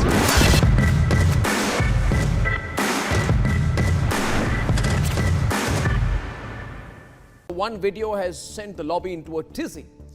It's a picture of the Prime Minister at the home of Chief Justice of India, Justice D.Y. Chandrachud, doing Ganesh Aarti. He's wearing a Maharashtrian cap. It's a religious event. The Prime Minister is doing Aarti and the lobby is furious. They're saying, how can the Prime Minister go to the house of the Chief Justice of India? Anyway, there's no such rule that the Prime Minister of India cannot go to the house of the Chief Justice of India. The problem that the lobby has, the Congress, Prashant Bhushan, all the hangers on, the problem they have is that the Prime Minister has gone to celebrate a Hindu festival at the home of the Chief Justice of India, who's a practicing Hindu. Their biggest problem is that two of the most prominent practicing Hindus are celebrating a Hindu festival together, and that is terrible for them. For years, ladies and gentlemen, the Congress party had mastered iftar politics. When I was a reporter for weeks on end, there was nothing in Delhi but iftar politics.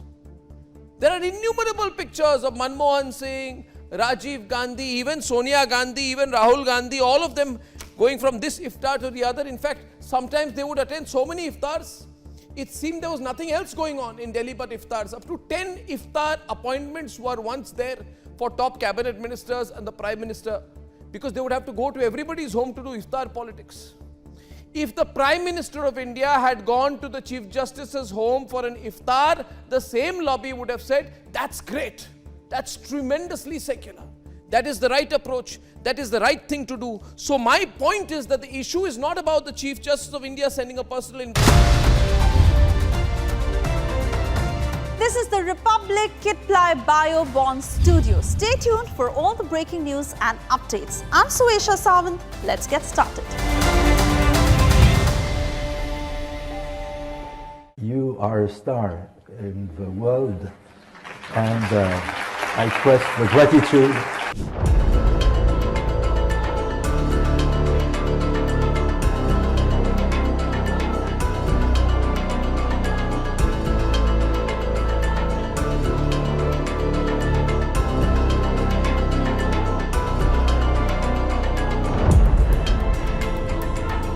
In India's foreign policy as India rises.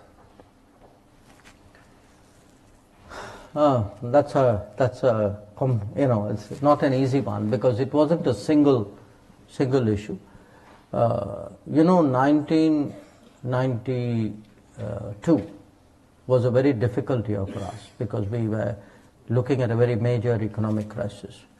And many of the reforms that we did then, I think, served us very well. Then I would move to 1998, which was for years we had this, ambivalence. I would actually say the ambivalence was really indecision on becoming a nuclear weapon power. I think it was important that we crossed that Rubicon, because today, in many ways, it enables us to deal with, competitive forces in a much more confident and assured manner. I would say thereafter, it's been very much more evolution.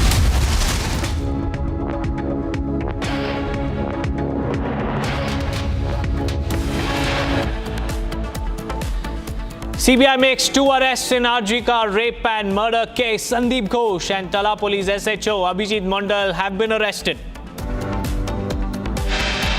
Mamta insults protesting doctors, tells them not to disrespect her and return to work.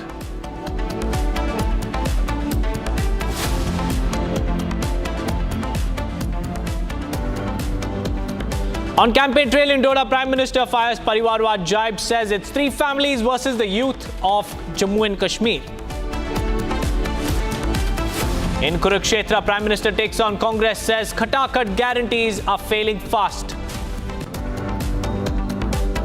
On Hindi Divas, HM Shah's big message, says Hindi literature will be translated to regional languages. Rijiju hits out at Owaisi, says many Muslims support Waqf bill, asks Owaisi not to mislead his community.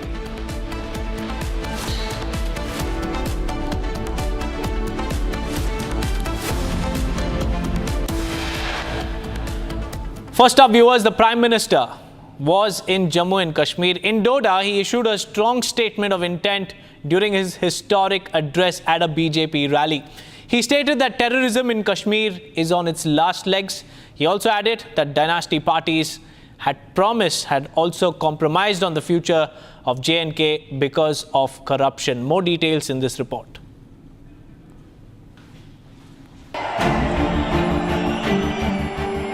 Prime Minister Narendra Modi's historic visit to Jammu and Kashmir's Doda amid anti-terror operations was met with a rousing reception.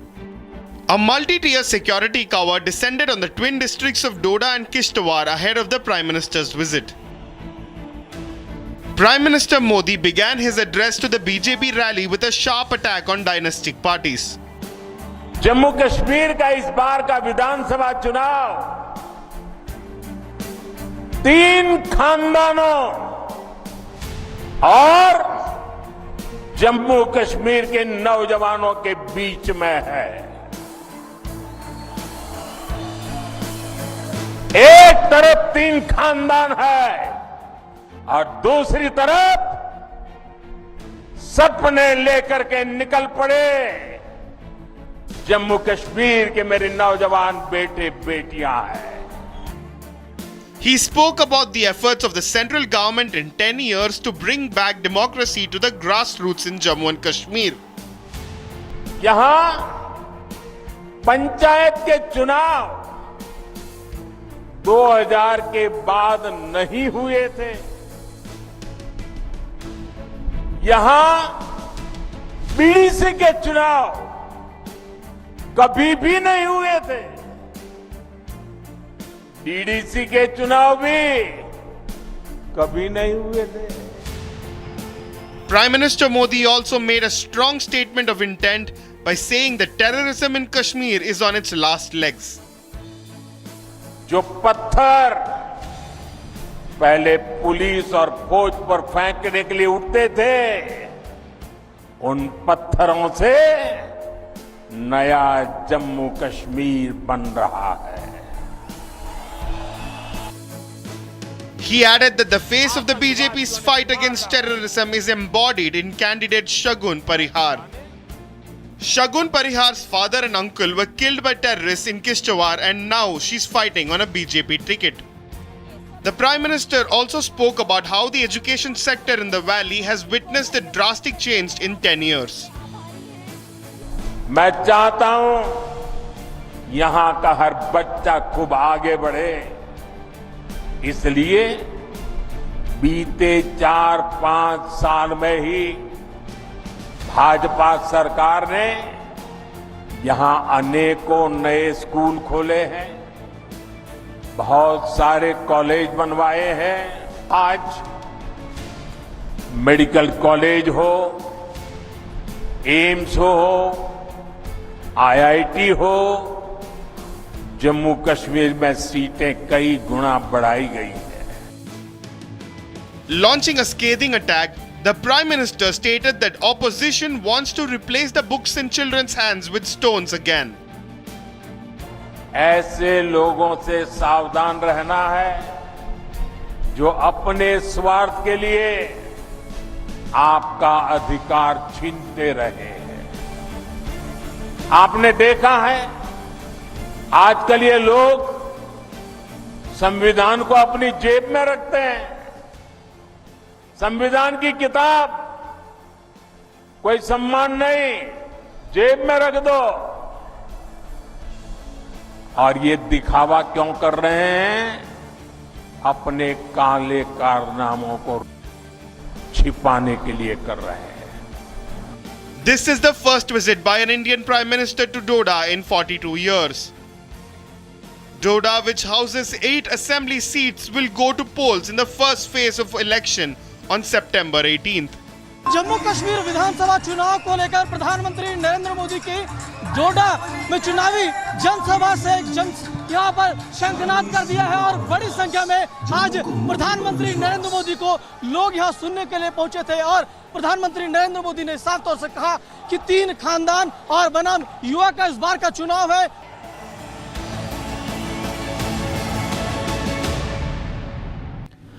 Moving on, viewers, the Union Home Minister Amit Shah on the occasion of Hindi Divas called out all those who are trying to mislead the people on Hindi imposition, saying that the centre is trying to impose Hindi on states that speak regional languages. The Union Home Minister instead on Hindi Divas endorsed the Sabka Saath model, saying that Hindi is not a threat to any regional language. He said that Hindi in fact is a unifying factor for all the regional languages, and also added that all Hindi literature will now be translated for those who can understand the regional language and read them. Union Home Minister Amit Shah marked the occasion of Hindi Divas in the national capital. During his address, he highlighted the integral role of Hindi as the official language in connecting and uniting various Indian languages.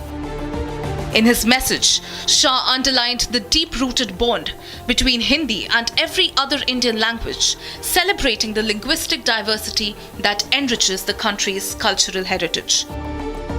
On the significant milestone of Hindi completing 75 years as the country's official language, Shah acknowledged the language's role in public communication and fostering national unity. He emphasized that Hindi's progress is inseparable from the enrichment of all Indian languages, which collectively form the backbone of India's cultural identity and development. राजभाषा का प्रचार और प्रसार तब तक हो ही नहीं सकता जब तक हम हमारी सभी स्थानीय भाषाओं को मजबूत न करें और राजभाषा का इसके साथ संवाद प्रस्थापित न करें। Shah conveyed his confidence that Hindi, in collaboration with other Indian languages, will play a pivotal role in achieving the nation's developmental goals.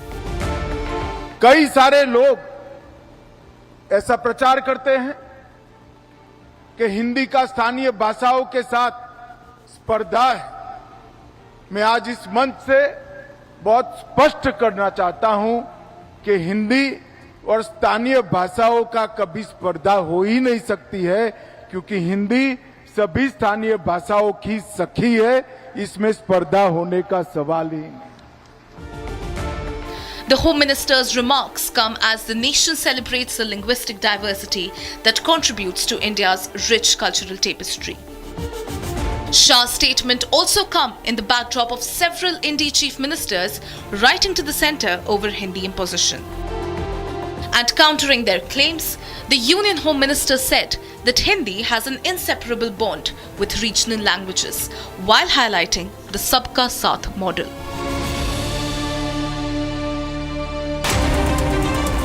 Let's take a look at the other top stories that we're tracking from across the nation. Former Chief Minister of Jharkhand, Babulal Marandi, has reignited the demography change debate. He has alleged that demography is changing due to infiltration and conversion in the state. He also added that the Hindu population has decreased by 7% in Jharkhand.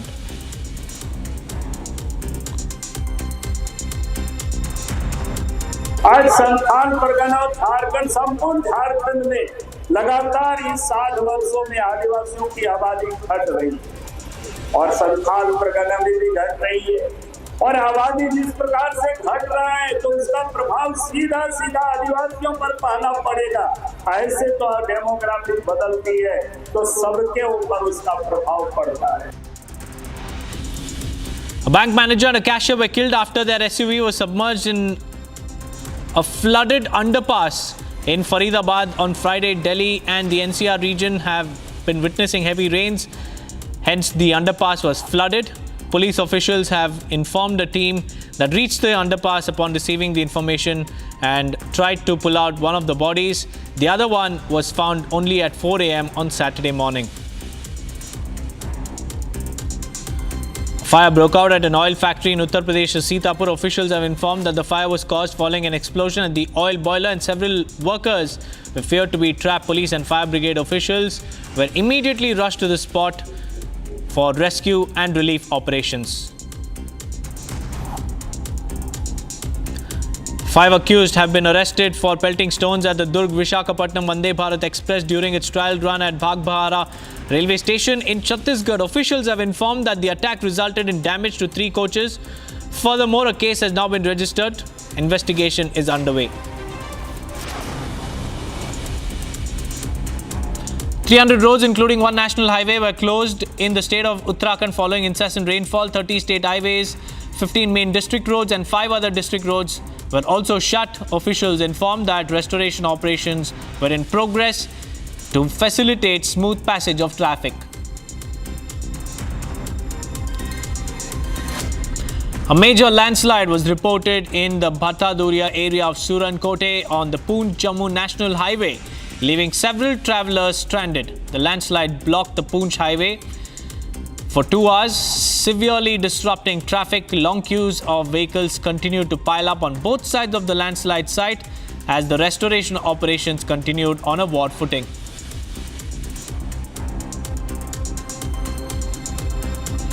In a big win for security forces, a pen IED, a plastic ball IED and a brick IED were recovered in Poonch. The recoveries were made from Jammu and Kashmir Ghaznavi Forces terror associate. Furthermore, the tiffin IED and Vaseline box IED were also recovered by Poonch police from Surankote. Top police sources have informed that political rallies were their target.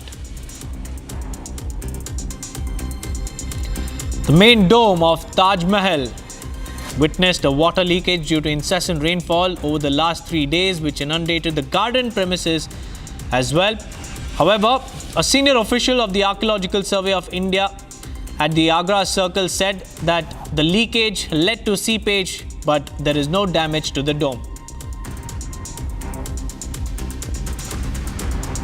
Kannada Rakshana Vedike faction called for a protest in Belagavi against the alleged forced imposition of Hindi in the state. The protest was called against the central government. More than 50 protesters, including the president of Karnataka Rakshana Vedike, Deepak Gayadanagatti, were detained by the police officers and taken into custody. 2 tribal women were assaulted and beaten to death by villagers over the suspicion of witchcraft. The bodies of the 2 women were then dumped into a river. The police have launched an investigation in the matter and 6 people have been arrested in connection with the case.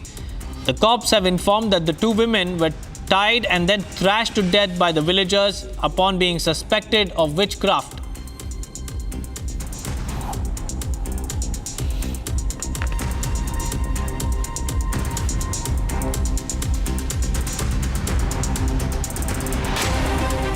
With that, viewers, it's time for a quick break. But on the other side, we'll tell you about how our forces are dismantling terror in Jammu and Kashmir. Stay tuned.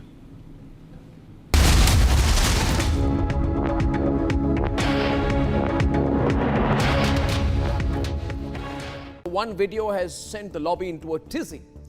It's a picture of the Prime Minister at the home of Chief Justice of India, Justice D.Y. Chandrachud, doing Ganesh Aarti. He's wearing a Maharashtrian cap. It's a religious event. The Prime Minister is doing Aarti and the lobby is furious. They're saying, how can the Prime Minister go to the house of the Chief Justice of India?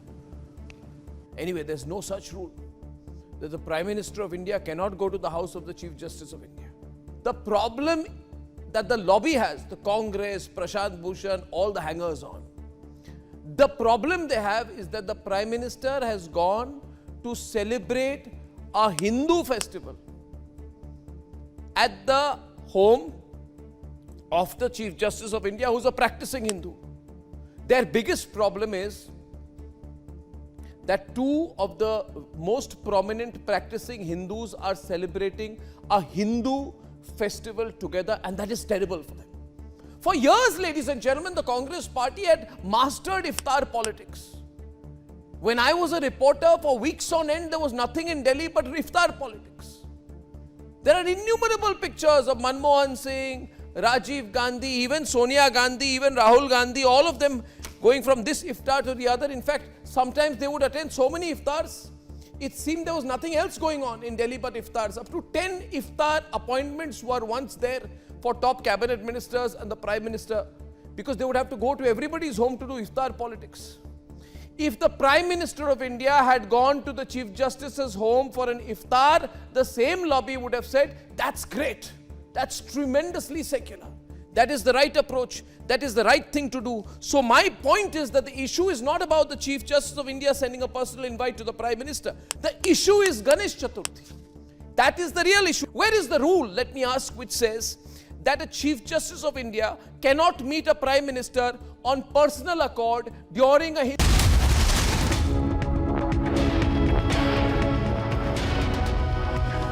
Welcome back, viewers. 3 terrorists were neutralized in Baramulla following an encounter between the terrorists and the forces. Meanwhile, an encounter is currently underway in Kishtwar, where forces have launched a search operation for the terrorists who have been holed up in that particular region. Here's a complete report.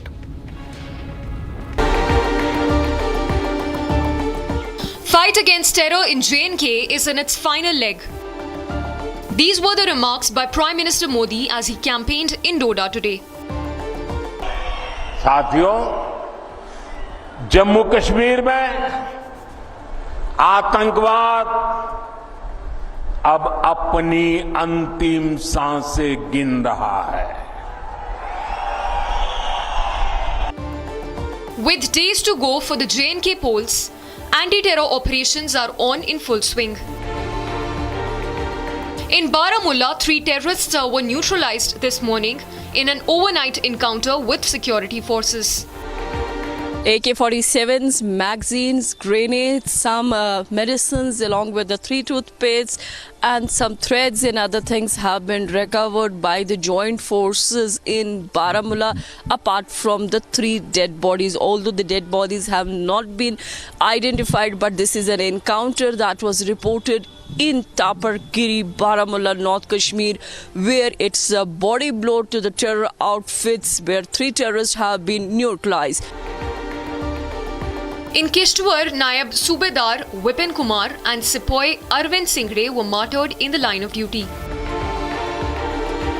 Encounter that is still said to be underway in the upper reaches of Nedgaon village. As J&K gears up for polls, the J&K police and forces have sent out a clear message that there is no place for terror in the valley and all nefarious plots by Pakistan-backed terror groups will be foiled.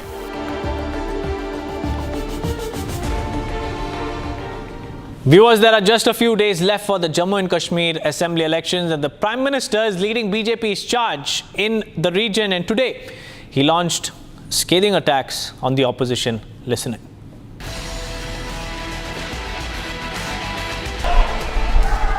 साथियों, जम्मू कश्मीर का इस बार का विधानसभा चुनाव 3 खानदानों और जम्मू कश्मीर के नौजवानों के बीच में है.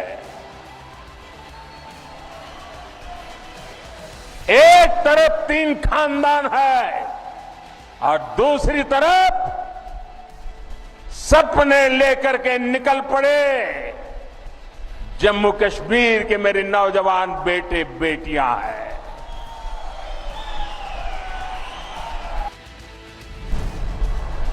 आप याद करिए वो समय जब दिन ढलते ही यहां अघोषित कर्फ्यू लग जाता था, सारी दुकानदारी ठप, सारा कामकाज ठप।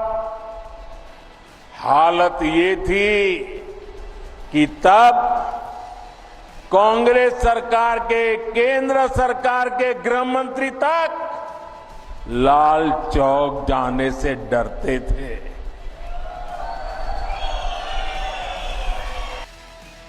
कश्मीरी हिंदुओं को उनका हक दिलाने में तेजी आएगी।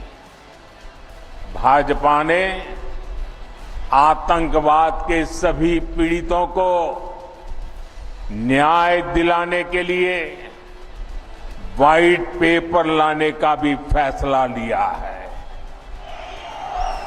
बेटी शगुन सिर्फ कैंडिडेट है ऐसा नहीं, ये आतंक को खत्म करने के भाजपा के मजबूत इरादों की जीती जागती तस्वीर है।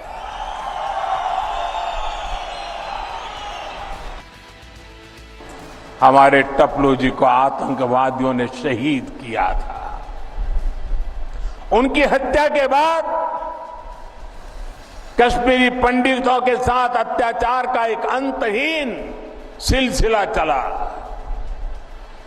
ये भाजपा है जिसने कश्मीरी पंडितों की आवाज उठाई, उनके हित में काम किया। मैं जम्मू कश्मीर भाजपा को बधाई दूंगा। उन्होंने कश्मीरी हिंदुओं की वापसी और पुनर्वास के लिए टीकालाल टपलू स्कीम बनाने का ऐलान किया है। साथियों, भाजपा एक ऐसा जम्मू कश्मीर बनाने जा रही है जो जम्मू कश्मीर टेरर फ्री होगा और टूरिस्ट के लिए स्वर्ग होगा।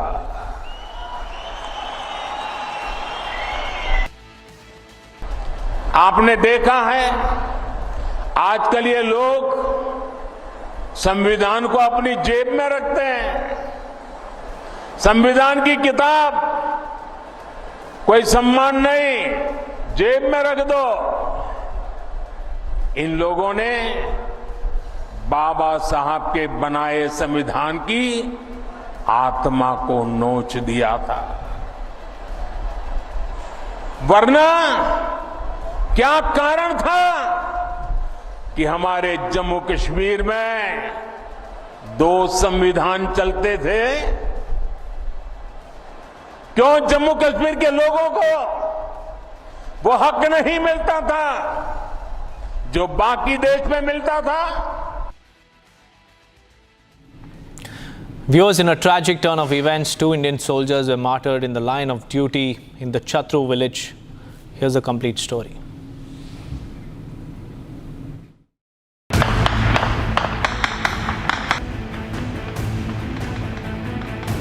Our forces continue to fight the terrorists who are attempting to breach our borders.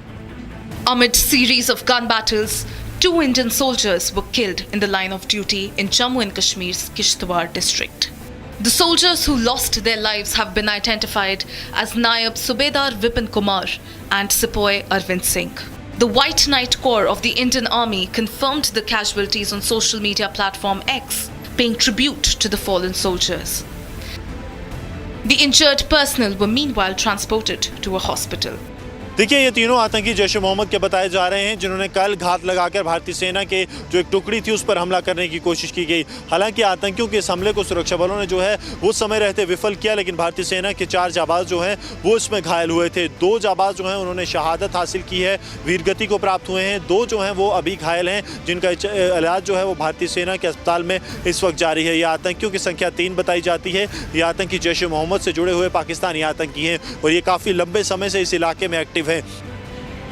Additional reinforcements were also dispatched to support security forces engaged in the anti-terror operation.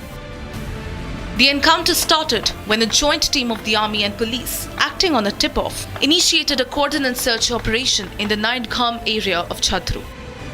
These operations come amid heightened security as 8 assembly segments across Chenab Valley region prepare to vote in the first phase of the landmark elections on September 18th. It's time for us to take a look at the other top stories that we're tracking. Taking to social media, Prime Minister informed that he has adopted a calf. Prime Minister said, and I quote, "There has been an auspicious arrival of a new member in the Prime Minister housing family." On Lok Kalyan Marg, the Prime Minister in his tweet said that in the Prime Minister's residence, the beloved mother cow has given birth to a new calf which is a symbol of light on its forehead.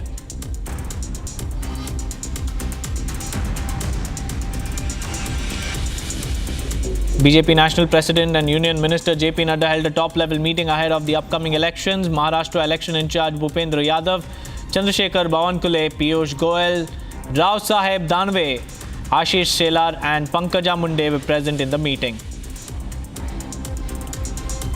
Congress has appointed Ashok Gehlot, Ajay Makin and Pratap Singh Bajwa as the senior observers for the Haryana Assembly elections. The election for the 90-member Assembly is just around the corner and is scheduled to take place on October 5th in a single phase. The counting of votes will be done on October 8th and the results will be declared on the same day. A CCTV footage of accident has emerged from Maharashtra's Sambhajinagar. The CCTV footage captured a horrific accident that claimed the lives of 4 family members, including a 6-month-old child. Officials have informed that the driver of the Scorpio was in an inebriated state when the car hit the divider and hit another car coming in from the other side. Nagaland government has announced that it will not permit the Gau Dwaj Sthapana Bharat Yatra in the state after several stakeholders raised objection. The yatra that will be led by Shankaracharya Avi Mukteshwaranandji Maharaj of Jyotirmath. The yatra is also facing criticism from Arunachal Pradesh, Mizoram and Meghalaya and is likely to face a ban.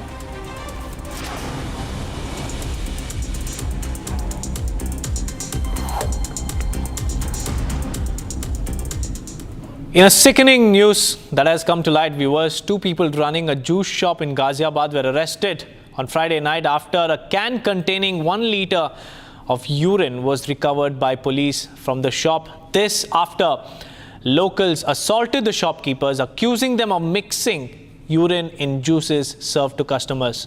Take a look. An extremely disturbing incident has come to light from Ghaziabad. The owner and a worker at a popular juice shop in Ghaziabad were arrested for mixing human urine in juices and serving it to customers. Listen into what the locals had to say after the incident came to light. हम सब जाते थे, पूरा मोहल्ले के colony के सारे जो है लेडीज बच्चे सारे जाते थे, क्योंकि मोहल्ले की दुकान थी, बच्चे भी जा रहे हैं, बड़े भी जा रहे हैं, सारे जा रहे हैं। लेकिन एक दिन पीने के बाद किसी बच्चे को डाउट हुआ, जब उसने ये कहा कि इसमें कुछ अजीब से वो लग रहा, तो उसके फादर ने इसमें जो है देखने के लिए, क्योंकि काउंटर इतना ऊंचा था दिखता नहीं कि इसमें डाला क्या नहीं, बोतल तरह तरह के खड़े होते थे। लेकिन जब वो अंदर घुस गया तो उसमें एक यूरिन का भरा बोतल था, उसे साइड करने लगा। तो उसने कहा ये क्या है, उसने सोचा कोई केमिकल का है। जब उसे पकड़ के उसने कहा कि ये क्या है, तो उसकी अंदर घबराहट देख के, हड़बड़ाहट देख के जब उसे एक रहपटा मारा तो उसने अपने आप कबूल दिया कि भाई साहब मेरे पास समय नहीं था, तो मैं यहीं बाथरूम करके रख दिया था। The angered locals allegedly assaulted the shopkeeper and informed the police about the matter. Upon reaching the spot, police officials rescued the shopkeeper from being brutally beaten up by the locals. However, when cops searched the shop, they discovered a litter of human urine kept in a can. जनता के द्वारा सूचना दी गई कि एक दुकान खुशी juice corner के संचालकों द्वारा जूस में मानव मूत्र मिलाया जाता है। पुलिस द्वारा इस सूचना पर तत्काल मौके पर पहुंचकर छानबीन की गई तो दुकान से एक कैन से करीब 1 लीटर मानव मूत्र प्राप्त हुआ है। दुकानदारों से पूछने पर उनके द्वारा कोई संतोषजनक जवाब नहीं दिया गया है। पुलिस द्वारा तत्काल आमिर सनाफ साबिर खान तथा उसके एक बाल अपचारी साथी को गिरफ्तार कर लिया गया है। अभियोग पंजीकृत कर लिया गया है तथा अन्य विधिक कार्रवाई की जाए। The shopkeepers could not provide any explanation for the urine. अभी मैं गाजियाबाद के इंदिरापुरी कॉलोनी में मौजूद हूं और आप मेरे फ्रंट में देख सकते हैं एक जूस कॉर्नर है जो कि काफ़ी विवाद का विषय बना हुआ है। और विवाद का विषय इसलिए बना हुआ है क्योंकि इस जूस कॉर्नर पे आरोप लगा है, जो इसके अंदर व्यक्ति काम करता था जिसका ये जूस कॉर्नर है, उस पर आरोप लगा है कि वो यहाँ पर जूस में यूरिन मिलाता था और उसने कंटेनर में यूरिन रख रखा था। हालांकि कल शुक्रवार को यहाँ पर एक व्यक्ति जूस पीने के लिए आया और उसे जब शक हुआ तो उसने झांक करके देखा तो उसके कंटेनर में यूरिन पाया गया और उसके बाद यहाँ काफ़ी विवाद हुआ, काफ़ी मामला बढ़ा। जब उसके बाद यहाँ पे पुलिस पहुँचती है और पुलिस उस जो जूस कॉर्नर का मालिक होता है उसे पकड़ करके ले जाती है। आसपास आप देख सकते हैं यहाँ पर जो लोग हैं काफ़ी परेशान है, काफ़ी हताश है क्योंकि आसपास की जनता इस जूस कॉर्नर पे जूस पीने के लिए आती। And as a result, police arrested 2 people present at the spot. A case has been registered and further investigation is underway.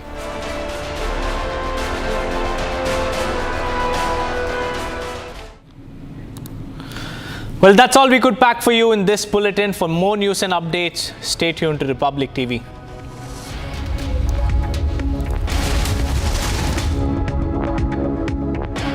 You are a star in the world, and I express the gratitude.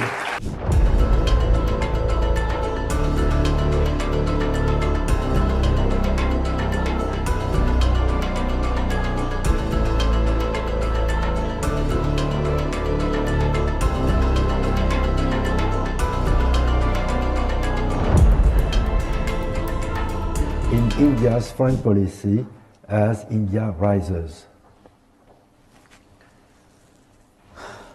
That's a it's not an easy one because it wasn't a single issue. 1992 was a very difficult year for us because we were looking at a very major economic crisis, and many of the reforms that we did then, I think, served us very well.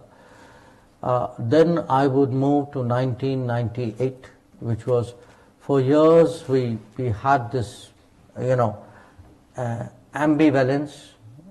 I would actually say the ambivalence was really indecision on becoming a nuclear weapon power.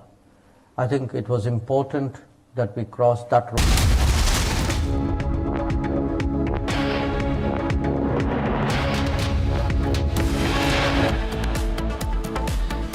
CBI makes 2 arrests in Arjika rape and murder case. Sandeep Ghosh and Tala Police SHO Abhijit Mondal have been arrested.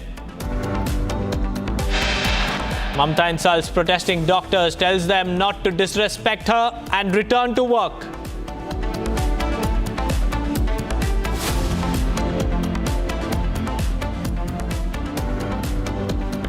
On campaign trail in Doda, Prime Minister fires Parivarwad jibe, says it's 3 families versus the youth of Jammu and Kashmir.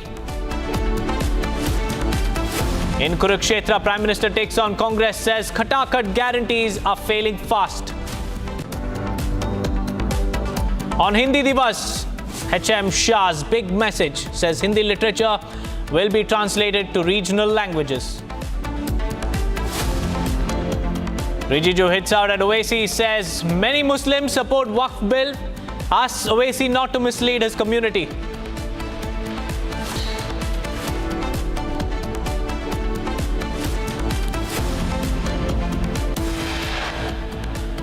First up, viewers, the Prime Minister was in Jammu and Kashmir. In Doda, he issued a strong statement of intent during his historic address at a BJP rally.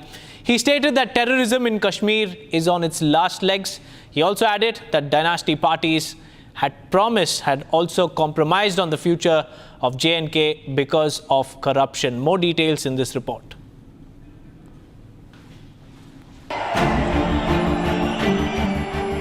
Prime Minister Narendra Modi's historic visit to Jammu and Kashmir's Doda amid anti-terror operations was met with a rousing reception. A multi-tier security cover descended on the twin districts of Doda and Kishtwar ahead of the Prime Minister's visit. Prime Minister Modi began his address to the BJP rally with a sharp attack on dynastic parties.